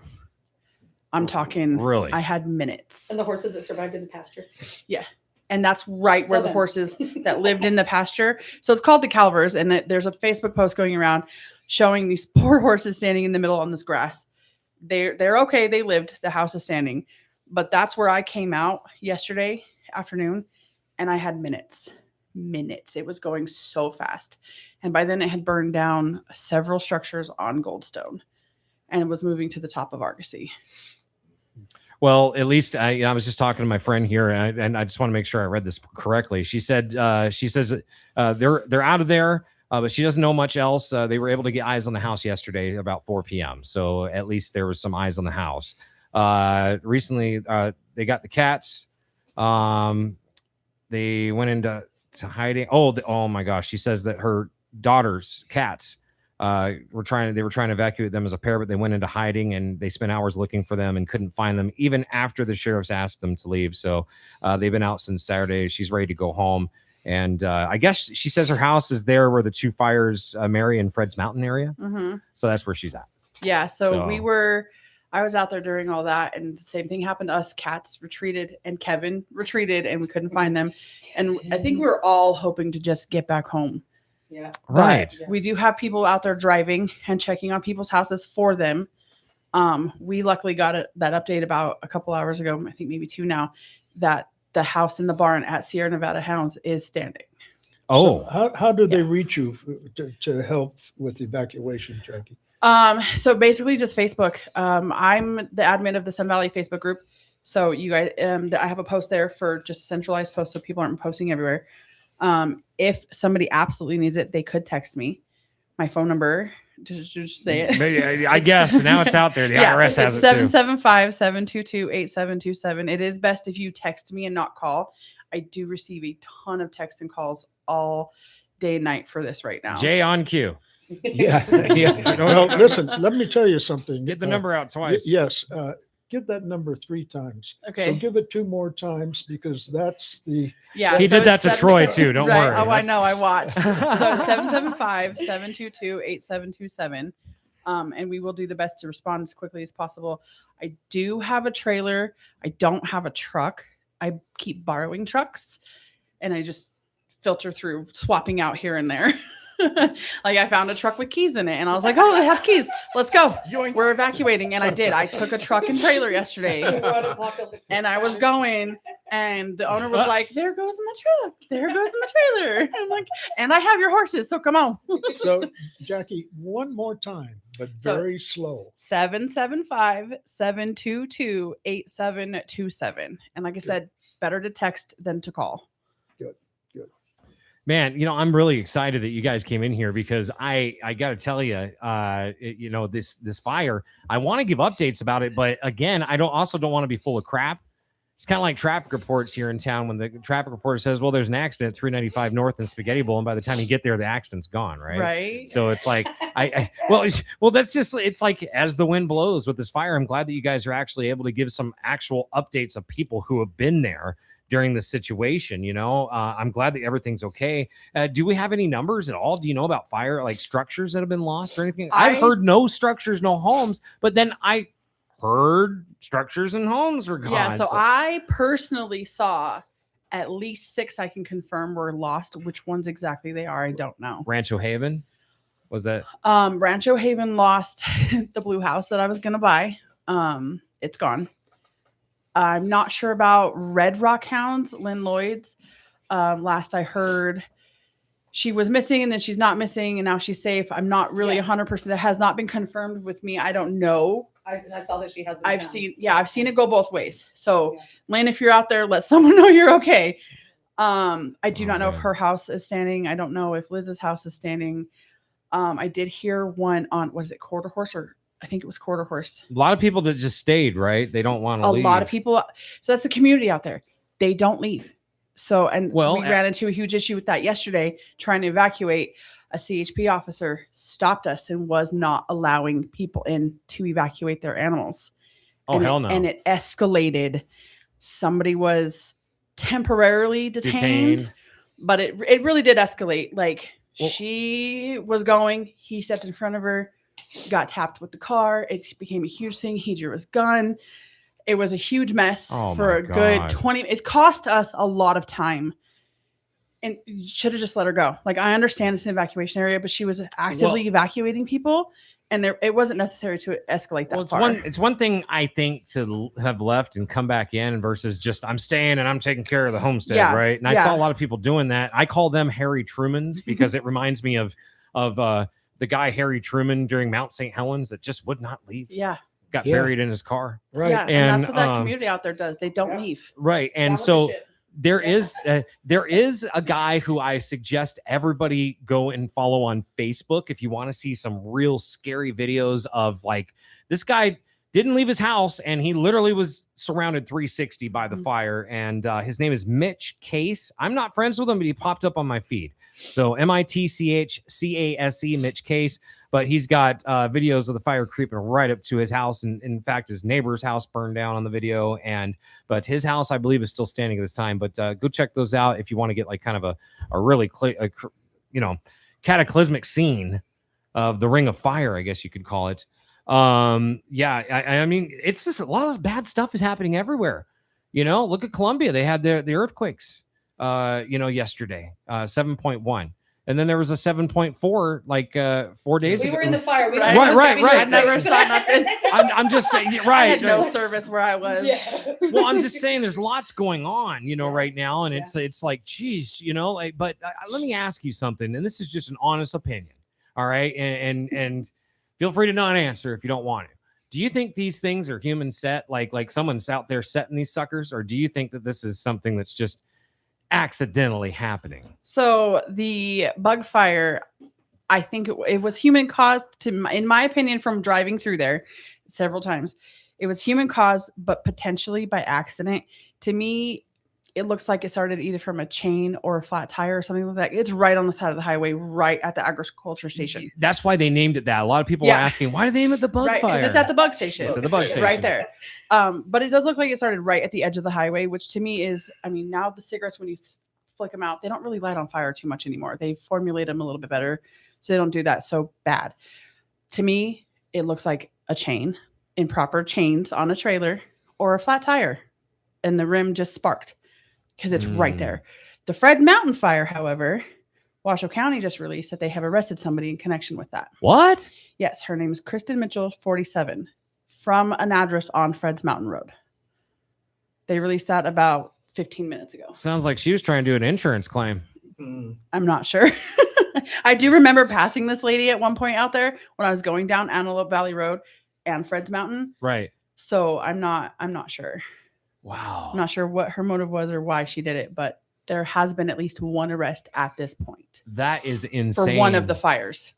Well, there's a lot of little ones. I was seeing the other day, it blew my mind because we came out here at Hot August Nights and There was one up on the back of Peavine there, and this was like last week, right? Yeah, so we were watching that too from downtown at Hot Dogs Nights. Right. Well, then all of a sudden I look over to the west, and on the mountain, like right across from like Boomtown, or not Boom, yeah, but like Boomtown. Yeah, I was the like, the Hunter Lake one. yeah, I'm like, how is that started? Like, They say arrest target these shooters, people. but sometimes I wonder. Right. I don't know. I feel bad because, you know, like I said, that damn Davis Creek fire, we still Right. have no answers on that.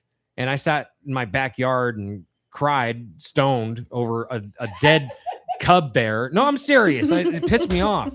I don't know why I'm an empath for That's crap the like one that, was but down at Washoe, right? yes, but no. So from what I heard on that one it was the improper battery on a scooter that exploded in a one of those campsite. bird scooters.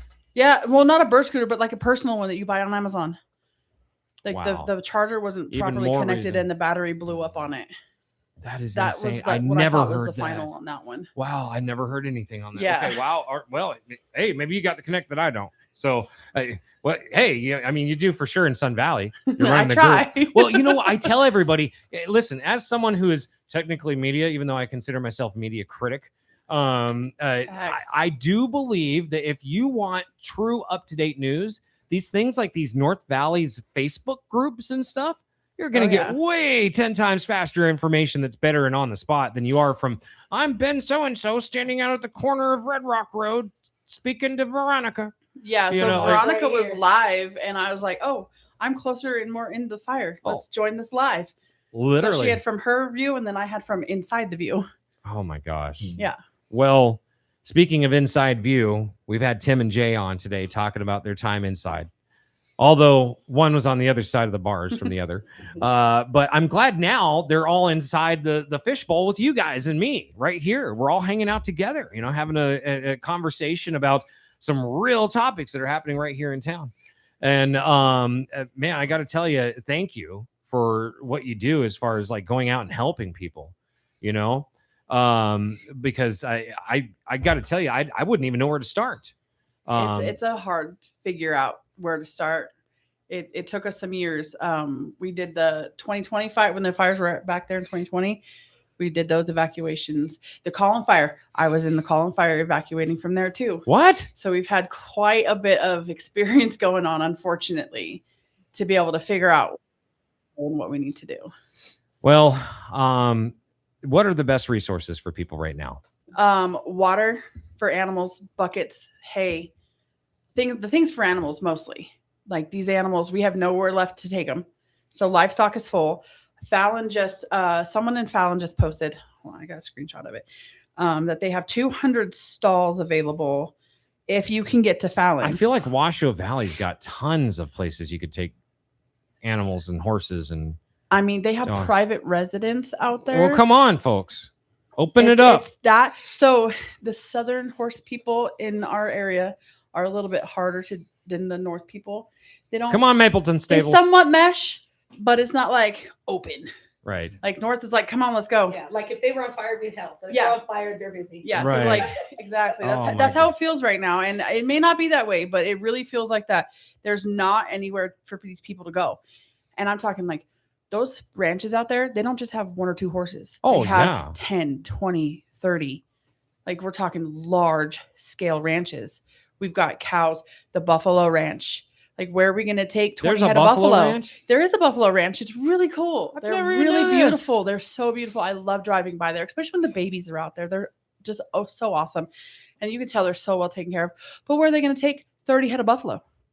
You can't take them to the livestock. Where are they going to put them? And you definitely don't want to take them to the reservation. You know what the Indians did with them. I mean, you couldn't leave them there either because they have to go now too. Are they taking any to the fairgrounds? That's It's livestock, full. and it's full. It's been full for what Oh. the last 24 hours. I think it filled up yesterday morning. So we do have a few horses from around us that are there, but other than that, everything is full. We have no. Wow. I heard a rumor that Lassen County Fairgrounds was opening. I have not seen an official post from anybody about that, so that's an option. But that is a long trek north. And not all these horses Right. are trained. Right, and not all They're these also horses broke. can get in these trailers, so that's also becoming a very Yeah. big fight. My Like- God, you just tag them and let them go, I guess. Yeah, That's all taking you taking can do. 2 hours to wrangle one horse With is a 15 lot, people. Yeah. especially when you have a raging fire coming at you. It's very stressful, and the horses can smell that. So like as we were trying to load, you had horses starting to freak out, and that makes it very dangerous for all of us because we have to try not to get trampled while we're trying to save them. Oh my God. Yeah, and everyone's like, "Oh, just slap stuff on." You can't just slap stuff on horses and let them go. Sometimes they may not survive. You have horses that have injuries, so they can't just run. Right. So like I have a horse currently. Babies too. My baby, my daughter's first horse. He is out trapped in that fire right now. He's in the back of Rancho Haven. Right. He's in a green pasture, thank God. So you know where he's at. TK is protecting him with everything he can, but we can't get him out. There's no way. We can't get him. So we just have to hope to God that he's going to make it through. And we wet everything, and TK is doing such a fantastic job protecting 5 or 6 that are out stuck on that property because we can't get him out. Who's TK? So he's a friend of Sierra Nevada Hounds. I've never met this man. He knows my daughter. He takes our older horse to summer pasture every summer. It's just a bad situation. We got a horse that we probably shouldn't have, but we love him, and we are doing everything we can just so he has a great end of life. But this man literally takes these older horses at nothing and puts them on his summer pasture and takes such great care of them while they can't do much. So I don't know if he's listening. From what I understand, he's a retired firefighter. We love you, TK. We couldn't Right. be more appreciative for him taking these horses and staying out there through this fire with them. So he's done a fantastic job keeping us up to date that yes, they're all good. We're doing great. I think once an hour. Yeah. How's everyone doing out there? I will drive in there. I'll do what I can. I will come. If you tell me it's time, then I'm coming. Well- But so far we're doing great. All right. Once again, give these resources. I want to make sure I get this And let out them so know how that they can help us with that hay that we need yeah, right now. anything that if you need help, Right, volunteers yeah. for anything. Yeah, right so right now we're looking anything. for alfalfa hay for horses. Was it grass hay for goats? Because goats are on a stricter diet than horses are. They can't just eat everything. What else do we need?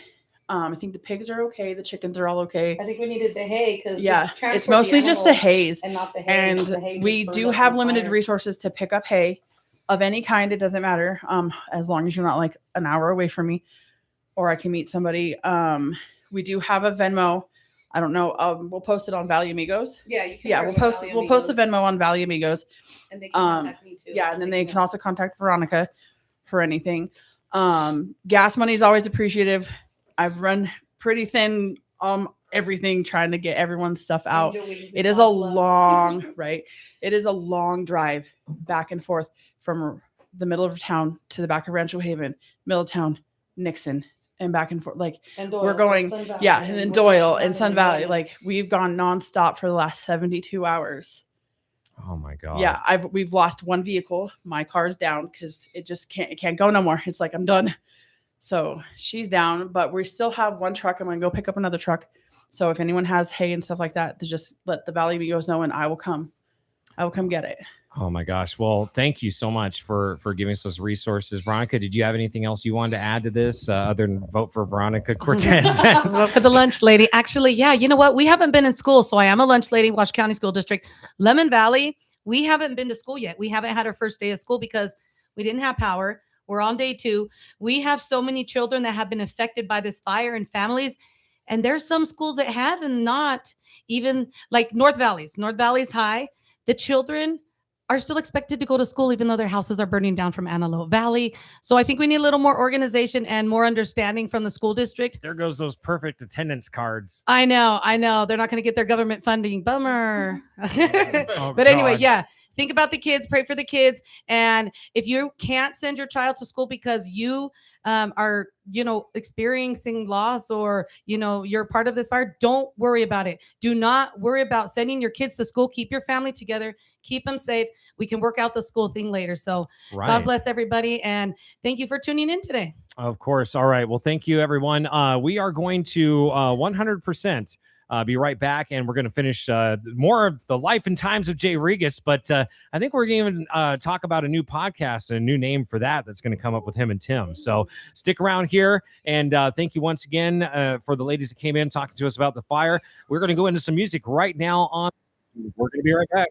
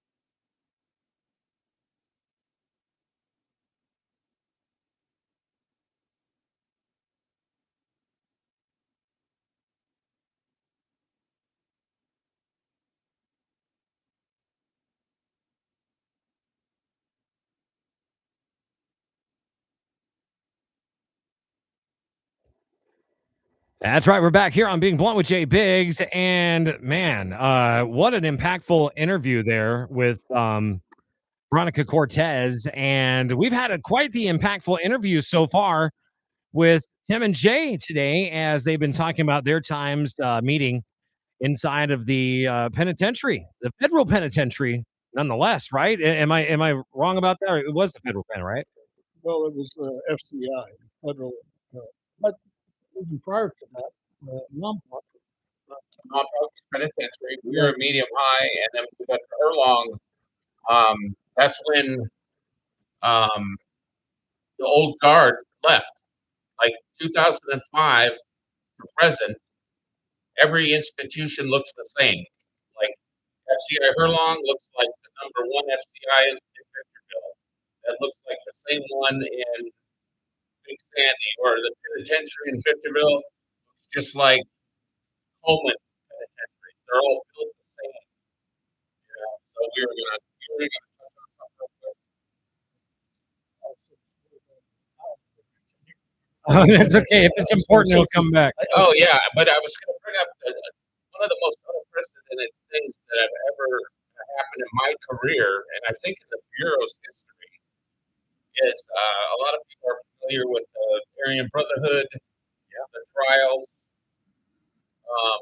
These guys were scooped up and sent to the ADX with the Unabomber and Ted Kaczynski and all those guys. In Indiana? And Florence, Wayne? Colorado. Oh, okay. Oh, yes. ADX, and no mail, or I mean, no phone calls, no visits. Ordering murders through hidden messages in their letters on the East Coast. And so they would send a kite, they called it, or a hidden message out to Lewisburg and said, "War with DC blacks." So that meant for the AV on the yard there, they immediately attacked the blacks.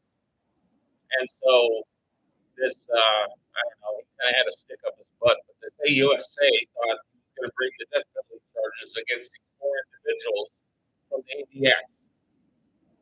Well, LA didn't want them. They had to go to court in LA, but NBCMA didn't want them. And so our warden at the time, this guy named Woodring, he was an idiot, and he volunteered. He said, "We'll take them.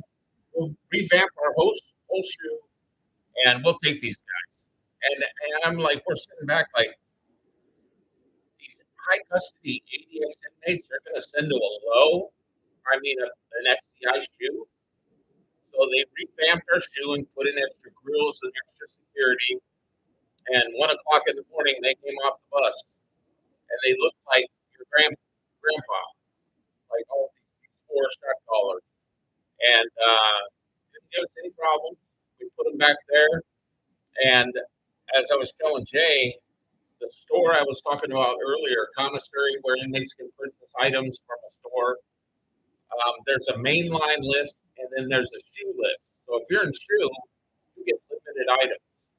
So you can't get certain items in shoe as opposed to the mainline inmate, right? Right. So our administration and the city of Warden had no clue how to deal with the caliber of inmates that we were getting these guys, you know. Killers, do double life.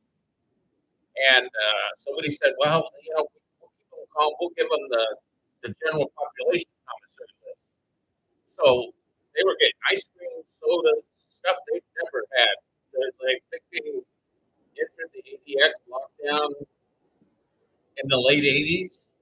So now they're getting ice cream and soda for the first time in decades. Ice cream with nuts. Yeah, ice cream with nuts. And Carmine.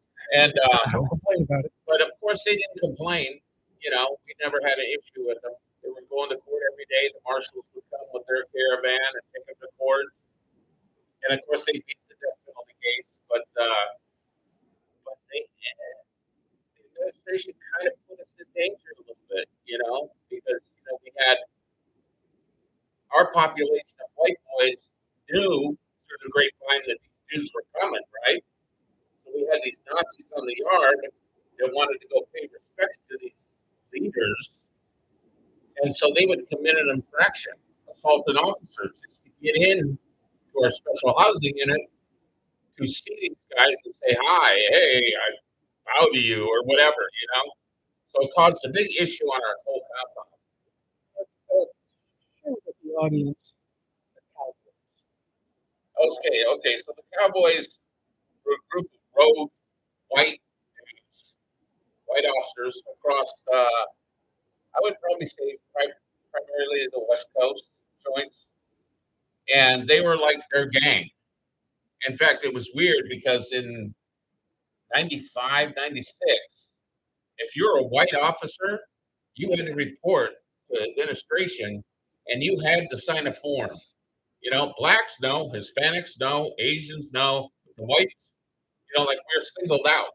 And we had to sign this form saying that we weren't part of the Cowboys. What? Yeah. It sounds like as racist as voter IDs. Oh, geez. In fact, they did that because there was an officer at ADX Florence where these ABs were housed.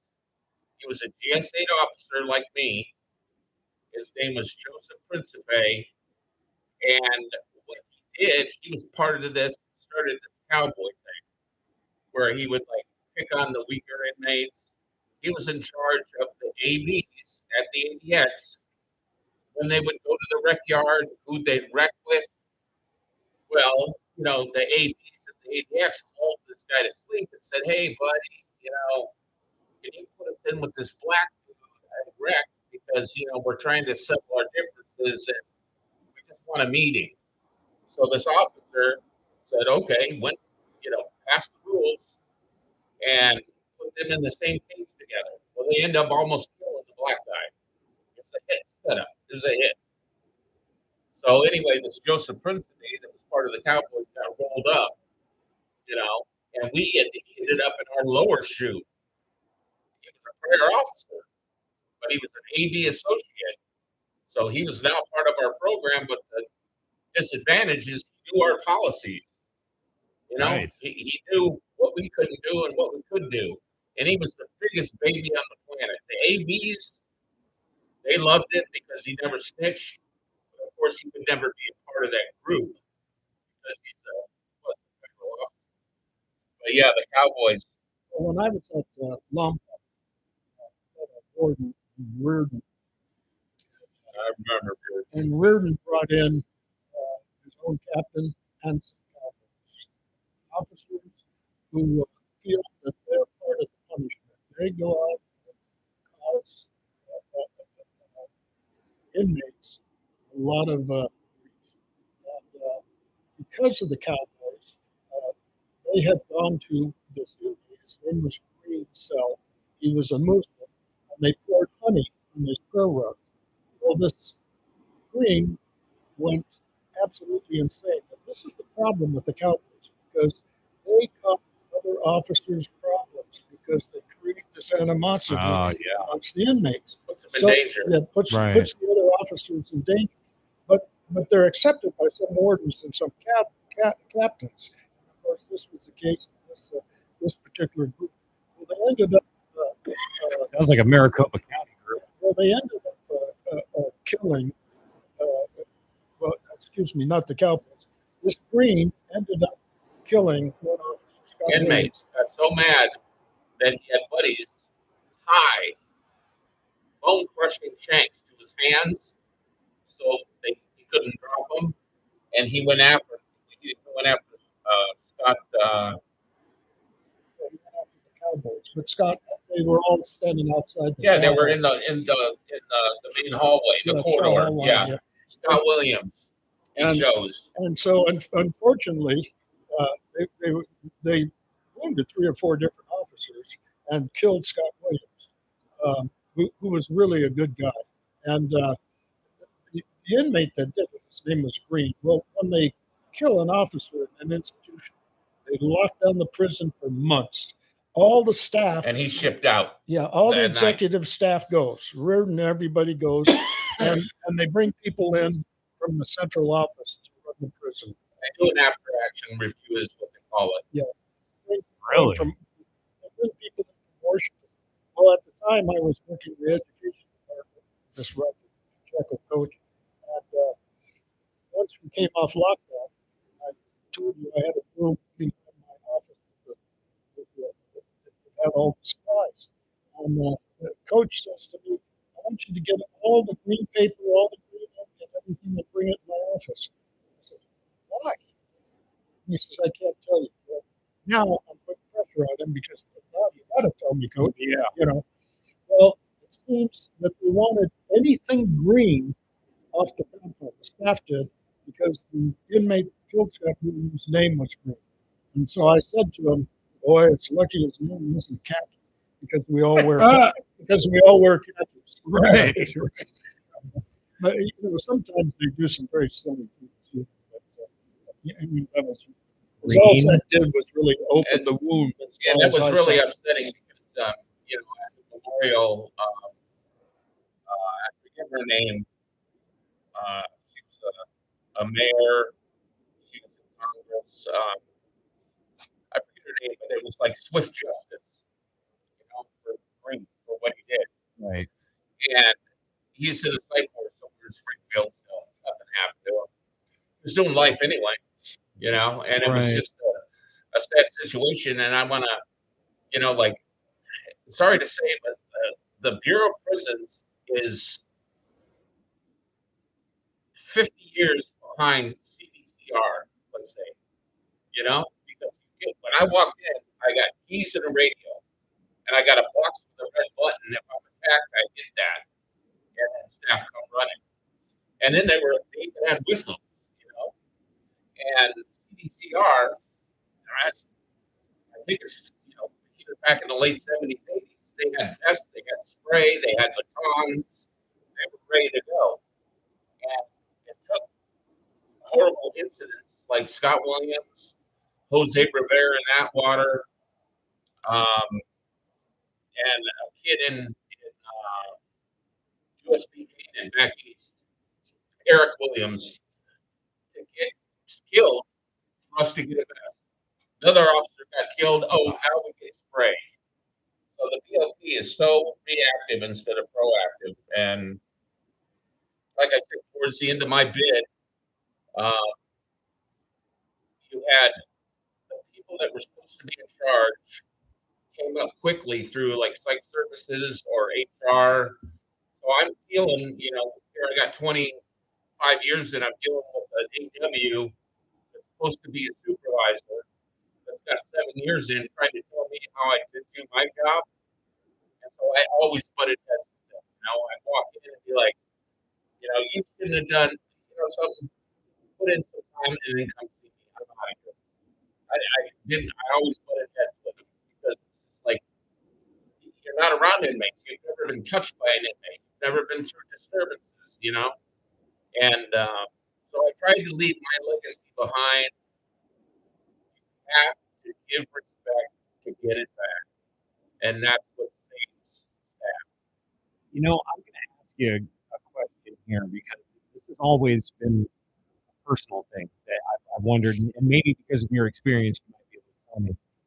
So, just because of my diversity and like where I grew up and how I feel inside and all these kind of things, I'm so conflicted. If I were to have to go, like, if something happened to me and I had to go to prison, I don't know quite where I would fit in with white people because a lot of people are like, oh, he's just a white guy, but I'm really Native American mostly.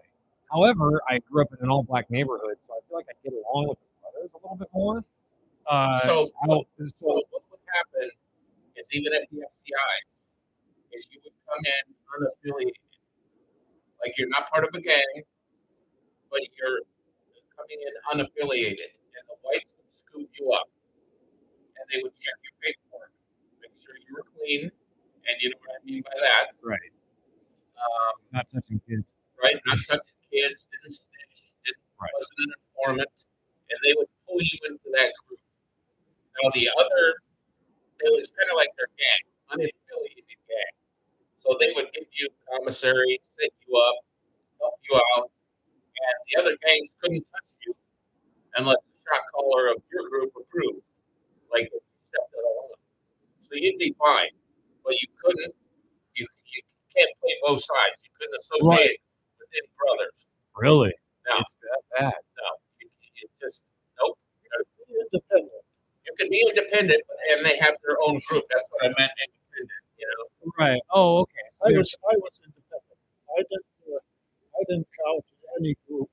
I had some shot caller stories, but even as an independent, you get dragged into when a shot caller wants to make some rules, and the shot caller is the leader of each one of these groups.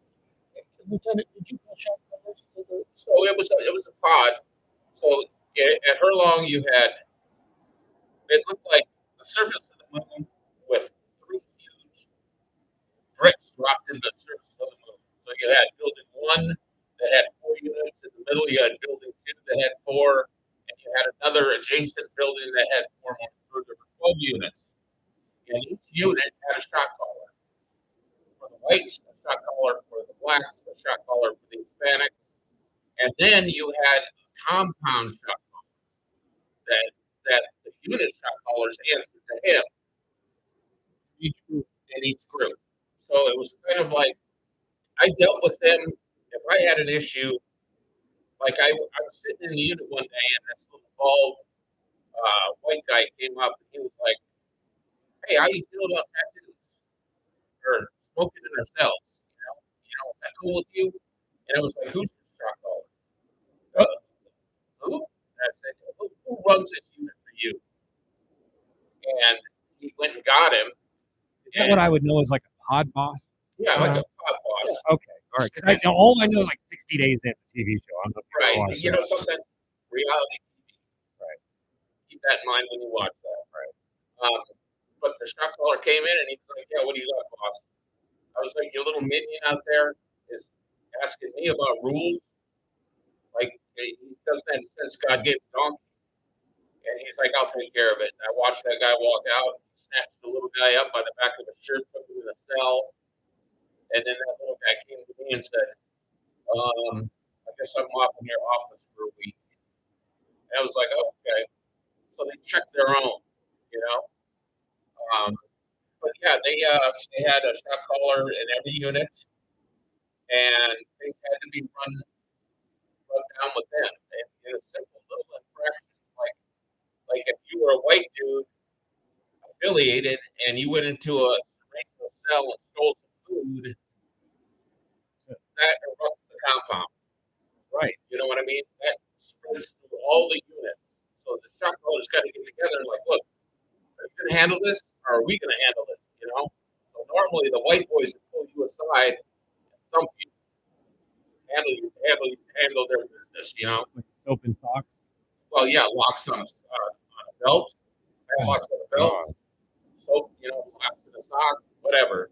And then they would go to, you know, politely go to the other race and say, "Hey, we handled it." And then it'd be squashed.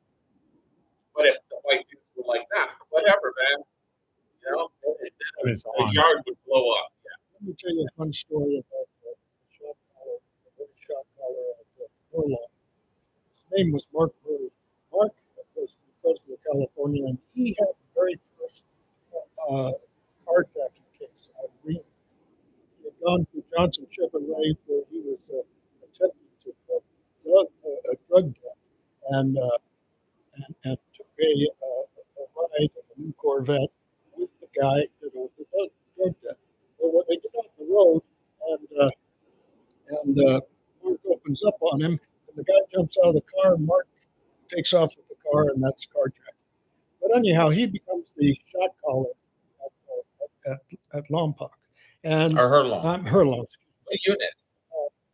I think it was, I'm looking at pictures of this place, by the way. This was Sierra? but he was the yard shot caller. Oh, yeah. If you're looking at an aerial view FCI Hurlong. of FCI Hurlong, you see those buildings. Yeah, it looks like a fan, almost like a window pane. Right. So Mark called a white boy meeting out in the yard, and they were opening up a live-in drug unit.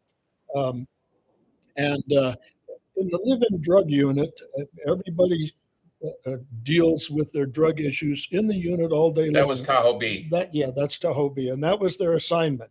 And but one of the things they have to do, they have these meetings where they And we're down to 1 minute, by the way. tell this. Well, if you want to finish finishing up kind of in a fast manner. Well, I'd like to shout out to Jay's son. Troy. I'm a supporter. Yes, what we all are As here at law the station. enforcement, county commissioner, I'm all for it. I know that I don't know the gentleman. I've never met him, but I know he's like his dad, and that's where I respect him from his dad. So I wanted to put that out there. That's why I want to put that out there. Troy's a good dude, man. You've never met Troy? Oh, okay. Well, you're gonna get the pleasure soon. Good guy. Can't wait to meet him. And if you get a chance to, speaking of Troy, each and every Wednesday right here, it's an interview with an angel between 7 and 8 o'clock on the station. Yeah, man, I'll tell you, Jay, be proud. Your son's last video is at 1.2 million views.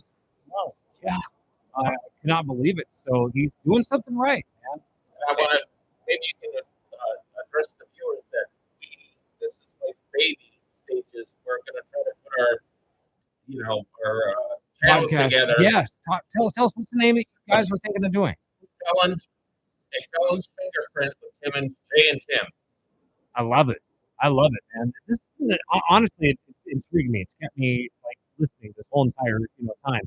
I'm glad Veronica came in the middle and we had a little bit of a break, but man, we got right back to it. It was a good conversation.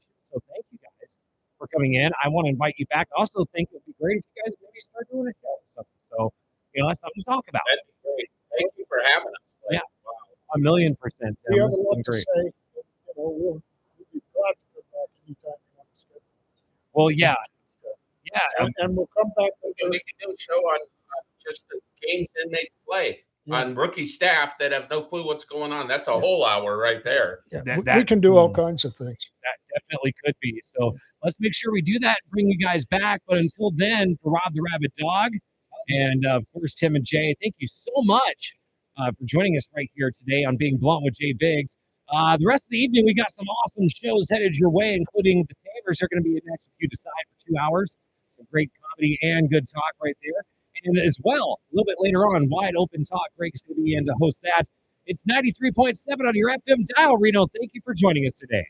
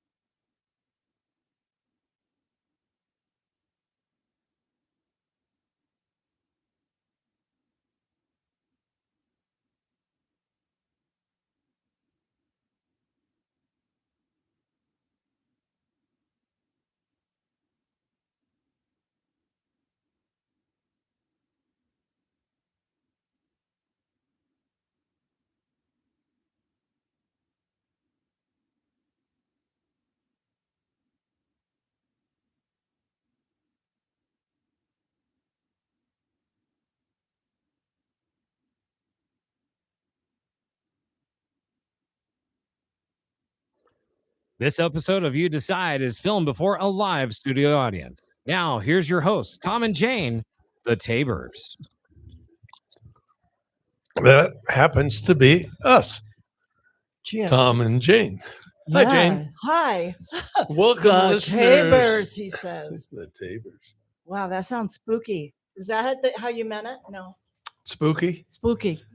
Tabers. I tried to make it sound okay. That's okay. Yeah, so Welcome to You Decide with an exclamation point. The exclamation point is there because it is you who must make the decisions according to how you feel, research, understand what's going on in the political world. We are on the air every Tuesday from 6 to 8 p.m. and we converse about local, county, state, national, and sometimes the world. And as you have already discerned from the opening of the show, it's hosted by Tom and Jane Tabor. How are you doing tonight, Jane? Oh, I feel better now that I've heard the theme song.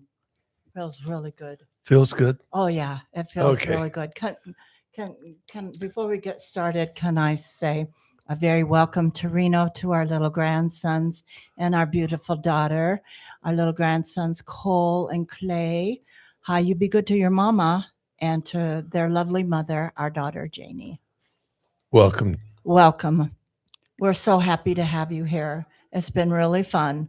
Clay said this morning that he gets his energy from lemonade. You guys take note. This evening, we will have the privilege of speaking with Joe Dutra at 6:30. He's a candy man. He owns Kimmy Candies, Anybody can. and he's also involved with plant seeds in the Middle East. So maybe we can get some insight as what's going on, how the shipping is going, and so forth from Joe when he comes on at 6:30. Oh, that would be very enlightening. I think everyone is very, very concerned about what's And then happening at over there. 7 o'clock, Matthew Gleason, Battleborn Pest Control. We have Matthew because he's got a lot of things to say about pest control, about trees and so forth. So we thought the folks might be interested in that. Yeah, it's, summer's winding down, the fall's here. They need to get an idea of some Are you things that- saying that because the temperatures are going to start dropping for the next I 7 or 8 say days? nothing about this area and the temperature dropping anywhere. It's a facade. Don't you believe it? What you're saying is it's Nevada weather. It's Nevada weather, and you never know. I mean, heck, we could wake up next week and it'd be snowing, for goodness sake. Sorry I said that, everybody, but it's true. Well, it used to snow on air race weekend. Yeah, it did. And baseball season, too.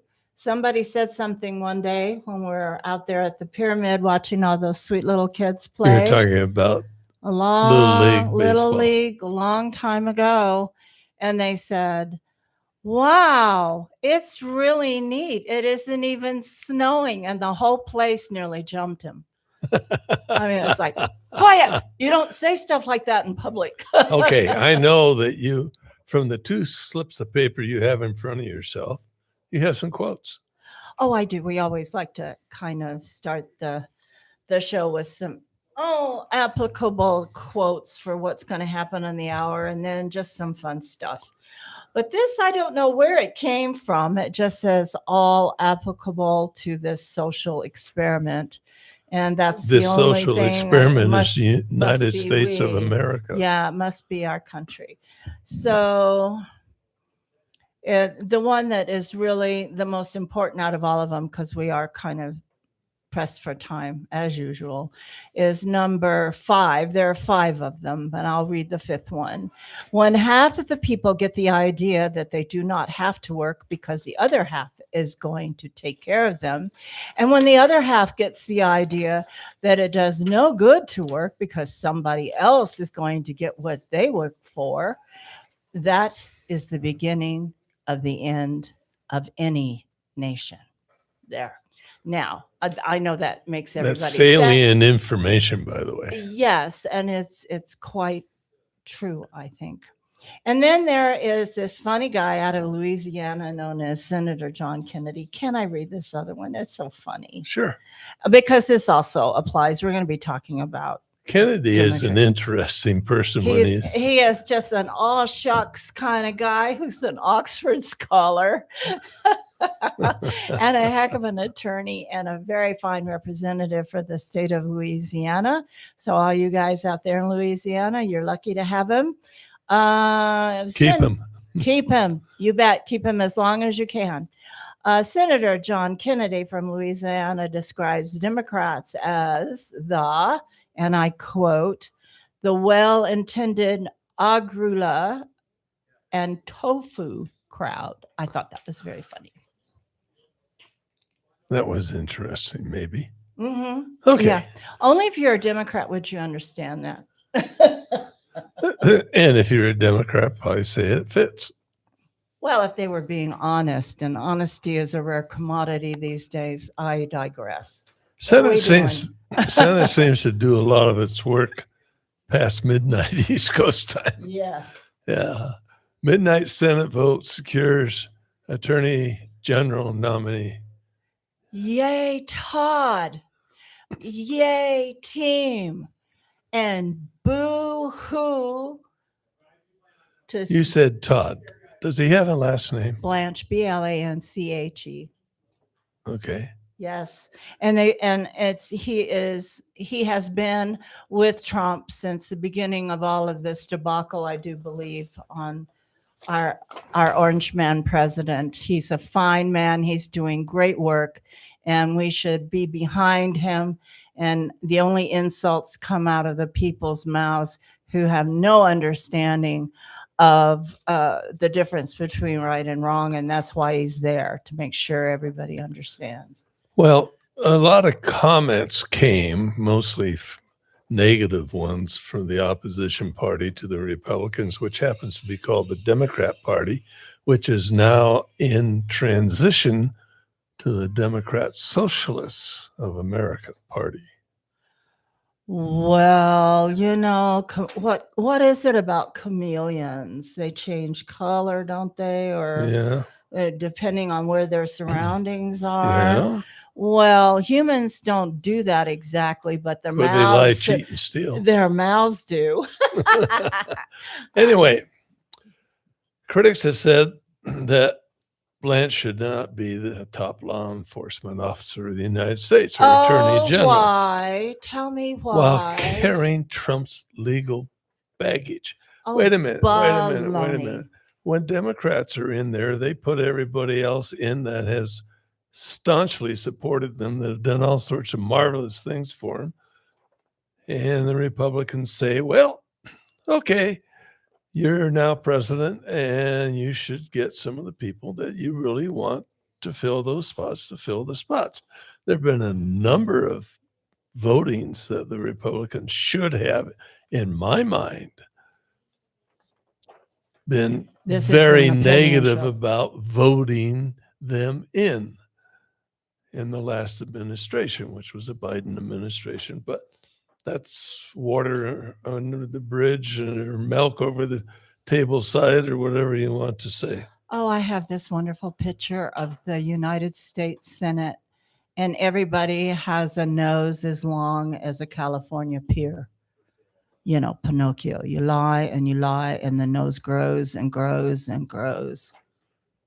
Well, one of the big problems that we had was there were a couple of Republicans that didn't want Blanche to be there because he said something or they suspected something or they're just on. Oh, it was on the IRS released President Trump's tax returns.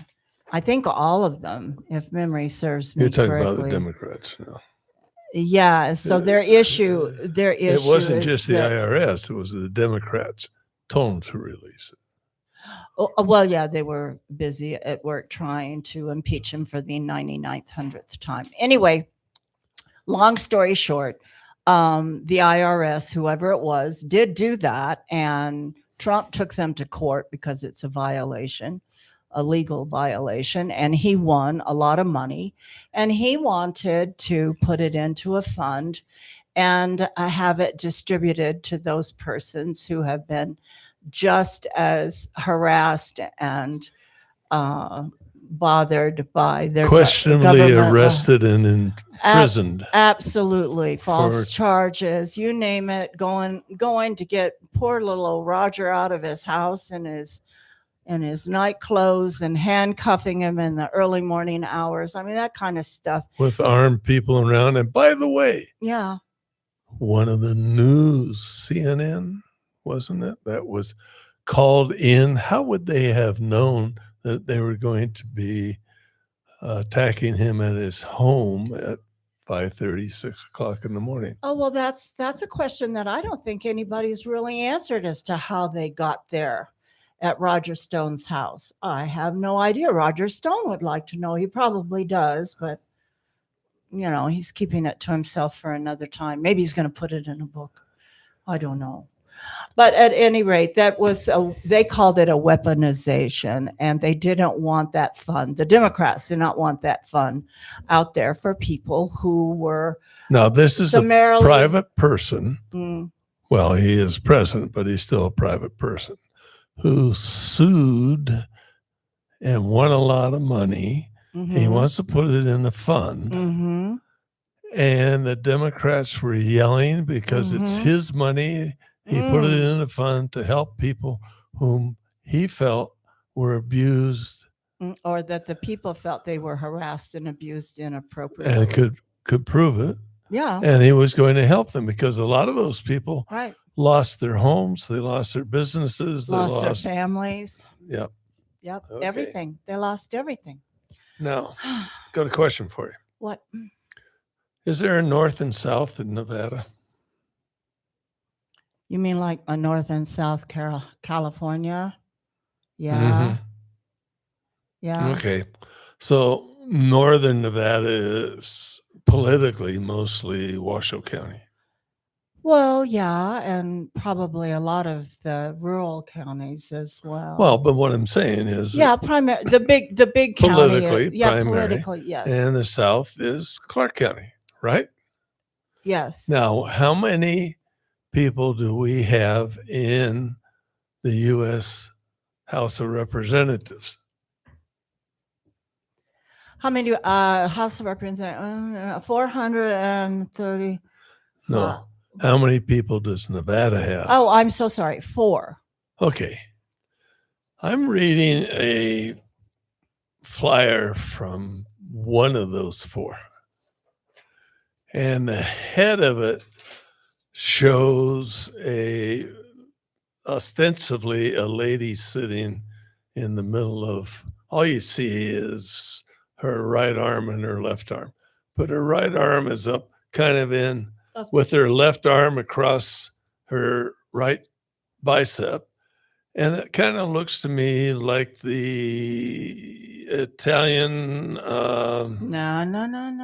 Be Okay, careful. I won't say it. But it says, a fighter for Southern Nevada, Dina Titus for Congress. Now, like anything else, we have 4 people in the House. They represent Nevada. Totally. She represents a district, one of the 4. She was elected by a district. She was elected by the district. That's true. But she just doesn't represent her district at the detriment of the other 3 districts. Absolutely not. She's Okay. supposed to represent all Nevadans. But what she's saying is that she only is going to represent Southern Nevada. No, she's wrong. And if that's what she's going to do, somebody ought to boot her out of there. Hey, I bet somebody will.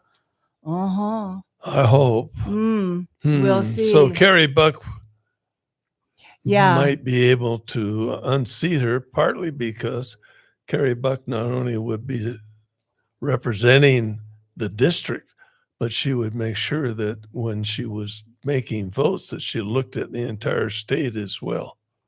This is true. This is very true, and I think that the citizens of Nevada would know that almost immediately. If she doesn't say it in her opening statements, you can believe that the work that she sets in to do will include the entire state of Nevada. And yeah, Las Vegas area is very highly populated, and yeah, they're going to be facing a couple of really big issues, but so is everybody else. And I think Ms. Buck is going to be there for us all. I would hope. Yes, I have. Because I would hope is that people in that district in southern Nevada would get out and actually vote. Please, I ask nicely. Okay. There's something that's been going on and it's kind of sneaking back into education. You know what that is? Oh my goodness, I haven't a clue. How about pencil and paper versus screens? Oh, lordy, lordy. Digitalized classrooms are failing to educate students.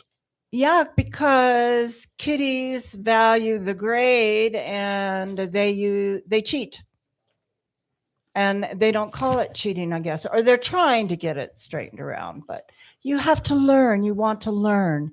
If you don't learn and if you're not getting it, you ask questions of the instructor. The instructor is there to help you. Well, So you will learn and be very I fluent. think some of these notes that I have highlighted might help. Please proceed. Okay. In the beginning of the 21st century, that's this century, we're 25 and a half years into the 21st century. Okay. Okay. No Child Left Behind Act, right? Aimed at making all students technologically literate by the 8th grade. Okay. Which means computers, basically. In 1924. In 2024, schools and government spent more than, you take a guess at how much they spent? Oh, I am sure it's How about over the $30 top. billion in digitalized learning? That is absolutely awful. And what do we have to show for it? We don't have $30 billion worth of intellect. Thank you. By 2020, 2/3 of the public high schools and 40% of elementary schools provided electronic devices for their students. Wow. By the end of COVID-19, those numbers had climbed to 90% and 84% respectively. Okay. Mhm. Today, 55% of young people spend up to 4 hours of their school day on screens, and another 27%, 5 hours or more. Boy, how do you work that out? That really adds up well over 100%. Anyhow, you know how media does things, right? You mean tell one side of the story or Oh, they leave just out can't add important because they were in school points before they had or anybody trying to help them. the what, where, when, why, and how is completely lost in journalism school now. You mean U.S. those history things? students Oh, are yes. failing I can't understand that. I love to history. exceed their parents in knowledge about history, U.S. history. That's I don't understand that because usually teenagers think their parents are stupid, so they don't learn that their parents are really smart until they're well into their 20s. So you would think they would work real hard if they knew that their parents were smart in history, so they could be smarter. You see, the competitive child. You ever heard of a place called Sweden? I do believe. Okay. Lower reading scores and loss of focus in students No. because of students watching screens and not reading books and not using pen and pencil. So now the screens are gone and now the pen and pencil and paper are coming back. And your teacher actually talks to you and teaches you something. And if you're writing down notes or if you're writing down the paper instead of typing it, you retain the information better. Sure, and it helps you to learn to spell. It helps you to make sentences. It just pretty much helps your brain start working. And they don't want to catch you using AI to do your homework. So there's some sort of a thing that the schools are now starting to implement where they can actually check and see if the work was done by AI. You know how they're doing that? I have no idea. I just heard that. I am not a computer whiz. I must On the admit. tests, you have to take the test with pen or And pencil Oh. and paper. You have to write it in class. Uh-oh. Have you ever heard of EVs? Electronic vehicles? Honey, are you pulling my leg or something? Yeah, I know about those. No, but it'd probably be fun. You didn't hear that, ladies and gentlemen. Well, EVs, California is once again going to be giving rebates for EVs. If you're buying a new EV and it's $50,000 or less, they'll give you $3,500 to buy that. Yeah, Newsom has signed that bill. So Yeah, it's and if not you're- something that's in the works. If you're that going to buy actually a is used EV and it's 25,000 or under, you get 1,750 or 50% of the. happening. A dealership could give you better than that. My concern about that, particularly with buying a used EV, is a little thing called a battery. Oh, surely you jest when you say little. Yes, I do just with a little. Resale value of the car, the longer you have it and the more you use it, decreases very rapidly because of the expense of putting in a new battery. And if you've had the car for 5 to 7 years, the odds are if you're going to buy that car, you're going to have to replace the battery. And the battery probably costs more than what the car will cost you. That's the dirty little secret that you have to ask because you don't know. So this is a nice little question that you can put down on your piece of paper if you're interested in doing something like that. Well, that's just a couple of things that I had to say. Okay. Yeah, and it's a lot.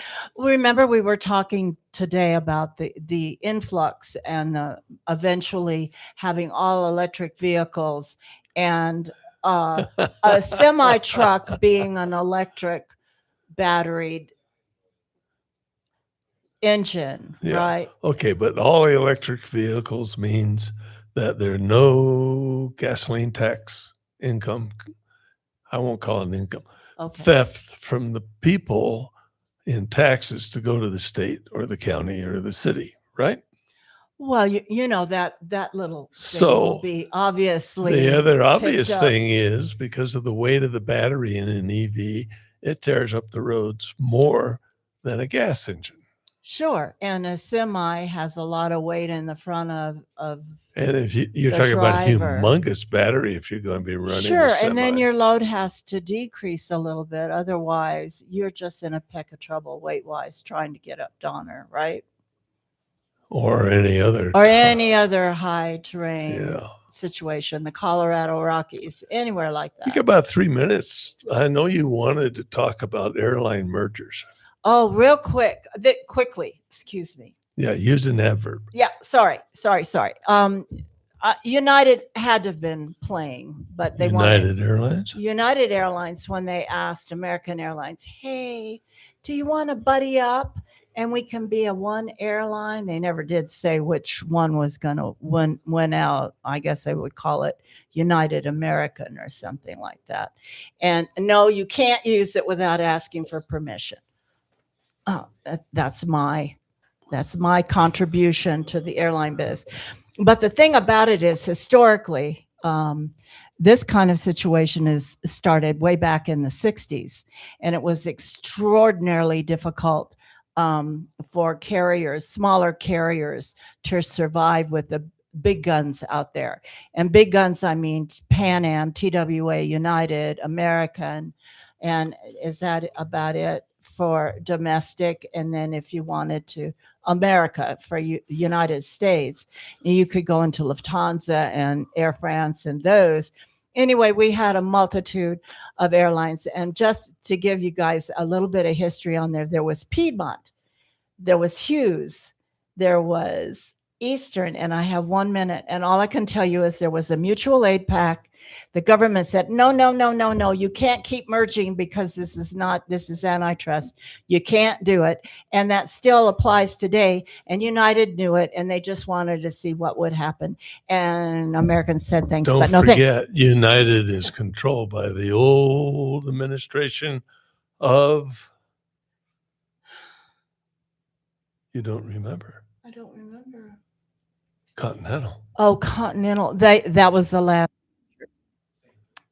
That was the last merger. United picked up Pan Am, and then they picked up Continental. Parts of Pan Am. Parts of Pan Am. Yep. Yeah. Okay. All right. Phew. Oh, so many things going on. So anyway, you got to know the history. In other words, this is wash, rinse, and repeat. Wash, rinse, and Wash, rinse, and repeat. Hello, Mr. Dutra. Nice to see you again. Haven't seen you It's for very ages. nice to see you. So because We're you're with gonna- him, I brought you some. And I guess you know that Joe just walked in. Yes.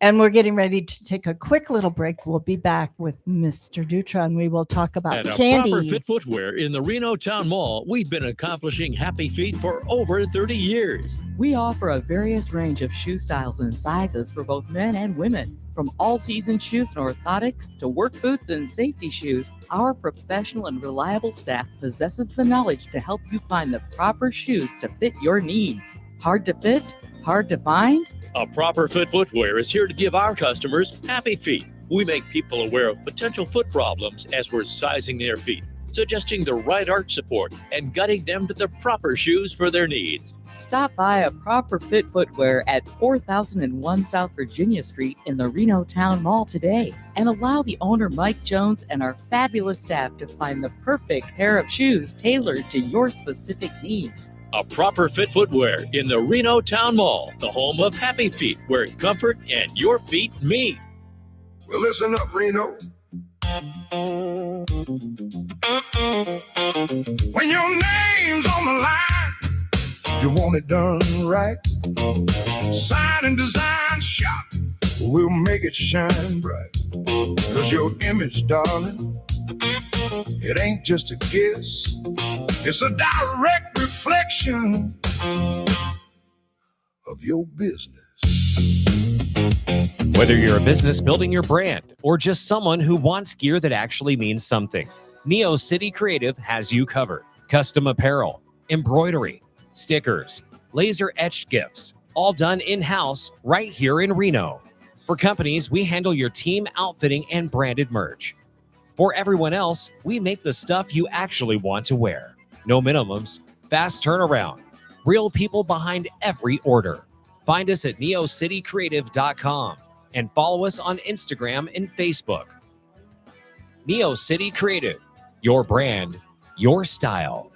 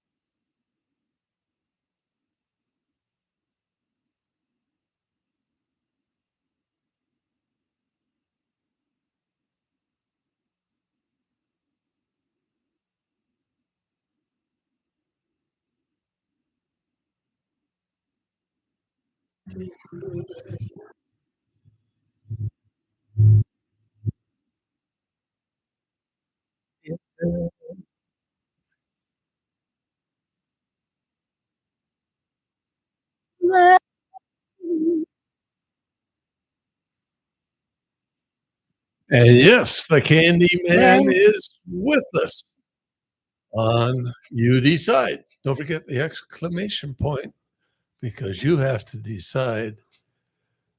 Hello there, Mr. Joe Dutra, the Candy Man. Well, How about that? I know it's kind of, I'm kind of the sweeter guy in town. I know Jane loves me because, but Oh. Tom, I've known you've always had a little sweetness for me, so it's okay. A little sweetness. Well, you came in and you dumped a whole bunch of fun things on the And, calendar. and good timing because there are two very young grandsons here with us. Yeah, hey, Ray. Well, there's baby dino eggs, honey.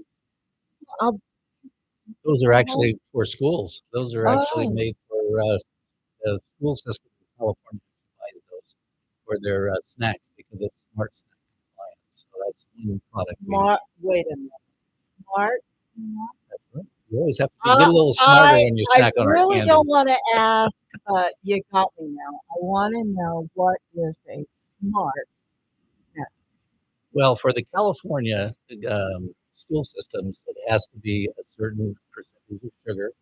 So this is a chickpea covered in a little bit of chocolate with a candy shell, and the chickpea is the first ingredient. So as long as the first ingredient is a vegetable, which chickpeas are considered, this can be actually served as a vegetable in the California school system because the first ingredient is a chickpea. How many levels of bureaucracy did you have to go through to get this little tiny package of baby dino? There's a lot, but we're actually working trying to get it into the Washoe school system and the school system because we're made in Nevada, so we're trying to Oh, make I it go in. can help you there. I can be your marketing director. All You right. want to know how you get these guys in school? You walk in and you say, California. I already tried that, didn't work. Yeah. Oh, I am shocked. Did you ever look at it? Not yet, but maybe in the future. So Okay, who up there has a really bad week? that's what we need to find. I bet maybe Robin Titus might. Dr. Titus. Dr. Titus. and she would love it to be associated with what is this now called? Smart snack Snack. compliant. Let's hear it for Robin. Go girl. Well, you do all sorts of different styles of candy. Candy. Do you still have the ability for folks to stop by and take a look at that? Sure. Yep. At 405 Edison, you can walk into the retail store we have there, and it's also a place where you can watch all the candies made on the screens. If you want to do an in-factory tour, you have to do it online. So you go to candy.com and you can book a tour online. And there's a free tasting bar where you can try all our candies. We have stuff like chocolate pistachios and chocolate rocks and sunburst. And so we've got all the fun stuff. And then if we want to do the tour, like I said, I think they do them 3 times a day. They're kind of fun for kids. It's like a wonderland, right? So it's kind of like a mini chocolate factory. Is that what you It's have? a mini. Well, the chocolate factory is actually 47,000 square feet of production, but yeah, we make about 10 to 15,000 pounds of candy a day. And so we ship all over the United States. And lately, in fact, I have some here for you. Tom is the Calm. But I bought a couple years ago. Calm. Yeah. Every politician should have one of these. I highly recommend it. So anyway, if you want to be calm, but anyway, we have a Good Day chocolate, which I bought a couple years ago, and it's in all the Whole Foods and Sprouts and Rayleigh's and places like that, and it's chocolate with benefits. So it's sleep and calm and energy and children's vitamins, and it's a great product, and we're growing that market across the United States. So the sweet tooth manufacturers have found a way could make it beneficial to have sweets. No, you're right. I think the future, because no, everybody knows they love sweets. Right? Every child is born with the only craving. I know I've told you this before, but the only craving a child's born with is a craving for sweets. And the reason is it fuels their brain when their brain is developing. They need to have something sweet or mother's milk or whatever to fuel their brain because it changes to glucose and it just makes their brain feel good. And it sends the ATP to the brain, where the brain loves ATP. Yep. And I can't remember what it stands for anymore. But at the end, we're always looking, because we have a new government in place, and Kennedy's really pushing for getting rid of artificial dyes and trying to look at how people become more healthier, because we've actually gone through a big period of our existence where things haven't been so healthy. There's too processed foods, and everybody's eating their dinners at a restaurant or a fast food restaurant, and so we've got a lot of illness in our society, and now they're trying to look at how do we reduce that. We've had to get rid of artificial dyes, which cost thousands and thousands of dollars, because before it was fine, but now you got to change it to natural. Natural costs more money. You need more natural dyes to make the same color. So we're transforming into a company that's better for you, healthier type products, and I think that's going to be the future. Because if you're a diabetic like Jay or somebody, you just say, "Hey, I got to eat. I'd like to have candy, but if I can have something that's got protein in it, or a nut that makes you happier with some kind of sleep or calm or energy, way to go." Sounds good, because you're talking about diabetics. We have a friend who has lost a number of toes off his feet because of diabetes. Basically, Wednesday, Friday, he's going to dialysis. Oh my God, horrible. So and that's because how he used to eat. Right. So it's interesting that the sweet side of, does that go to bakeries too? Yeah. The sweet side of things is actually going to be helping you. So Unfortunately, about 2 years ago, the price of cocoa beans out of Africa, Ivory Coast, went from the normal price for about the last 10 or 15 years has been about $4,000, $5,000. 2 years ago, it was $12,000. And so what happened is everybody got caught in this. You couldn't catch up, because all of a sudden now the price of chocolate went up for like somebody like me that buys millions of pounds, went up $1, $2 a pound, and you couldn't pass it on to the consumers quick enough, right? The bigger companies that catch a little longer, but for little guys like me, all of a sudden it was like, right? Because I said, hey, I got to raise my prices 12%. And they go, we're not going to take your price increase. And so we lost customers, some big customers, because we needed to raise it to just survive. And now the prices come down. Again, it's in the $5,000 range. But, we're trying to re-get those customers back and lower our pricing. But in the meantime, the price of everything else has gone up. Transportation's gone up, and the cost of packaging's gone up. So it's kind of one of those issues. Well, about that time you're talking about that also the time the shipping container cost for shipping across the cities was actually increasing also about $5,000-$6,000 per container. Yep. Well, I have another business called West Tech, and it's agricultural seed that we grow corn and alfalfa that we ship into the Middle East. And you're right. Before you could get a container from Long Beach to Saudi Arabia for $3,000 or $4,000.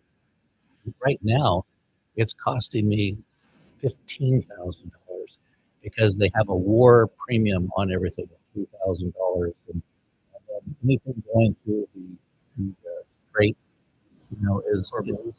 is all of a sudden another war premium. So I've got containers now that cost me $15,000 that were almost $10,000 more than they were several years ago. So how do you get stuff there that saves money on shipping, but you have to go to someplace else before you get, so you can go around Hormuz.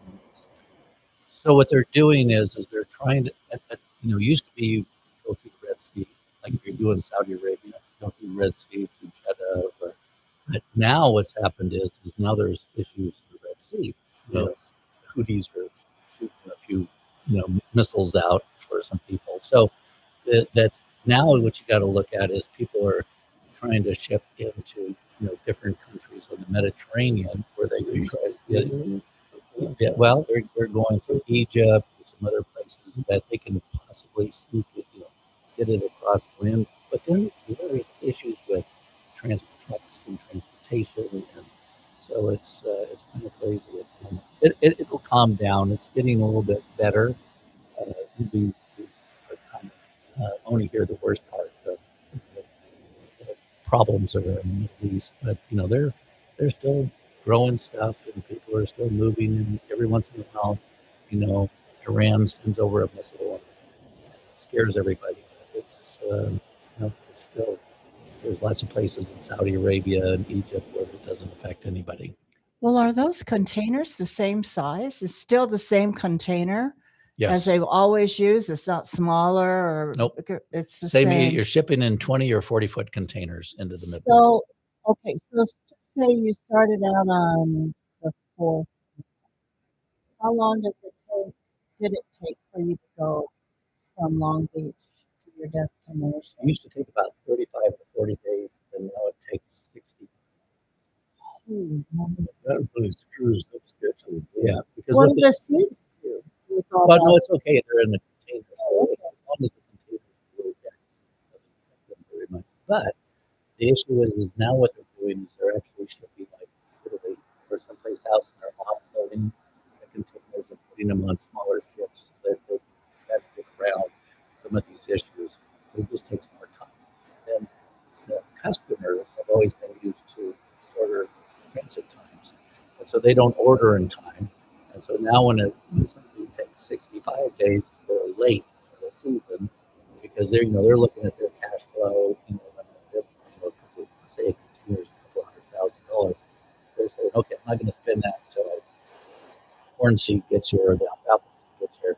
And now we're going to plant. Now they're saying, oh, it's getting too late. I've got stuff that I shipped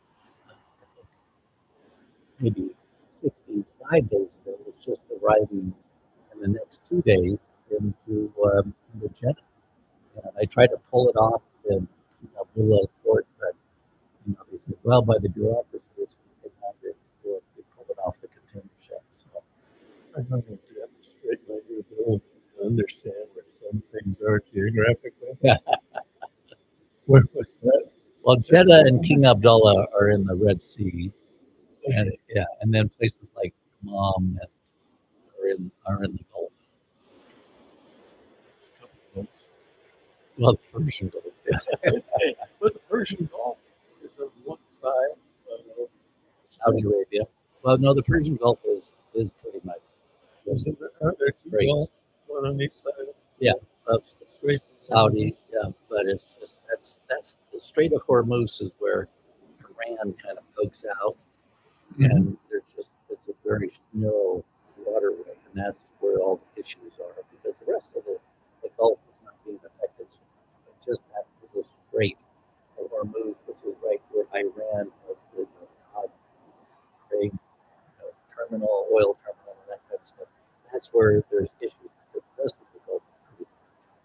Well, I was trying to say that it's kind of like Gibraltar. Yeah. Morocco, right? Yeah, that would be like the Straits. It's very narrow right there. But the Mediterranean is, When you get into it, right.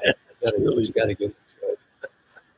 Well, I may have some news. They announced this morning that Iran is having a little difficulty paying their proxies. And their proxies are getting kind of mad. You want us to go in there and shoot up everything and kill all these people. Well, where's our paycheck? No, you're right. And so Iran can't pay them, and they are threatening to okay, well, we're going to take a long holiday, sort of like our Senate did. Yeah. You're going to take a long holiday, except they're getting paid for it. What you're talking about, our Senate taking a holiday, they call it their vacation. Baloney. They're hiding. Thune's hiding. He's under a rock, and we will get him. Well, a lot of politics going on in the world. Yeah. Well, but that all affects you too, doesn't it? I mean, those guys are getting so busy doing other stuff that they're not paying real attention to the business of the world. Well, the world's in such turmoil with a lot of things, you know, with tariffs and shipping and, you know, just doing things in a like daily stuff. It's just being affected a little bit. You know, the price of fuel goes up, the cost of the candy goes up, because when you ship a truckload from here to New York, it used to be, you know, $4,000. Now it's probably 5 or 6. And so that just adds another few cents to every piece of candy that you're sending, which then affects you got to start charging more eventually, or you eat it and then you lose money on a shipment. So, you know, I think everybody's got to be cognizant of the price of fuel and, you know, and I know that it's kind of been really fluctuating in the last 5 or 6 years, but you know, it's the prices usually go up, but they very seldom go down, right? As you were demonstrating about prices going up, there used to be a saying that, you know how you make a small fortune in a cattle ranch? How's that? You start out with a large fortune. Right. And that's true. That's really true. I think that, you know, We left our crying towels That's at right. home. Oh, so do you gentlemen in business that deal in international travel, do you get together and form, like for you, you've got the candies that you're doing, but you're providing a service to that part of the world that's food. right. Life, seed, you know, blended it's seed. life, water and food. And is there any way that you have kind of a conglomerate where you can go en masse? Please tell me you don't have one of those lobbyists out there in Washington talking for you. No. Okay, good. Oh, good. Okay. No, you Remember know, that, because- gentlemen. Yeah, because most of the seed producers are independents. And so there's really there's an So you all really don't right, talk no. to each other because you're No. all experiencing the same thing. There's Same no exact thing. competition. Nope. No competition. Wow, that's sad. From half that time to 60 some odd days. Oh yeah, it's changed the way people ship, and so it varies. Sometimes you can get a ship in, but you know the shipping companies, the steamship lines, have also decided that they can charge more.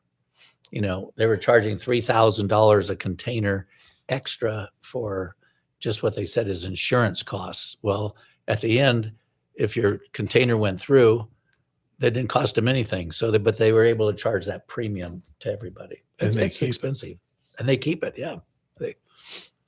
Oh, well, that's what's referred to as making money. That's right. Yeah. Too bad you can't do the same thing. I wish, but anyway, it's, you know, the commerce around the world has changed a little bit, and you know, we see that countries like Iraq is opening up for us. And Iraq? yeah, because they have a huge agricultural economy, and they've been really boycotted for so long, but those boycotts are starting to come off. And they're starting to grow more things. And we're looking at setting up a distributor for Iraq now for our seed. I thought Egypt was one of the big agriculture. It's a big agriculture because we subsidize Egyptian agriculture we sell them a lot of wheat below cost or give them billions of dollars to buy wheat. But their agriculture is starting to grow too. I actually have a distributor in Cairo that distributes seed for us and stuff. And we're starting to sell a lot of alfalfa seed into Egypt and stuff right at the moment. So You mentioned about alfalfa. Very few people understand that that's a pretty good product, no matter where you are. no, right. Because, you know, you need to have, you know, alfalfa has high protein. Mhm. And if you want to produce milk, you know, you need to be feeding some kind of a high protein product so that you can get milk that has high protein.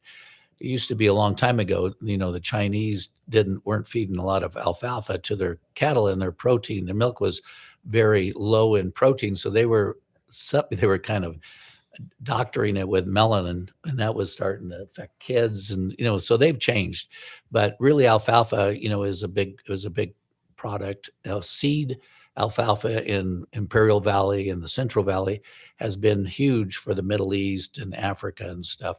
The only other place that really grows any kind of alfalfa seed is Australia, and they're one of our minor competitors, but they don't have the same varieties as we do here.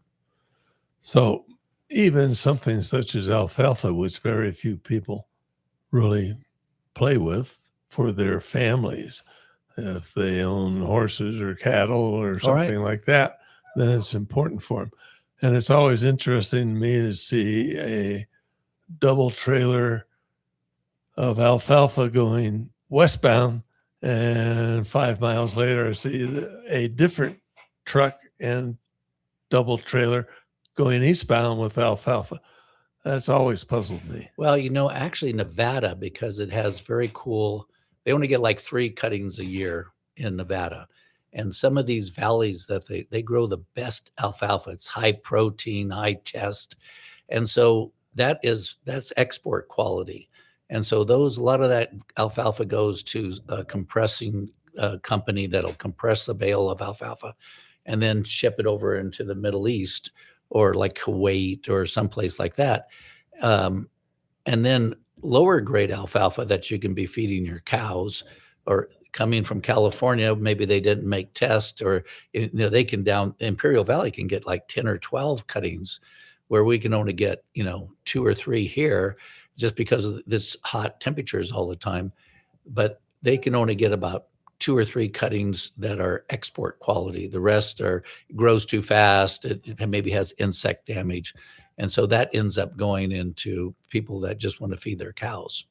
Oh, okay. Makes sense. So that's why you see it. So, what happened when this war broke out in the Strait of Hormuz for you?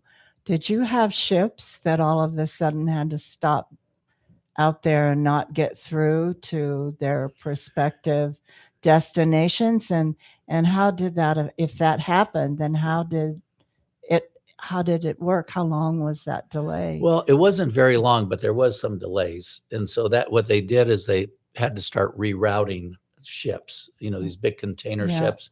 They started rerouting them and trying to put them into smaller vessels and trying to get into the country easy, because a big, huge container ship is a big target, but a small little container ship can go in. And so I think we had a couple of containers that ended up getting delayed, but not very long, because the steamships not long enough to lose your Right. load. Yeah, Okay. yeah. All right. Well, that was It good. kind of makes your customers a little upset because the seed gets there a little late, but it's okay. So we thought we would ask you those questions about what's going on in the Middle East and so forth. So give our listeners sort of an idea of what's happening in commerce during this war. Well, yeah, and what a businessman who deals in this kind of travel and work has to put up with to get from point A to point B. People just go about their business. They go to the grocery store and they pick up Trump rocks, or they pick up that, and then they don't know how much work alfalfa sprouts and you don't know what the business had to go through to produce those things that they're there to get.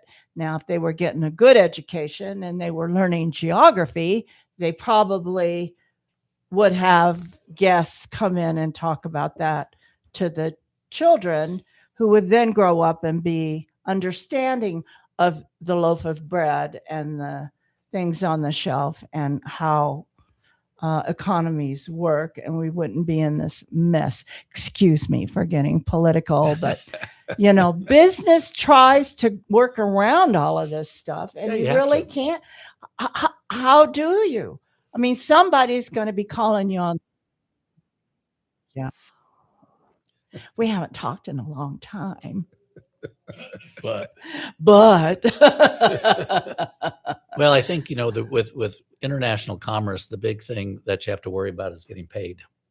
And so I've actually had some issues like in Egypt where, the customer paid the central government, but the central government did not have enough US dollars to pay me. And so then it was an issue of the country didn't have enough currency to be able to export currency. So that's been the biggest Joe, issue. but it looks like we're reaching that point. We're going to have to leave things where they are. Okay. Oh, but we're just learning about money. A girl's best So you friend. have Hold to come on a back and second. talk to us about that. Why didn't you leave that for last? Thank you, Joe, for You're very joining welcome. us. My pleasure. do so we'll get you appreciate back it. maybe in a few weeks. Sure. Yeah, see And how I'm things hoping are I going. left you a little sweeter. Oh, Oh, for isn't that sure. lovely? Us? Are you kidding? All the people who know us out there are going to say them. So no, we appreciate it, and I think our listeners do too. They have a better understanding of what you're up against, and I think that's important for them to know. Perfect. I really So do. we can call him Mr. Alfalfa Man as Mr. well. I like Candyman better. I think that's so cute. Did you know that Sammy Davis Jr. had a pair of short tuxedos? Yes, he did. And he was at Harris one night and he stuck his leg out. That's the Candyman I remember.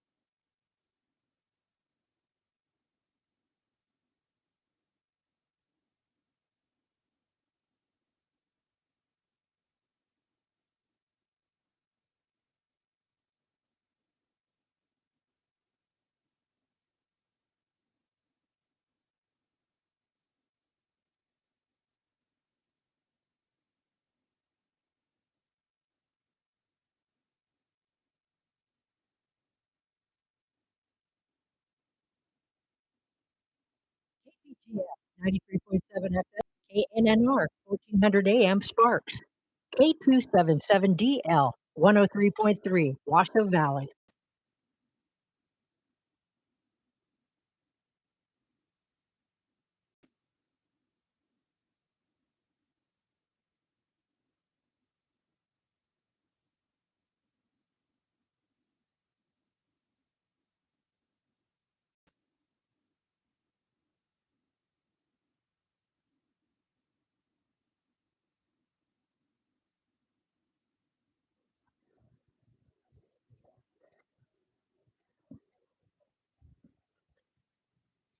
Welcome back to You Decide with Tom and Jane Tabor.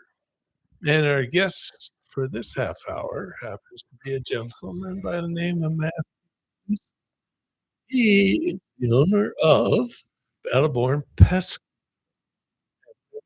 Bring you back into the Mediterranean, right back to the backyard in Reno, Sparks, Carson City. Where else do you happen to carry your product to? Well, thanks, Tom. We also service Fernley Fallon. We also service Dayton.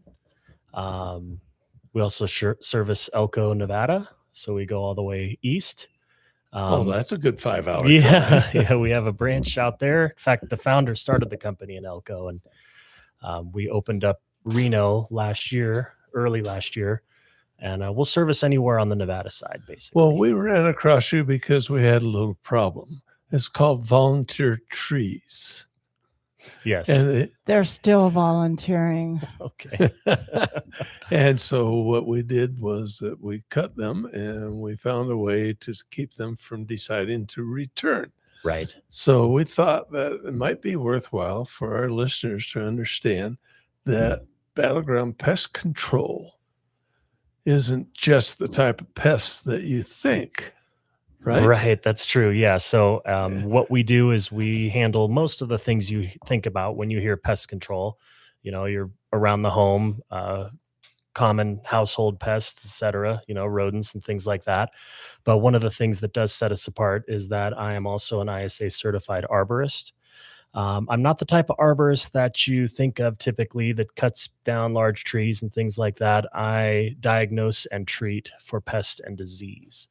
So that's my specialty. So you're diagnosing and testing for disease and pests to the trees. Correct. And so what are you looking for and how you go about that? Well, usually what happens is I'll get a call from someone that says, my tree just doesn't look right.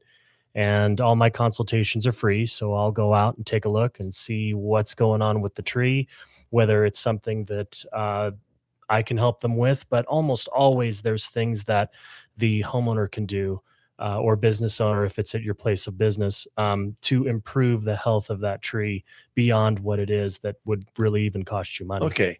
I have that fish hook in my cheek. Okay. So what are these things and what are we looking for and so forth? Okay, sure. So typically one of the common trees we have in our area are ash trees. Beautiful fall color, lose their leaves in the fall and leaf out in the springtime. But what you'll notice on sometimes with them is when they leaf out in the spring, their leaves will be bunched up and they don't look full and healthy. Typically that's aphids for those particular trees. But one of the more common things that are more widespread and easier to recognize is if you have ants on your tree. If you see ants going up the tree, ants. Yes. Then they're going up and they're typically going after some other type of insect that is actually on the tree itself. So if you see ants on the tree, there's probably some type of a pest that is a harmful pest to trees that is also on there because the ants like to harvest those. Another thing that's common is with our evergreen trees, with our pine trees, you'll see big globs of sap going down the trunks. Yeah. And that could be a couple different problems that could be solved. So there aren't just pine trees that are sappy because they're pine trees. That's right. They could be excessively such due to pests. What would do that to a pine tree? What pest would do that? So typically there's the most common one is one that's called pitch moth. So it's a little moth. It kind of looks like a little wasp, and they're nocturnal, so you probably have never seen one. But basically, they'll lay their eggs. That larva will bore into the tree. It will incubate, and then it emerges as the moth. Now, UNR came out with a study that said that they're not fatal to the tree, but they are a nuisance, and they do cause that unsightly sap to come down. The one that's a real problem is the red turpentine beetle. This is a pine borer that has been a major problem for the United States Department of Forestry, and they're wiping out pine trees in large areas. Those are the serious ones that we look out for. And there's some telltale signs I can look at and tell down by the trunk, little tubes that they emerge from. That is a telltale sign. Typically, you don't really see the damage they're doing because it's under the bark. If you ever seen firewood with like trails in it, looks like a maze going around. That's what causes it, is those. And the reason why that tree is now firewood is because it killed it. So those are the two most common ones we see. Okay, so we're driving along and you go through, let's say we're going up Donner around in there, and there are some trees that are just they appear to be very dead. They are brown. Right. Their needles are, they look like a little skeleton. Right. So what is the philosophy about keeping one of those trees still standing in the green forest? Well, if it's brown like that and it's the majority of it, I typically say that my rule of thumb is if there's 50% or more of the canopy of that tree that has died back, then it is more than likely going to end up dying completely.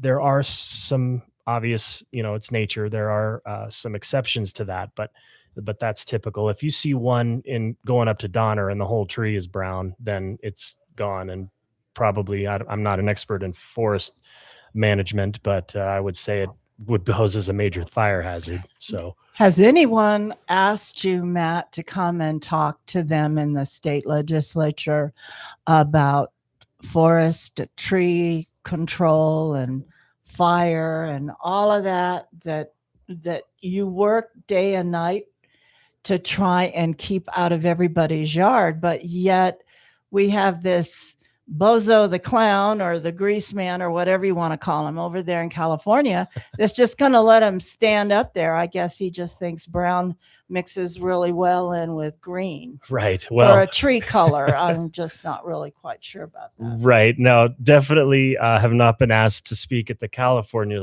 legislature. That's for sure. But in Nevada, no. Again, it's not exactly my area of expertise, especially with fire management. Exactly.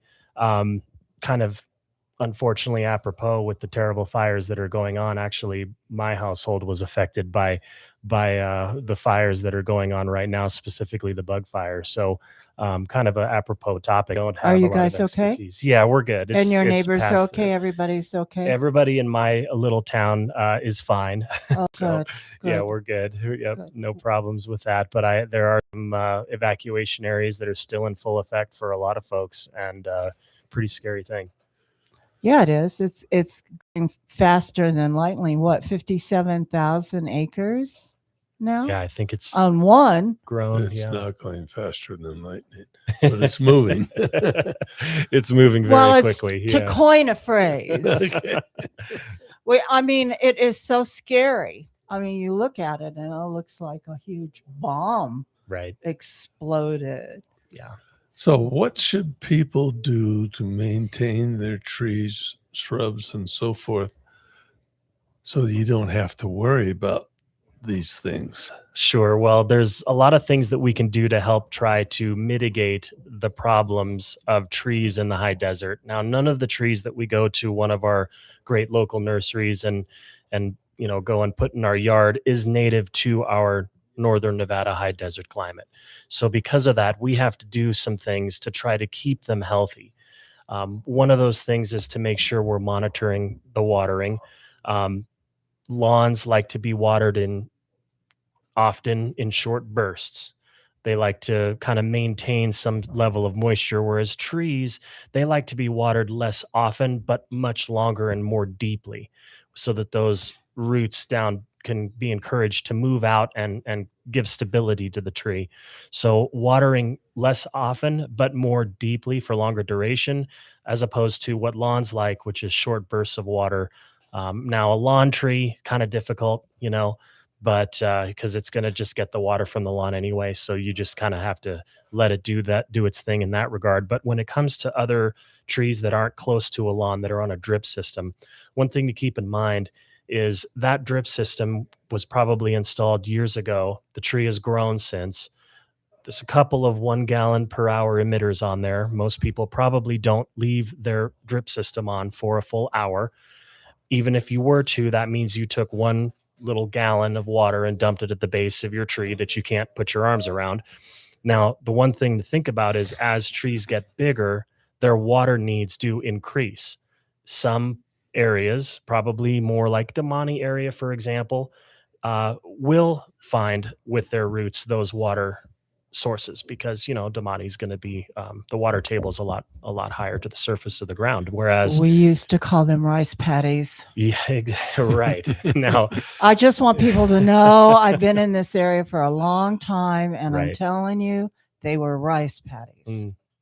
So yeah, but if you're in an area, maybe say, I don't know, North Valleys, and to go down, if you were to dig a well somewhere, out in Red Rock, for example, where they're being affected by the fire, they have to go down pretty deep. So those trees are not going to be able to penetrate down deep enough to get to that water table. So they need more supplemental watering as they get bigger, not less. So the tree may go down 15, 20 feet with roots, and your well may have to be 150, 200 feet deep. Right, exactly. So that's one thing we can do is make sure that we're giving our tree deep waterings in between. The other thing that we don't think about is when we see our deciduous tree, that's trees that lose their leaves in the winter, when they leaf out in the spring, and we notice that there's a couple dead branches on the tips here and there. Mhm. What commonly causes that for us in our region is winter dry, or winter drought. So, for example, if we go 3 to 4 weeks without a good significant precipitation event, that tree actually needs water, even though it may not have its leaves on, during the winter time. So if it's a day, above 40 degrees, which we get those all the time in December and January, run a hose out to it, run it for a little while, give that tree some water, because believe it or not, our trees, including the ones that lose the leaves in the wintertime, need water in the winter in our climate. So that's another thing to think about. What's this thing? We put some small trees in 40 years ago or so, and they're big trees now, right? But the canopy has expanded, and where we were watering to begin with was within a few feet of the trunk. Right. Do we need to water further out? Not a bad idea, but not totally necessary. There was a study that I read about out of the University of Florida that talked about even the largest trees, they get 90% of their water and nutrients within about 10 or so feet of the trunk. So that I found interesting. So it's not good to put it right up against the trunk, especially when they're young. We want to kind of encourage that root growth to expand out. So especially when they're young, a few feet out from the trunk, maybe a couple feet from the trunk, we put your emitters for, if it's a drip system, that'll be sufficient. And as it gets bigger, you'll have to monitor that, because I've seen it so many times where a tree expands, it gets bigger and bigger, and pretty soon that drip line is choking into the tree. We need to revise that and alter that system. Well, I'm kind of curious. We've had really hot days. We're getting ready to go into fall, maybe. Well, it's going to cool down for about we 10 may days have anyway. fall. We may just go straight to winter. I mean, I don't know. Right. But so given the I don't know of Nevada, is there anything that you could tell our listeners that they can prepare now for? Sure. I mean, I realize that it's up and down. It could be anything at any time, but maybe there are a couple of little things they can do that they'll be so happy to have done to protect, what they have going for themselves Yeah. on their properties. Absolutely. So now is a good time of year to fertilize. to put fertilizer down. Now, if you use organic fertilizer, you can put it down any time of year. Organic fertilizer, as long as it's not, fresh chicken manure, which isn't really fertilizer until it, goes through a process. But because it's too hot, it'll burn things. But, type of fertilizer that you'd get at the store, or your local nursery, or maybe you made some compost in a pile in your backyard, that sort of thing can go down anytime. If you're using a synthetic fertilizer such as Miracle Grow, it's a good time to put it down, but I don't recommend doing it too far past September 1st. And the reason for that is because it really encourages fresh new growth with all the nitrogen that's in there. And it's not great to have fresh new growth right before we go into winter, especially if we do have an early cold snap, because that new tender growth hasn't had time to harden off by the time winter gets here. So any time of year is great for organic fertilizer, but now isn't a bad time of year to put down some of your synthetics if that's what you choose to use. Well, that's helpful. That is really helpful. There's a little conundrum. Puzzle. Or a riddle. Go ahead. We keep being told by the city that we have to put in more vegetation when we build businesses and so forth, or parks. And at the same time, we're told we have to be more conservative about water. Trees and vegetation demand water. So are we not working against ourselves? Well, I can see how that would make sense, but actually the science says that that may be true at first as they're getting established. But actually, as trees specifically are planted, as they mature and they age, they can store and save water. They make so much shade, and that is great for the environment because then maybe you don't have to use your AC quite as much. We all know how it sequesters carbon. Well, they also tell us not to have trees close to the house. Well, not too close. That's Yeah. absolutely right. No, of course. There are certain species that could be closer than others, of course. But if you notice out in the rural counties where they've had farmhouses or ranch houses there for years, Right. surrounded by cottonwoods, they're pretty darn close to the house. Right. And cottonwood specifically are ones that you should have someone that is trained on knowing risk assessment on trees, because they can be brittle and break quite easily. I've been told that they rot from the inside out. They can. Actually, any tree can. Okay. Yeah, if there's something that gets inside and causes that, rotting will occur on any species of tree. I'm spellbound. So, when I was a little kid, we had these beautiful oak trees in the Far East. In the Far East, you're talking about Alabama? No. And I used to climb them. But they were very large. I haven't seen really robust trees out west. Is there a particular reason for that? Soil maybe being mostly rock? Well, it depends on the region. So if you mean out west, like where we are, again, there is no tree that's native to this area in terms of what you would plant in our gardens. So they haven't had quite as much time to get quite as big as the ones you may have climbed in your... So we get our trees from elsewhere in the country. Oh yeah, absolutely. Oh, thank goodness. But I don't know. If you mean west as in like some of the oak forests that we have kind of on the other side of the Sierras and the foothills, or maybe some of the large redwood forests where some of the largest trees in the world exist, there's big trees. They're mostly on the other side of the Sierra Nevadas, though. We have Joshua trees. Oh yeah, right? absolutely. It might be because we're a desert. Yeah, I guess. You're talking about Joshua trees being those little things that stand there and it looks like a post with two arms or more. interestingly enough, there's a client of mine, they have a Joshua tree, and UNR came out and declared it the largest Joshua tree in Reno. I would imagine maybe even farther than that. It is massive.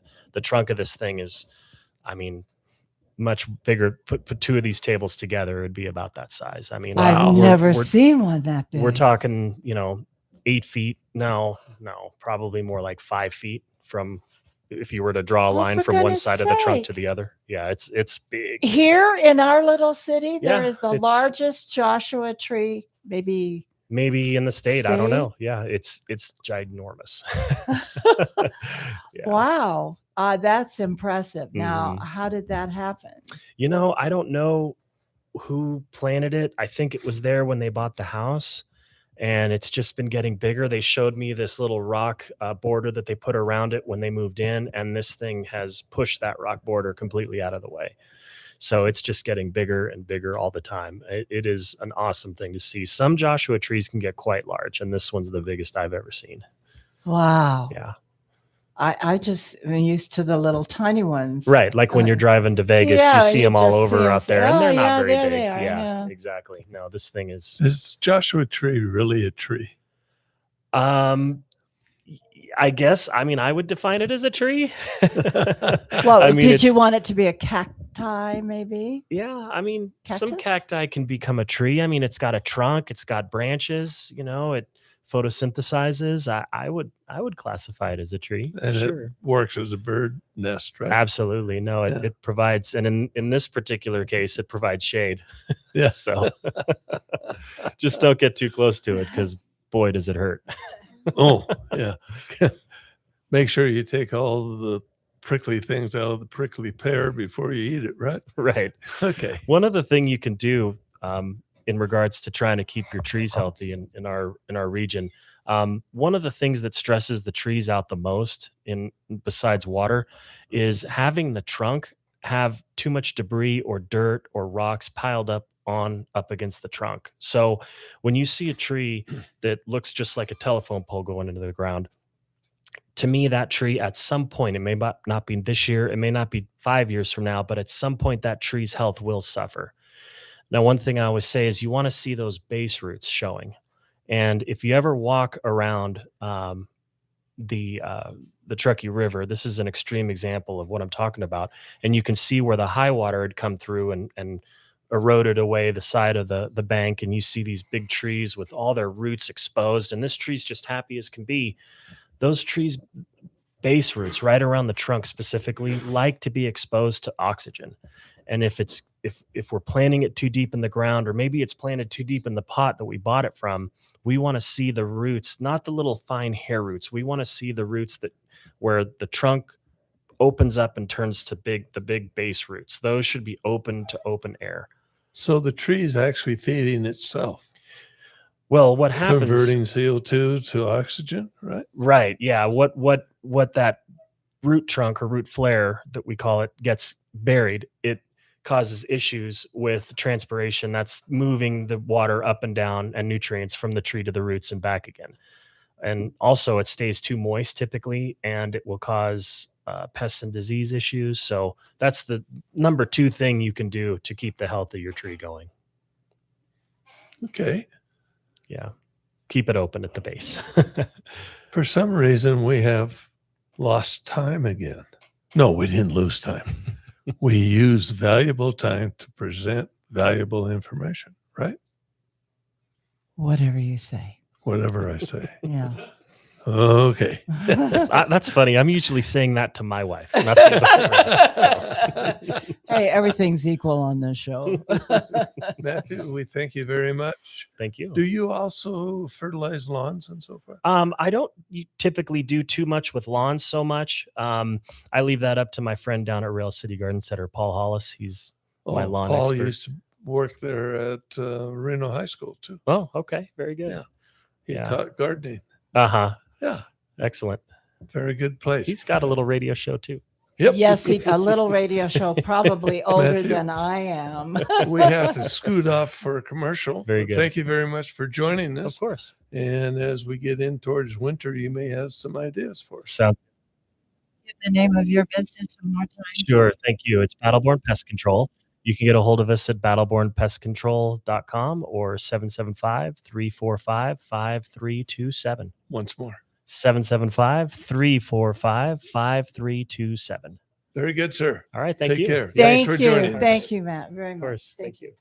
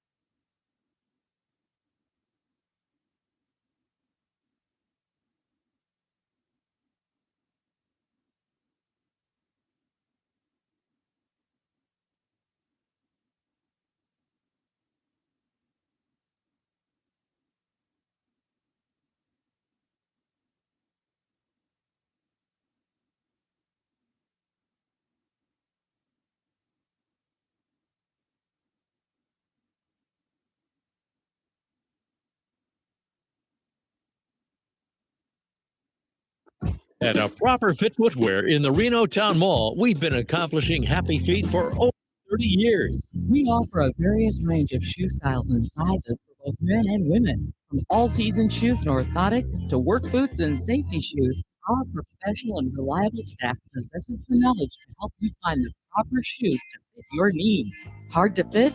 Hard to find? A Proper Fit Footwear is here to give our customers happy feet. We make people aware of potential foot problems as we're sizing their feet, suggesting the right arch support and guiding them to the proper shoes for their needs. Stop by A Proper Fit Footwear at 4001 South Virginia Street in the Reno Town Mall today and allow the owner Mike Jones and our fabulous staff to find the perfect pair of shoes tailored to your specific needs. A Proper Fit Footwear in the Reno Town Mall, the home of happy feet, where comfort and your feet meet. Well, listen up, Reno. When your name's on the line, you want it done right. Sign and design shop, we'll make it shine bright. 'Cause your image, darling, it ain't just a kiss, it's a direct reflection of your business.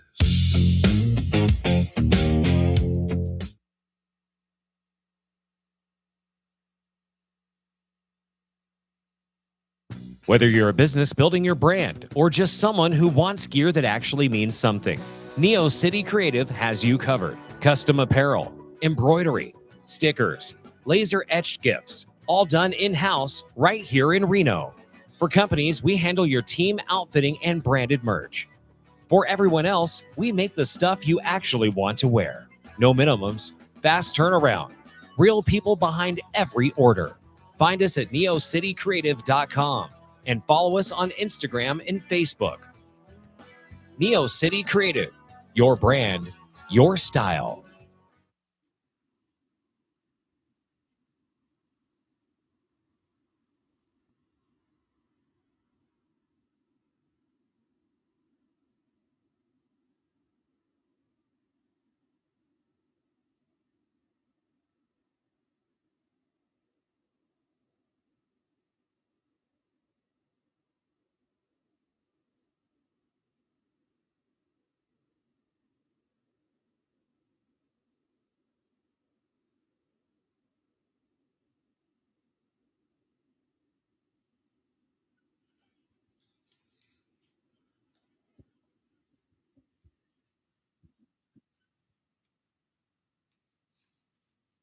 Welcome back to You Decide with an exclamation point.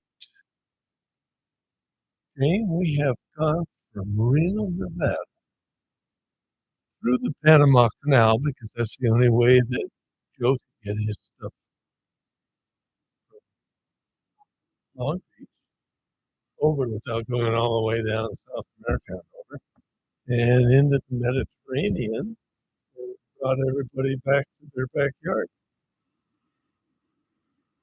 And they didn't skip a beat, did they? Nope. Nobody's Back to the Future? No, that's not right. Into the Future? No. some, some people have asked No. how they pull off one of our shows because they have an interest. Yeah, thank you. Thank you for that. We appreciate it. And it's very simple. We talked to the boss, and he said, Northern Nevada. Is it Northern Nevada? Northern Nevada.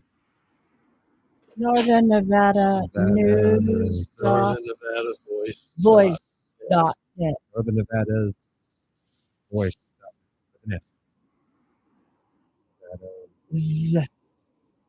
Northern Nevada's Nevada's Jay. voice. Yeah, Okay. dot net. So then they can pull everything off that they want? Sure. Oh, cool. Jay just says follow the instructions. Well, that makes it okay. So we follow the instructions. Okay. In the meantime, what about Mr. Ma'am Danny in New York City with his grocery stores, taxes on second homes? Mm-hmm. His grocery stores started out needing to have a library card style ID. ID, yeah. Yeah. And then everybody started yelling at him about ID. And he's gonna know ID. We don't care if you come So from then he Connecticut. changed We it. don't care. We don't care. So why the devil are we still having the Democrats yelling about having your driver's license or passport or something Because else? they want to play a game, and it's called whoever gets there first wins. Oh, okay. I mean, isn't that how it was in Russia? Whoever got there first won. Everybody stood in line forever. And by the time it was their turn, there wasn't anything left. Crumbs were missing. Crumbs. So you had some things you wanted to say about this. Well, kind of, yeah, because it all threads itself into a very sinister, deep place. And the United States of America has always been one of promise and excitement and beauty and laughter and loving your children and watching them run and play. And there are people in this world that don't like kids, that don't want them running and playing, and they just don't like anything. And they're the most miserable people on earth. And this guy, Ma'am Danny, is one of them, I do believe, my opinion. And so now what does he want to do? He wants to make the rest of the world miserable too. And he's starting with New York. And I feel compelled to say that as we discussed, we were talking about the tax for the second homes and how people are getting absolutely shocked that he released 950,000 names and addresses of people who possibly would qualify for this second home tax. You know who qualifies for that second home tax? Who? He does. I think we ought to go off to Uganda, and I think we ought to find his little palatial palace over there, because not many people understand this. But the guy comes from a very wealthy family. It's not that's not Donnie Smile. And so that's the way it is. And it's good for the gander. And so, as we have said often, great, that's a fine idea. You do it first, and then we'll take a look at it and see if we want to. I kind of like that thought process a lot better than just, we're going to go after you and, oh, not me. No, I'm under different rules. And it's not only that, he's gotten people. Is that old saying about use rules for you but not for me? Rules, yeah, rules for thee, but not for me. Yeah, And there are all kinds of things that he's instituting. There's a death on demand thing that he's starting to push, where they're going to train people to explain to you how you can terminate your life because you have a terminal disease. I don't get this thought. I don't understand it. And it says it's a risky rollout and it's starting. It began on August the 5th this month. And it's set up only terminally ill. That's the fastest thing he's got going for him because he said the grocery store should go take a year and a half. Oh, to get up. well, he's just going to delay that until everybody's going to come up with a new word for groceries. I don't know what to call it. Vittles. Fiddles. Vittles. Fiddles. Yeah, fiddles. Yeah. And what was the other one that he did? I think that's, for now, Well, those are he's the got a big 2 or partner 3. in taxes, right? You know what I mean? Healthcare, taxes. Somebody by the name of Abdul El Said. Oh, yes, from Michigan. Yes. He just won his primary. I know. Yeah, he's doing that. He got really concerned about the taxes because one of the news readers on MS Now, or maybe it was CNN, I can't remember. They merged together. Asked him a question and said, "Well, where are you going to get the money for all of this? If you're going to have free health care, where's the money coming from?" And he kind of delayed his explanation for everything. I don't know what they're in their head. He's supposed to be very smart, but my daddy told me you can have intellectual smart, book smart, we used to call it when I was growing up. But if you don't have common sense, you're not doing too well. So he told me, "Janie, honey, you got lots of common sense." I kind of wanted to go away and join the Marines. No, not really. I wanted to go out of college and join the airlines. And my daddy said, no, I had to go to school. And then Graduate first. I had to graduate first because I can always go to school. You know, what's kind of interesting, Jane, is this thing called politics. And there's a bunch of things that are going on with it. One of them happens to be in Alaska. Got it right here. And you have 2 people with basically the same name. Dan Sullivan. But Dan S. Sullivan is the incumbent Republican U.S. Senator since 2015. Yeah, And Dan J. Sullivan Jr., formerly an elementary school teacher and a U.S. Force employee from Petersburg. And they're both running as Republicans. Talk about confusion. And then you've got this deal that the Democrats are doing. You have a Democrat candidate, and then you have an independent candidate. And just before the election, the Democrat candidate falls out. The independent candidate has a better chance of winning. And they're using that all across the country.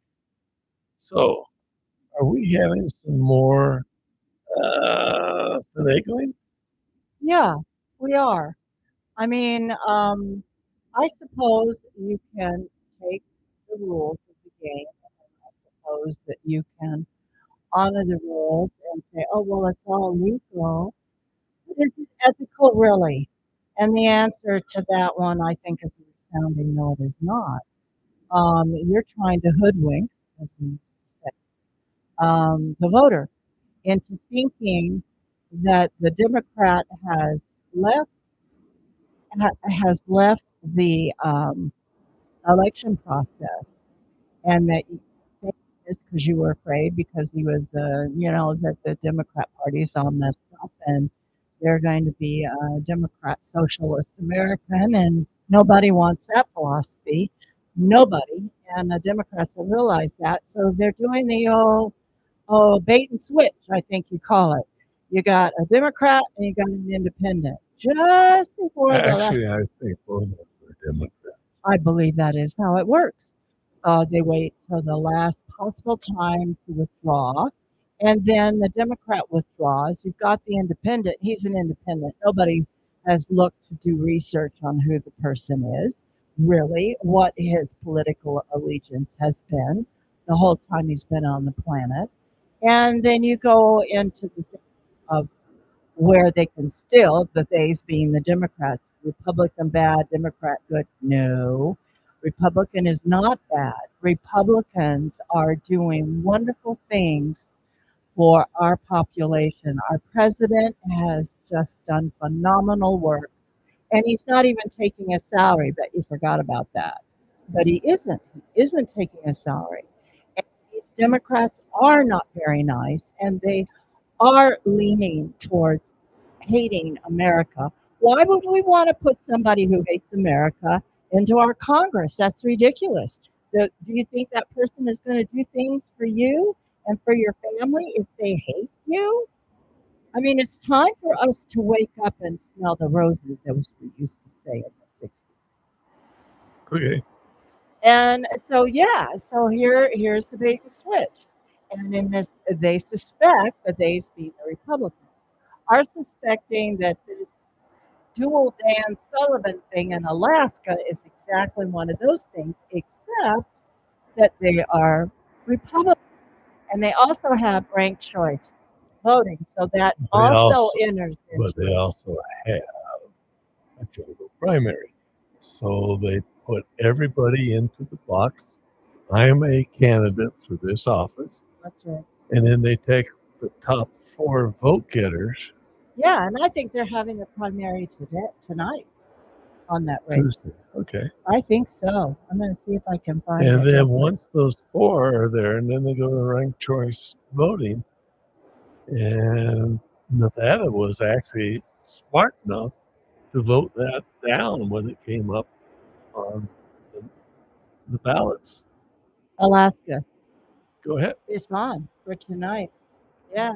There's 3 or 4 more. Oh, yes. I'm so sorry. There is. Let me go. I'll go over them real fast. Tonight, you're going to find results from Alabama, from Connecticut, from Minnesota, probably right now, South Carolina, Vermont, Wisconsin. That's that weird lady running for governor that the Democrats are running away from, and they don't want her in there.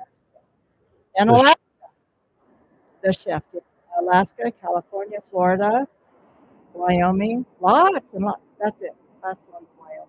That's enough. Oh boy, is it? That's a lot of Okay. results. I was reading something from Tom DeLeese. Oh, yeah. It's called E-Scheme to Eliminate Private Property and Reorganize Human Society. Okay. Yeah. That brought back mind of something about New London, Connecticut. Yeah. There was a lady that purchased a home, retirement home, Mm-hmm. and she brought in antiques and she set things up and so forth. And then all of a sudden, the city or the county is telling her, you want to sell the property. If you don't sell it to us, we'll go to jail for the betterment of the community. She refused to sell. They condemned her property. Then they took it and gave it to Pfizer, who was going to build a big lab there, which they later decided they weren't going to build. So they took down 19 homes plus hers. 90 homes plus hers. Uh-huh. And now there's nothing there, but all those people were removed from their homes because government took them away. That has opened up this big thing about government doing things to people, regardless of the fact that they are not doing it for the betterment of government. In other words, they didn't use it for a government deal. They use it to bring in other people to build factories or to build some sort of opportunity in their mind to bring more taxes to them. So you're losing your house in some instances. Yours, you own it, or maybe in conjunction with the bank, but you own it. That's right. And all of a sudden you're going to lose it. Why? Because the city decided they wanted to put in some sort of business that was going to give them more tax money. That's my interpretation. It was going to be Pfizer, and it was going to be, I think, a data center of a sort. Or maybe not, because they had a whole bunch of employees. At any rate, what happened, it was her last, Suzette, I think it was Suzette Kelo, Kelo. That's right. And she, this happened quite some time ago, and pro bono attorneys thought this was wrong, and they took her case all the way up to the Supreme Court. And this is where the air leaves your body. They voted against her and for New London. And they voted for government to take away your property. Did. And it scared so many states after this decision came out. And it came out, I think, in 1990s is when it started. Started in 1990s. The final decision of the Supreme Court was in 2005. And what happened then is that the state said, oh, we don't want that. So they, through their state legislatures, have brought in some bills to protect the citizens' property. I don't know. We did not research quite yet what Nevada may have in this area. We will definitely look into that and kind of bring you the cleanup on aisle 3 next Tuesday with a determination of what Nevada has done, if anything. And if it hasn't, if the state hasn't done anything, this is a good one for a legislative person to bring up, Robin, where protection of property becomes vital to the survival of some of the citizens, which are there to protect at any rate. And then it became so popular, the fact that this case was against the people, that they made a movie out of it, actually. And it was called The Little Pink House, not the movie, but this was her house. It was a little pink house. And it was taken down board by board and moved, and it exists still today. And I just wanted you to know that that's a happy place for her, even though she lost her house. In that she wasn't living in it, it is now kind of like a little museum piece where people can go by and say, that's what our government did to a private citizen, and not that long ago. And we have to be very alert these days. I am sorry, but you're just going to have to find room in your busy schedule, 10, 15, 20 minutes just to catch up on what's going on in this here world. Well, what we need is people to be more discerning about for whom they are voting and why they're voting for that person. Because you see more and more of this that's happening. And it's a shame, because citizens shouldn't have to worry about the government stealing their land to give to a business or to something other than for utilization to support the people in that community or in that state, but not giving it or selling it to somebody else. There was somebody that donated some land. Was that in Texas? That was Taylor, California. No. Texas. Texas. Taylor, Texas. Yes. And the people donated the land to the 87 acres. 87 acres. And I think they just charged $10. Yeah. And then what happened? Well, the people who own the property wanted to have it preserved as a park and recreation area of the whole for the neighborhood. And everybody was really pleased. Some were quite aware that they had done that, but nobody went in and researched it or anything. They just understood it was going to be a park, and that's what the agreement was. But they started doing the old property shuffle, and $10 for this amount of property. And they did a buffer zone. You know how you have this nice green area between your house and that business over there? You have a hill, or you have a vast green area, and they put a vast green area. Well, guess what? You have a 200-foot notification rule. So you have to be within 200 feet. To find out that they're getting ready to nail you. Yeah. And since there was this luscious green, 30 some odd acres left that was just sitting there, the people did not know. They never got notified that this was going to happen. You can't do this. This is unethical. You've got to put ethics back into your government. So the politicians are screwing the people. Absolutely did it. And with a smile on their face, we didn't do anything wrong. Well, yeah, I guess you could say that. And there's a lot of, well, I guess you could say you didn't do anything legally wrong, but morally and ethically, yeah, it's pretty rotten. But why can they live with themselves doing stuff like that? We couldn't. That would be horrible. So what did they gain from it? Oh, well, right at the moment, you've got people who, I'm not really sure whether we have an end to this story yet. I think it's all evolving. I'm trying to remember how this all went. But needless to say, you've got the family, the Green and Mr. Green came in as the attorney. And then you've got this little lady who found out about all this stuff just by happenstance and notified the neighbors. They all came in.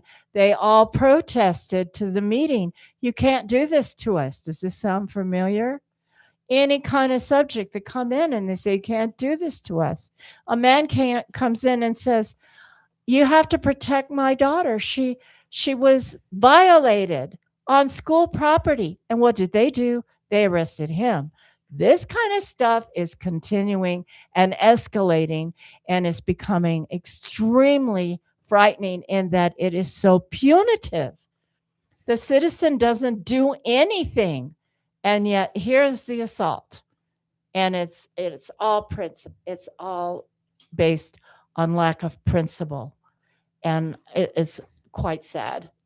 Very, very sad. As we approach the end of the evening, there's some things that I would like to mention. The population of the earth is around 7.8 billion people. Okay?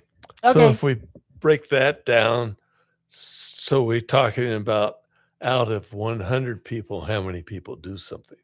Okay? For example, out of 100 people, 11 live in Europe, 5 are in North America, 9 in South America, 15 in Africa, and 60 in Asia. There's a whole list here of these type of things that I'd like to run through a couple each night. Okay. 49 live in the countryside, 51 live in the cities, and I think it's time that Jay says goodnight to us. Oh, good night, everybody. Good night. You decide. We'll be back with you next Tuesday, 6 to 8. Good night, Tom and Jane. Thank you. Good night, sir. Thank you.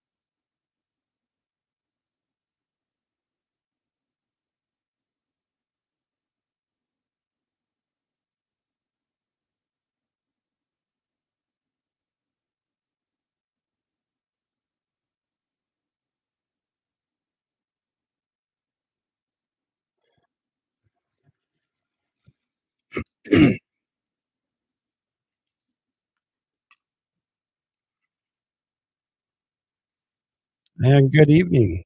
This is Chris. I am filling in tonight for my friend Greg. He's the original person behind Live Talks. He may be able to call in. We'll have to see shortly. He asked if I would like to sit in, and I thought this would be an excellent opportunity.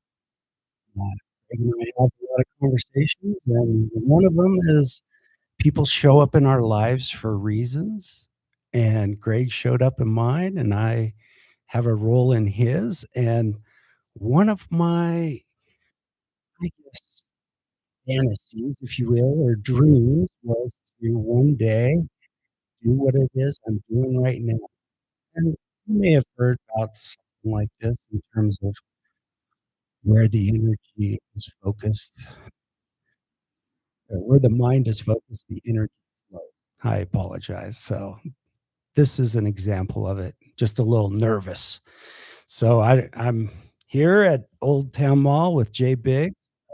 You haven't been down to Old Town Mall in a while? Brings back some memories. I remember when this place had just opened up and you have to pull up a cheat sheet. But I'm walking around out there and I'm thinking I'll see some of the characters from Fast Times, maybe Spicoli or Damone or Stacy or Linda. This place reminds me of that era, if you know what I mean, that mall. So, with Wide Open Talks, in general, what Greg has talked to me about is the intent behind this show is to have conversations with people, to have interactions, to talk about topics, and see where they go. There's no set theme. I feel like I was pigeonholed into maybe possibly a theme, but I don't really know if I'll follow that completely. So tonight is going to be just a foundation, if you will, of maybe the start of a theme that can maybe blossom into something much larger.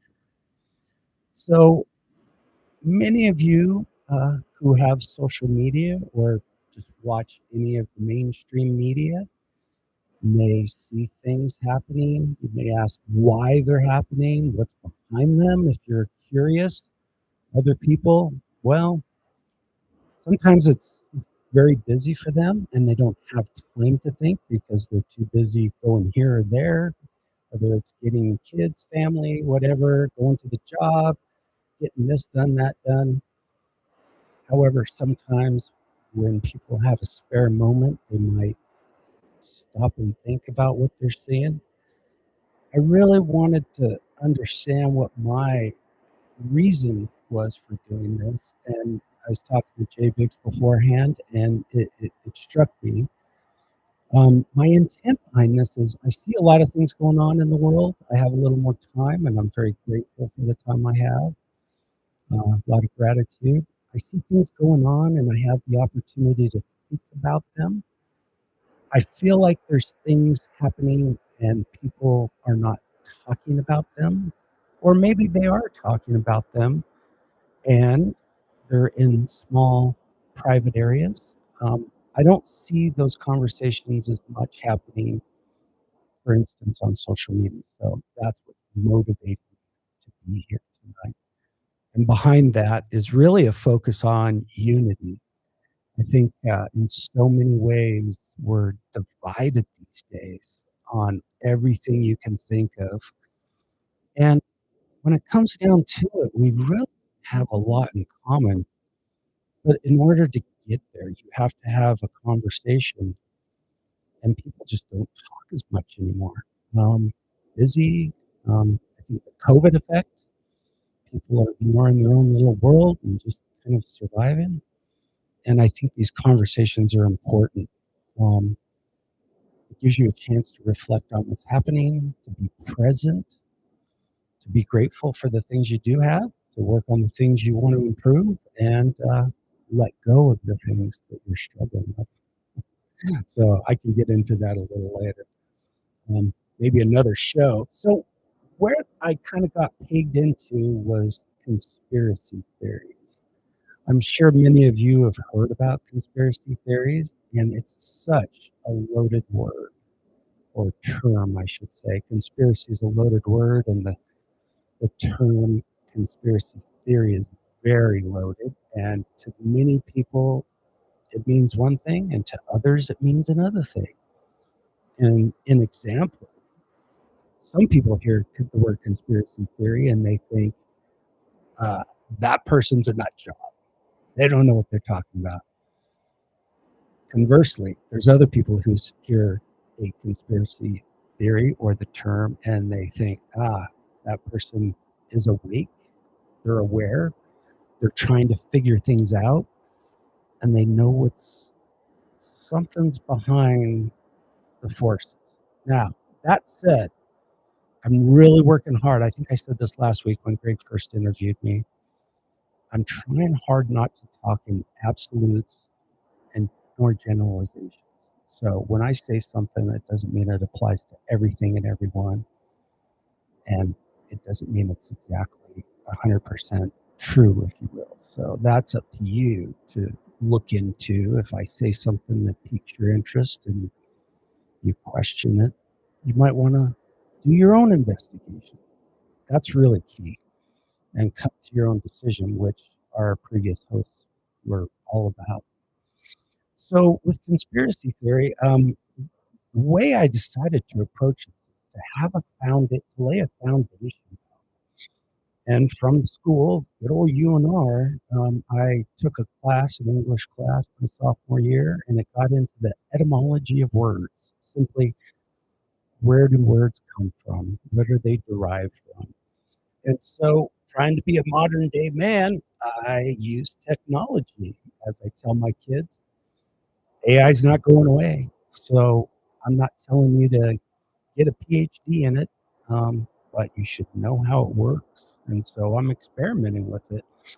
So essentially what I did was looked up the term conspiracy theory, and I used ChatGPT. Then I ran it through Gemini, Google. And by the way, I understand if you're using Google as a a way to search things, essentially you're using Gemini now. And then I also threw conspiracy theory into Grok. I don't know if I'll go through every single or all three of them word for word because they were very similar, interestingly enough. I'll just go through the one that I found most appealing to me, and then I'll touch on some points from the others. So specifically from Gemini, Google, and I don't necessarily endorse it. I just like how it laid it out. So the word conspiracy comes from the Latin verb conspire, which literally means to breathe together. That's the original use of that word. It shares the root spire, and that, forgive me, I may not be that good at English and pronunciation, is to breathe. With everyday words like inspire, to breathe into, expire, to breathe out, and respiration. So you can see how that word started and was incorporated into other actions.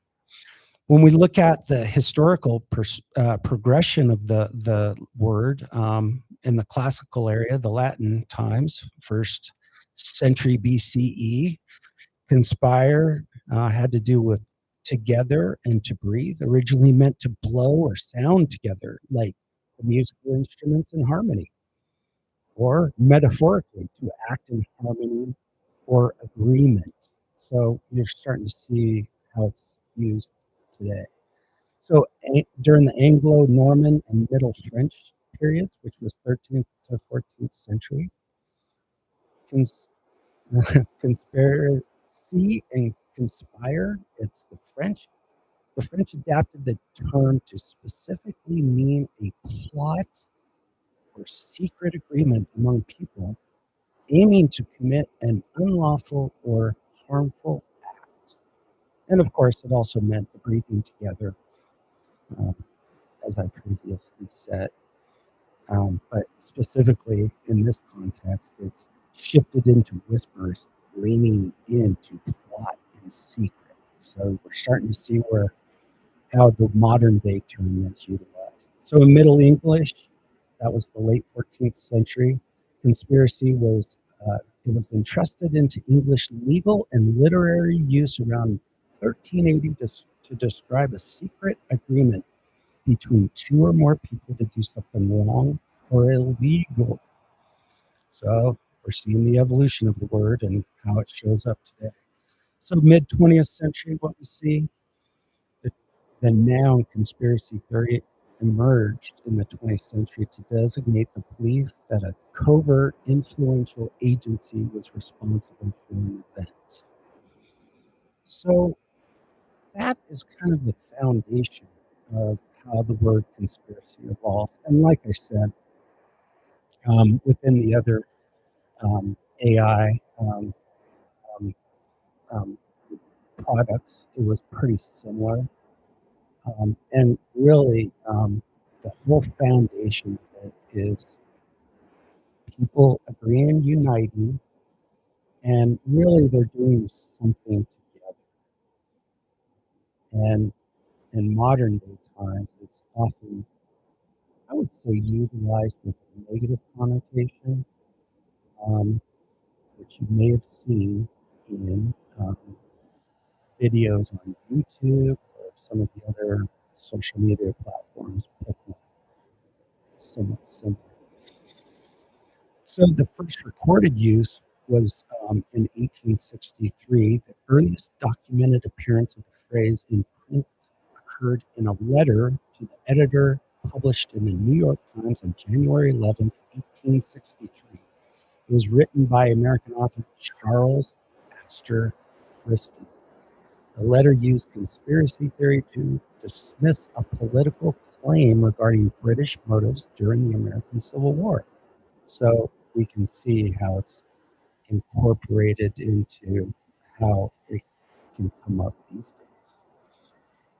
Then there was emergence in legal and news context during the 1870s and 90s. Throughout the 1800s, newspapers began pairing the word theory with various crimes, murder theory, suicide theory, conspiracy theory, to describe a prosecutor's or journalist's working hypothesis in court. With respect to academic popularization in 1945, Austrian-British philosopher Karl Popper introduced the concept of social science in his 1945 book, The Open Society and Its Enemies. Popper coined the phrase the conspiracy theory of society to describe the mistaken belief that major historical events are entirely controlled by powerful secret groups. And then the modern shift in the 60s, the term gained widespread modern cultural traction following the assassination of John F. Kennedy in 1963. And when I turned to YouTube, that's where I found specifically a tie between the use of the term conspiracy theory with government entities such as the CIA. So there is a YouTube short out there, and it basically gets into how that term conspiracy theory was really utilized to distract from what might have actually happened versus what was reported to have happened with respect to the assassination of JFK. So we can see how it has a lot of loaded history and meaning behind it. And with that, I'm seeing a lot of other things on social media with respect to John F. Kennedy. Some say that the presidency of the United States was never the same after John F. Kennedy. And I think that is probably in a number of different ways. Now, having said that, if you've seen some other videos about Mr. JFK, you will also know that his family, they have a certain past themselves. And his father, he might have not done things actually the most legal way. I'm not saying there's conspiracy. However, there were forces behind the scene, though, that helped propel him and get him to where he eventually landed as the president. So, with respect to, the conspiracy theory, that term, it can be used around a number of different aspects with respect to JFK. Of course, as I just mentioned, when he was assassinated, who was the shooter? Was it Lee Harvey Oswald? Was it multiple shooters? Was it shooters from somebody hiding in the sewer? Was it somebody in the car who was actually a part of the CIA? Small footnote there. I understand from my research that George Bush first was part of the detail on that day. And it's interesting how he ended up as president of the United States. In my own research, and I can't say I have the sighting of the video, but maybe you're like me. You go down the rabbit hole and you find yourself in the algorithm, as they say, and you're finding one video after another. And to me, if you watch just one video on a topic and then tell somebody, you might come across as a nut. They might look at you like you're crazy. However, depending on the topic, if you watch a number of different videos and you pick up various aspects that are going on, key pieces of information, and link it together, I think it can be very powerful. And I would say it could almost be persuasive, if you will. So getting back to JFK, the information I came across, Lyndon Baines Johnson, I don't know if he was the kindest man. I understand that he was very big in the education system, and he was eager to have power and control. He became, I believe, a legislator and then eventually vice president. That was his big opportunity. And I know he was associated with some different folks related to that teachers union. And the information that I came across kind of pointed at this individual who ended up shooting Lee Harvey Oswald. And it was a very interesting link. Now, what were JFK's motives? Why would he do that? Well, the obvious one, he wanted to be the president of the United States, the most powerful man or person in the world, the free world, the world. But there's other aspects to that. And I'm beginning to, well, for a long time, I've realized that capitalism, or simply, regardless of the economic system, money is often involved. And some other information I came across had to do with the contract for the Huey helicopter. That was the nickname of it. It had a specific company.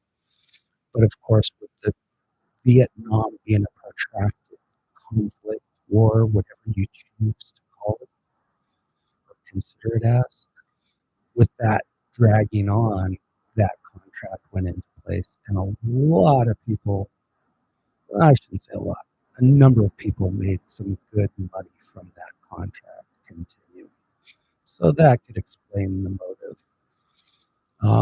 So with respect to other aspects of JFK's presidency, there's a couple famous speeches, one in which he talks about identifying secret societies and bringing them to the forefront. There's also some information out there about how his stance on the economic system had changed. And so if there's other people behind the scenes who are more powerful and have more money, you could see how things might unfold. And on a day in, down in Texas, with riding in a convertible Lincoln Continental, that he could be shot.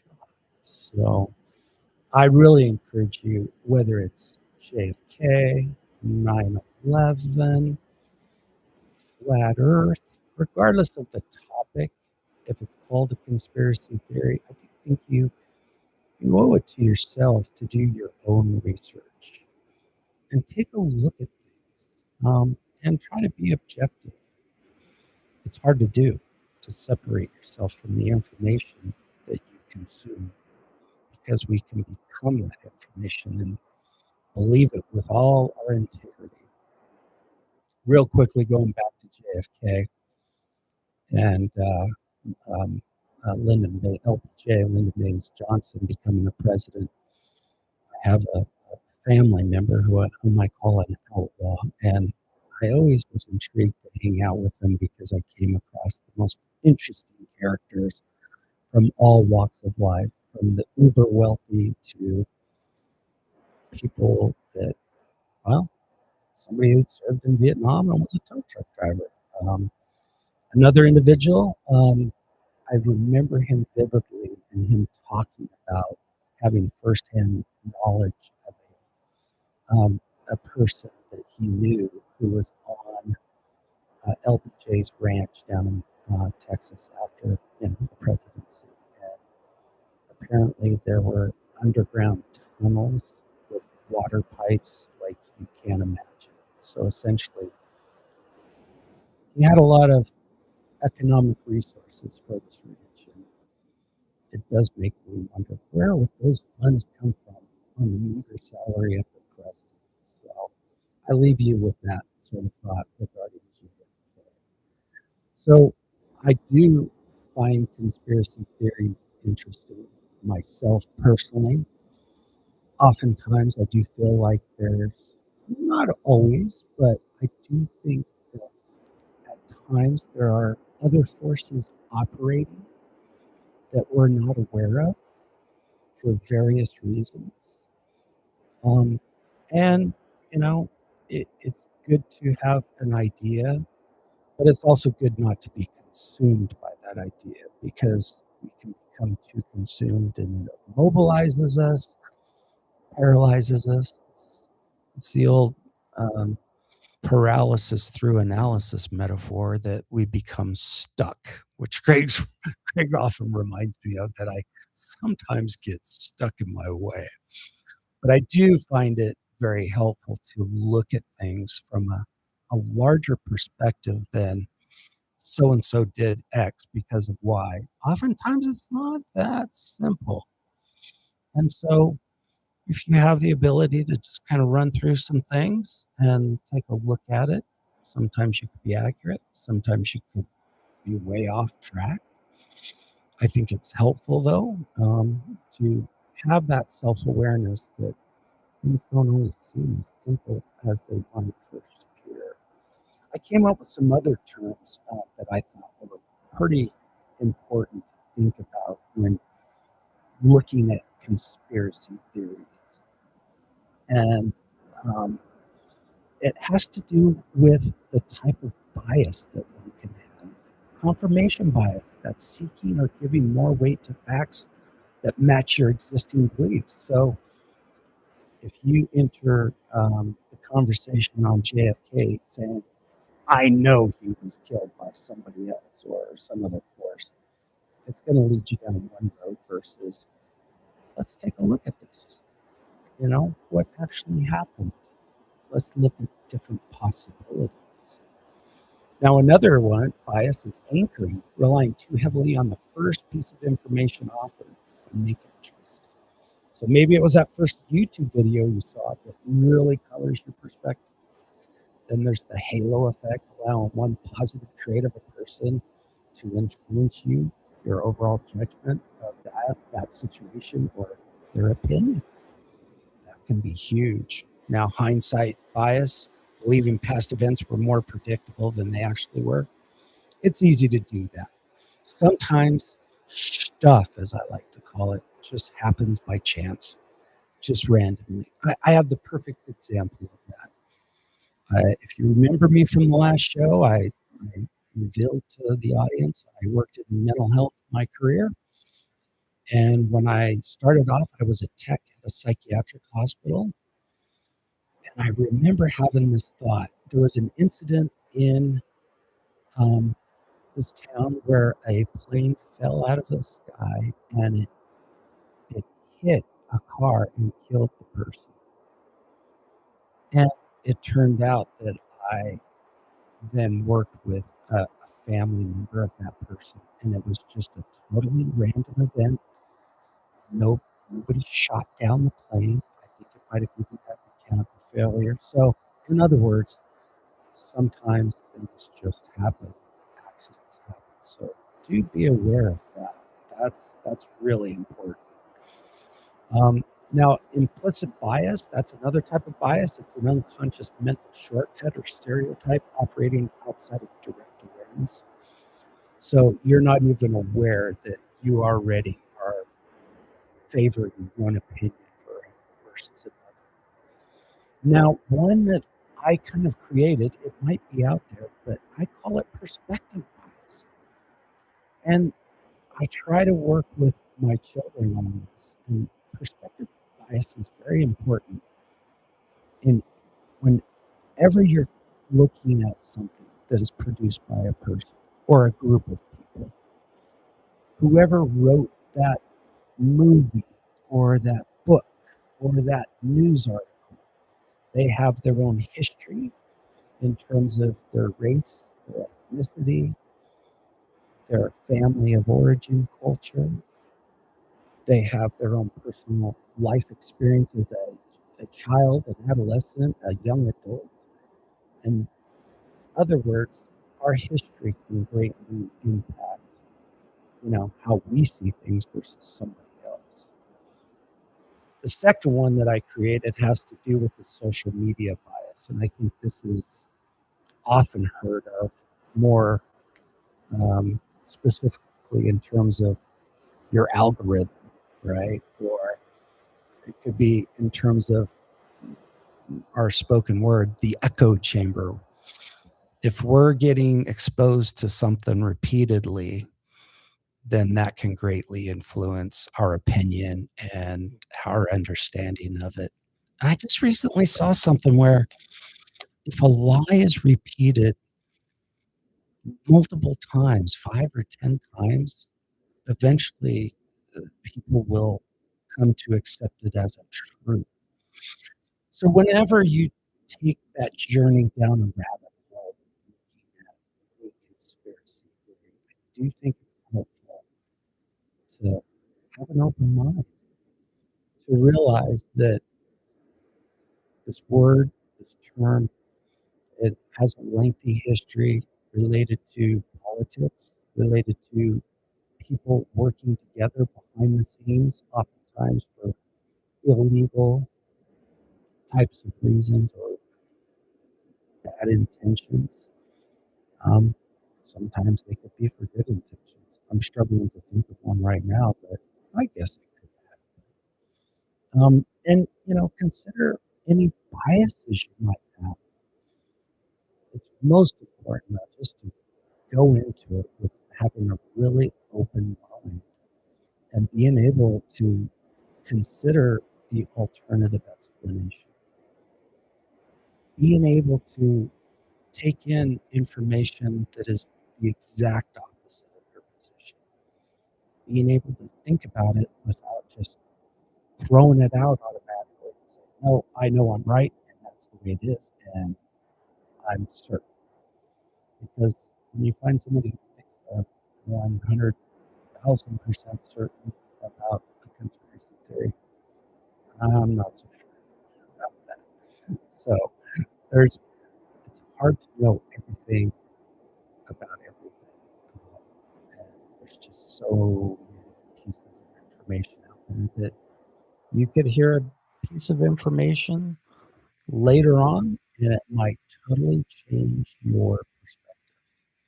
And you might even find yourself switching positions, believing that, oh, this happened, and here's a piece of information, and totally jumped over to the other side. So I do think it's important to consider this topic. It's become very prevalent. I was listening to the show for me, and I think there's a lot of discontent with going on in our society. I think there's a lot of discontent with what's going on in with government and politics. Those are not usually necessary just one person. So a lot of times they will have the face of one person at certain times. Those are large systems with a lot of moving parts and a lot of things are going on. So that's where I really think it's important to consider the information. James, the, the, the audio kind of changed for me. Are we still good? Yeah, we're still good. Okay, it's just my headphones. It kind of changed. That's You interesting. know what? On that thing, you can wiggle it a little bit where the headphones connect. Oh, that's Yeah, right. up there. You said that last Yeah, it's kind of very regular, but time. Okay. I just want to make sure the audience can hear me. absolutely, you're coming crystal clear, brother. Oh, now, yeah, that is changing things. How about now? It's our very regular. No, it's only changing for your headphones. Oh, just my Yeah, headphones. Okay. everything on air has been the same and always sounds good. Excellent. Excellent. Now, at this point in time, I mean, I can jump into a conspiracy theory. What are we looking at? Time? About 15 minutes left. Wow, I'm just a No, rambler. I was just gonna say you're killing it, dude. That I always try to share about me when I think it can help. I like to use the double-edged sword metaphor. Our strength can also be our weakness. So I can carry a conversation and sometimes I can drone on. So Right. but I also in this covering of conspiracy theory, I think self-awareness is so key to understand who you are, where you came from, what beliefs do you have, and how are they shaped?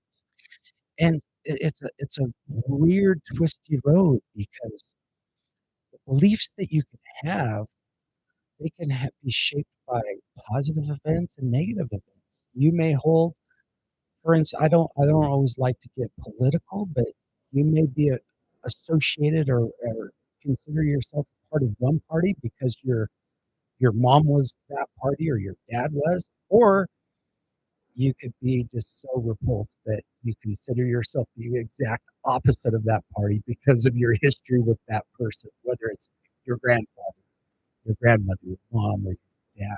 So being aware of who you are and taking that introspection can be really helpful, not just in looking at conspiracy theories, but in your interactions with others. I think I said this last time. I'm trying to consider any problem that I can come up with that it's the half the time or half of that problem is because of me. And sometimes I might just be 10% of it and the other person's 90.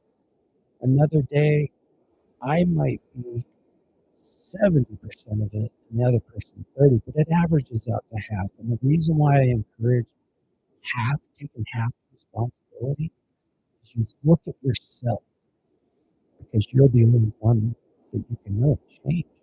You can't change other people. I mean, you can influence them, but not change them. So I can get you to be favorable towards considering that LBJ played a role in JFK's assassination because of his motivation to be a president and monetarily to get the QE contract, helicopter contract, and get paid under the table. Doesn't necessarily mean 100% right. So you got to explore these things, look into them, and really be open. Have an open mind to be willing to consider the alternative explanation, even if you don't like it. You know, you might not like it, but if that's the point to which you come, that's where you are at, and you accept it. So, James, did anything jump out at you sitting back and hearing this? Well, to be honest with you, I'm also kind of late to a lot of these things. So, I mean, I don't want to say anything necessarily jumps out at you, but you're bringing a lot of good information here. Because here's the thing is that it and basically like you're saying, we all have brains, we gotta decide, right? So Yes. it's better to have all perspectives and then decide than to just go, oh, that's what it is. Or, because it's like indoctrination, right? Like we're Yes. indoctored from the minute we step into school, right? Oh, And I truly, I even believe this. I've told my kids, my kids that I adopted, I yes. told you about, I told them, I said, school, good grades does not um, reflect that you are smart. Good grades reflect that you are able to remember and you conform and you tote the line. Exactly. Good grades are reflective of one, you showed up. Well, right. Two, you were present and you could memorize some things. But yes, you're 100% right. And I mean, going back to conspiracy theories, I'll jump back to there real quickly. Some of you may have seen, there's information out there that basically kind of suggests that the Rockefellers were very influential in forming the Department of Education with their mass amounts of funding. And Which is what brought the 8-hour work days and all that kind of and the intent behind that was when you look at school, it makes sense. You show up at a set time, you have breaks, you have lunch, you pay attention, and you leave at a certain time. So what that is training up in us is showing up in the workplace, getting along with other people as students are, well, they usually do. And if not, they're kicked out of school. I'm glad that we didn't have to go to school for 12 hours a day like those people that work out at the Gigafactory. Yes, I've worked with some of those people and I have a lot of compassion for them. That's a long day. And the shifts that they work, that's a tough one. Well, you got to remember too, because most of the people they ride on the buses, so they leave 2 hours from their location early, right? So that's 2 Yes. hours there and then 2 hours back. Depending on traffic, if it's nice, that could be more. Oh, I do have some clients that are out of area and they have to drive that I-80 East corridor. And I said, look, let's just do telehealth because I don't want to punish them. It's accidents, delays. I do. If I had a magic wand, though, I would wave that wand and I would get certain political figures from the past who were involved in that decision. They would have to drive that road every day, twice a day during rush hour, Right. to know what has been created.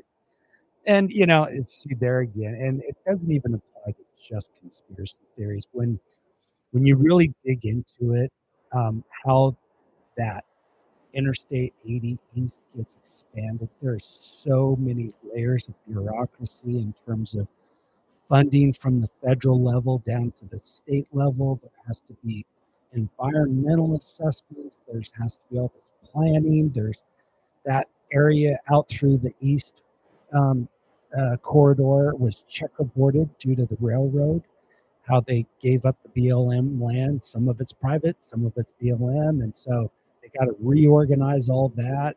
Maybe not necessarily by the interstate, but there's aspects of it that are very complicated.